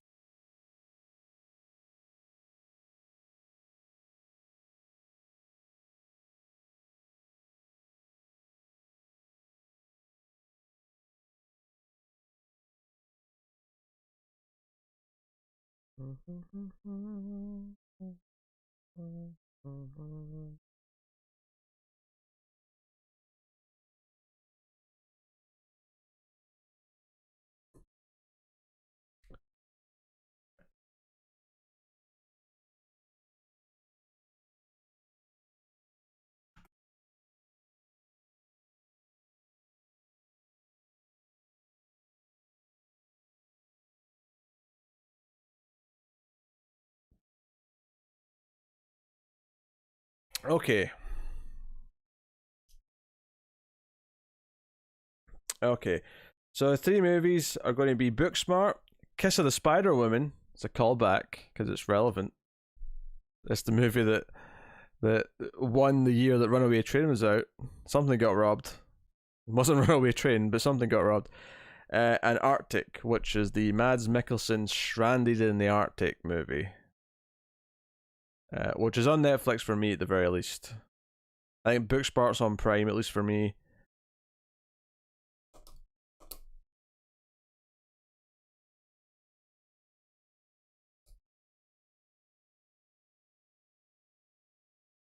Oh, David's posting IMDb links. Very handy.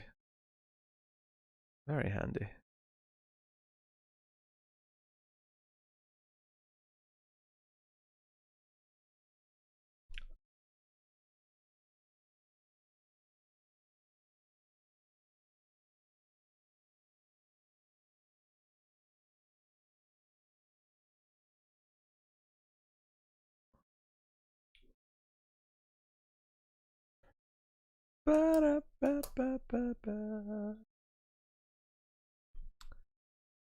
And I'll remind everyone actually while I'm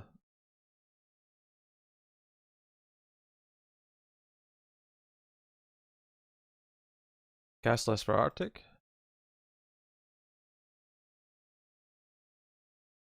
Oh, very small. It's a very small cast list. Whilst that's going on, I'm going to just remind everyone of the matches in the first round of the Spielberg tournament. You can get a statement at the bottom of the screen during the videos. For $3, you get a blurb with a character limit of 160. I'm just going to remind everyone what the matches are. Just for, even if you're not interested in doing it tonight, just for future purpose, so you know what's coming up. So this is not in the order they'll appear on the bracket, but these are the matches. Close Encounters versus The Lost World, Raiders of the Lost Ark versus Ready Player One, E.T. versus Lincoln, Minority Report versus Catch Me If You Can, Jaws versus Hook, Saving Private Ryan versus Indiana Jones and the Last Crusade, Indiana Jones and the Temple of Doom versus Schindler's List, The Post versus Jurassic Park, and that's it. That's the 8. Cool. And those 16 movies are the 16 most popular Spielberg movies on IMDb. Not the highest rated, the most popular. That's how they were picked. So just keeping everyone reminded of these facts. I believe in Matt. Well, Matt doesn't get to decide what wins. The comments get to decide what wins. We're just trying to sway people in the video. But along with our swaying, you guys can sway a little bit yourselves. I better make a lot of hot accounts. No. Because people put in some blurbs the other night, and some of them are pretty funny, actually.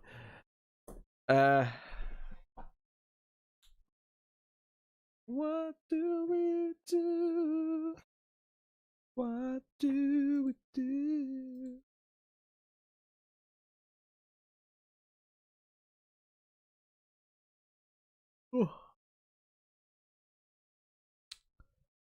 Dun, dun, dun, dun, dun, dun, dun. Dun, dun, dun, dun, dun, dun. I've given the options. Rude Boy's going to veto one, and David will pick one of what's left. The three options are Booksmart, Kiss of the Spider Woman, and Arctic.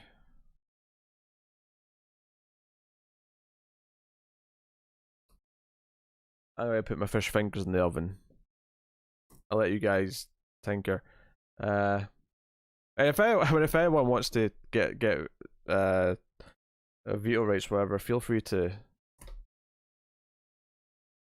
give me, a couple grand or something, whatever you like. I don't know. Rubo hasn't commented in a while. Is he still here? That's a very good question. I'm not sure. If he isn't, then I don't know what we're doing, because he's the only person who tipped tonight. So, I guess if I don't want to watch a movie, I could just switch to do something else. Oh, hey, buzzing.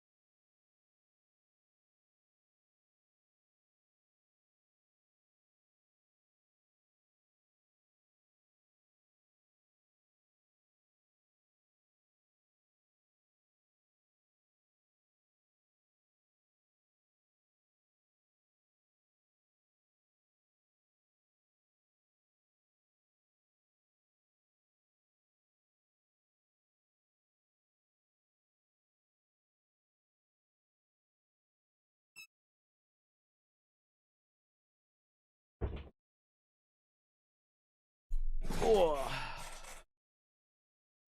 I'm back.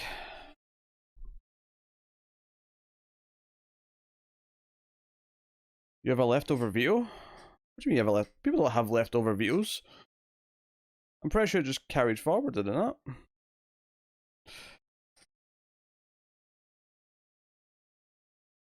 Yeah, everybody's probably falling asleep. Right, 15 minutes on my fish fingers, by the way. Tell me to go get them out the oven in 15 minutes. Okay. I'm not sure how that's usually how we usually deal with that, but okay. um.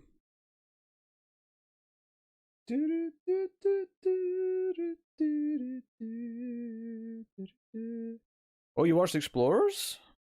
Oh, I love Explorers. Obviously, that's why you're telling me this. But yeah. Do do do do do do do do do do. Dun dun dun dun dun dun dun dun dun dun dun dun dun dun dun. Ha ha ha.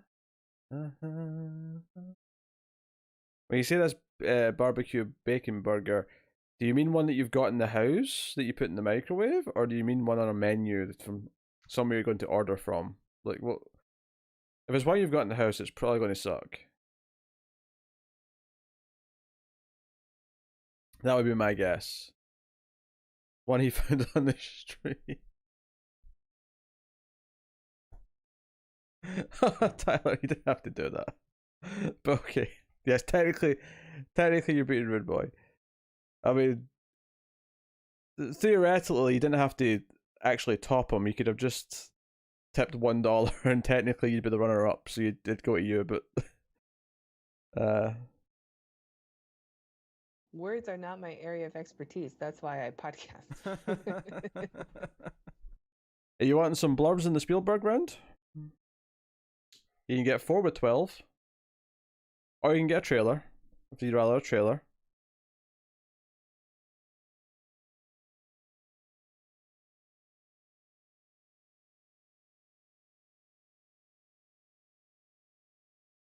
But 12 is a multiple of 3, so you can get 4 blurbs.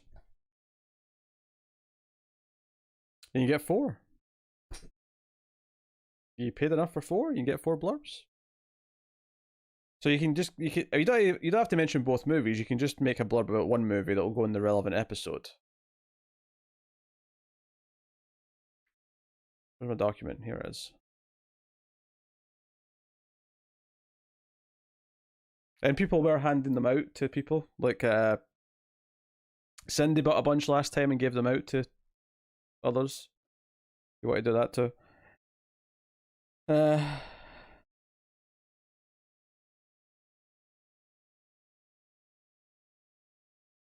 it's the one they're advertising at Whataburger right now. Okay, cool.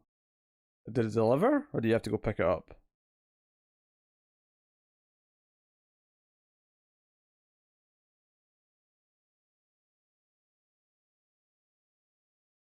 Oh, the traffic's going to be bad at this time, admittedly. I mean, the traffic's probably not bad at even peak times right now, but still,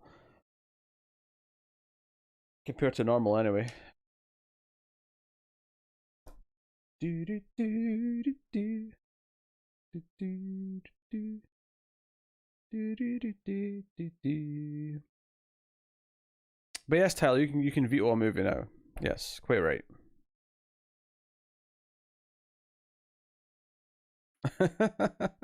Eat two so Elsa can feel better. I haven't had a burger in ages, not since I gave up beef. Alright, Booksmart's gone. Okay.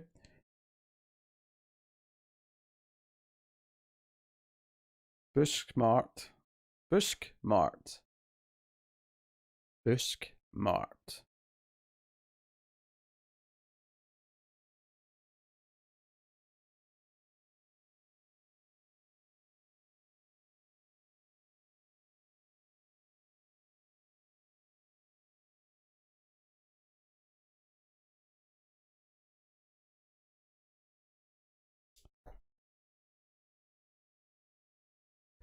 Well, I keep the meme going. We can't do Spider Woman. Arctic it is. Alright, we're going to watch Mads Mikkelsen in the snow for about an hour 40 with almost no people.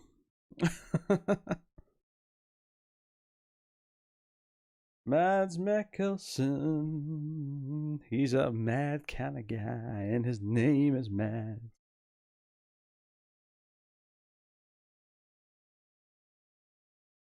He's a Mikkelsen. He's a Mikkelsen. He's a Mads. He's a Mikkelsen.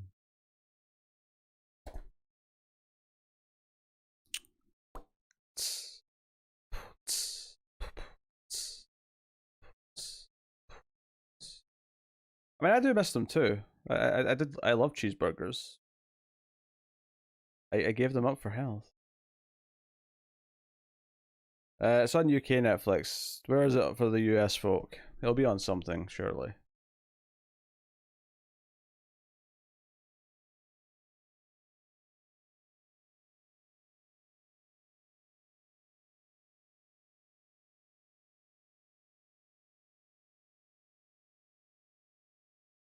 That's on Prime. There you go.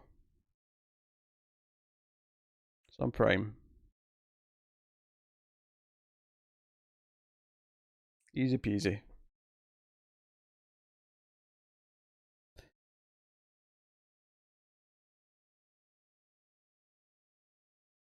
Easy peasy. Easy peasy. Um.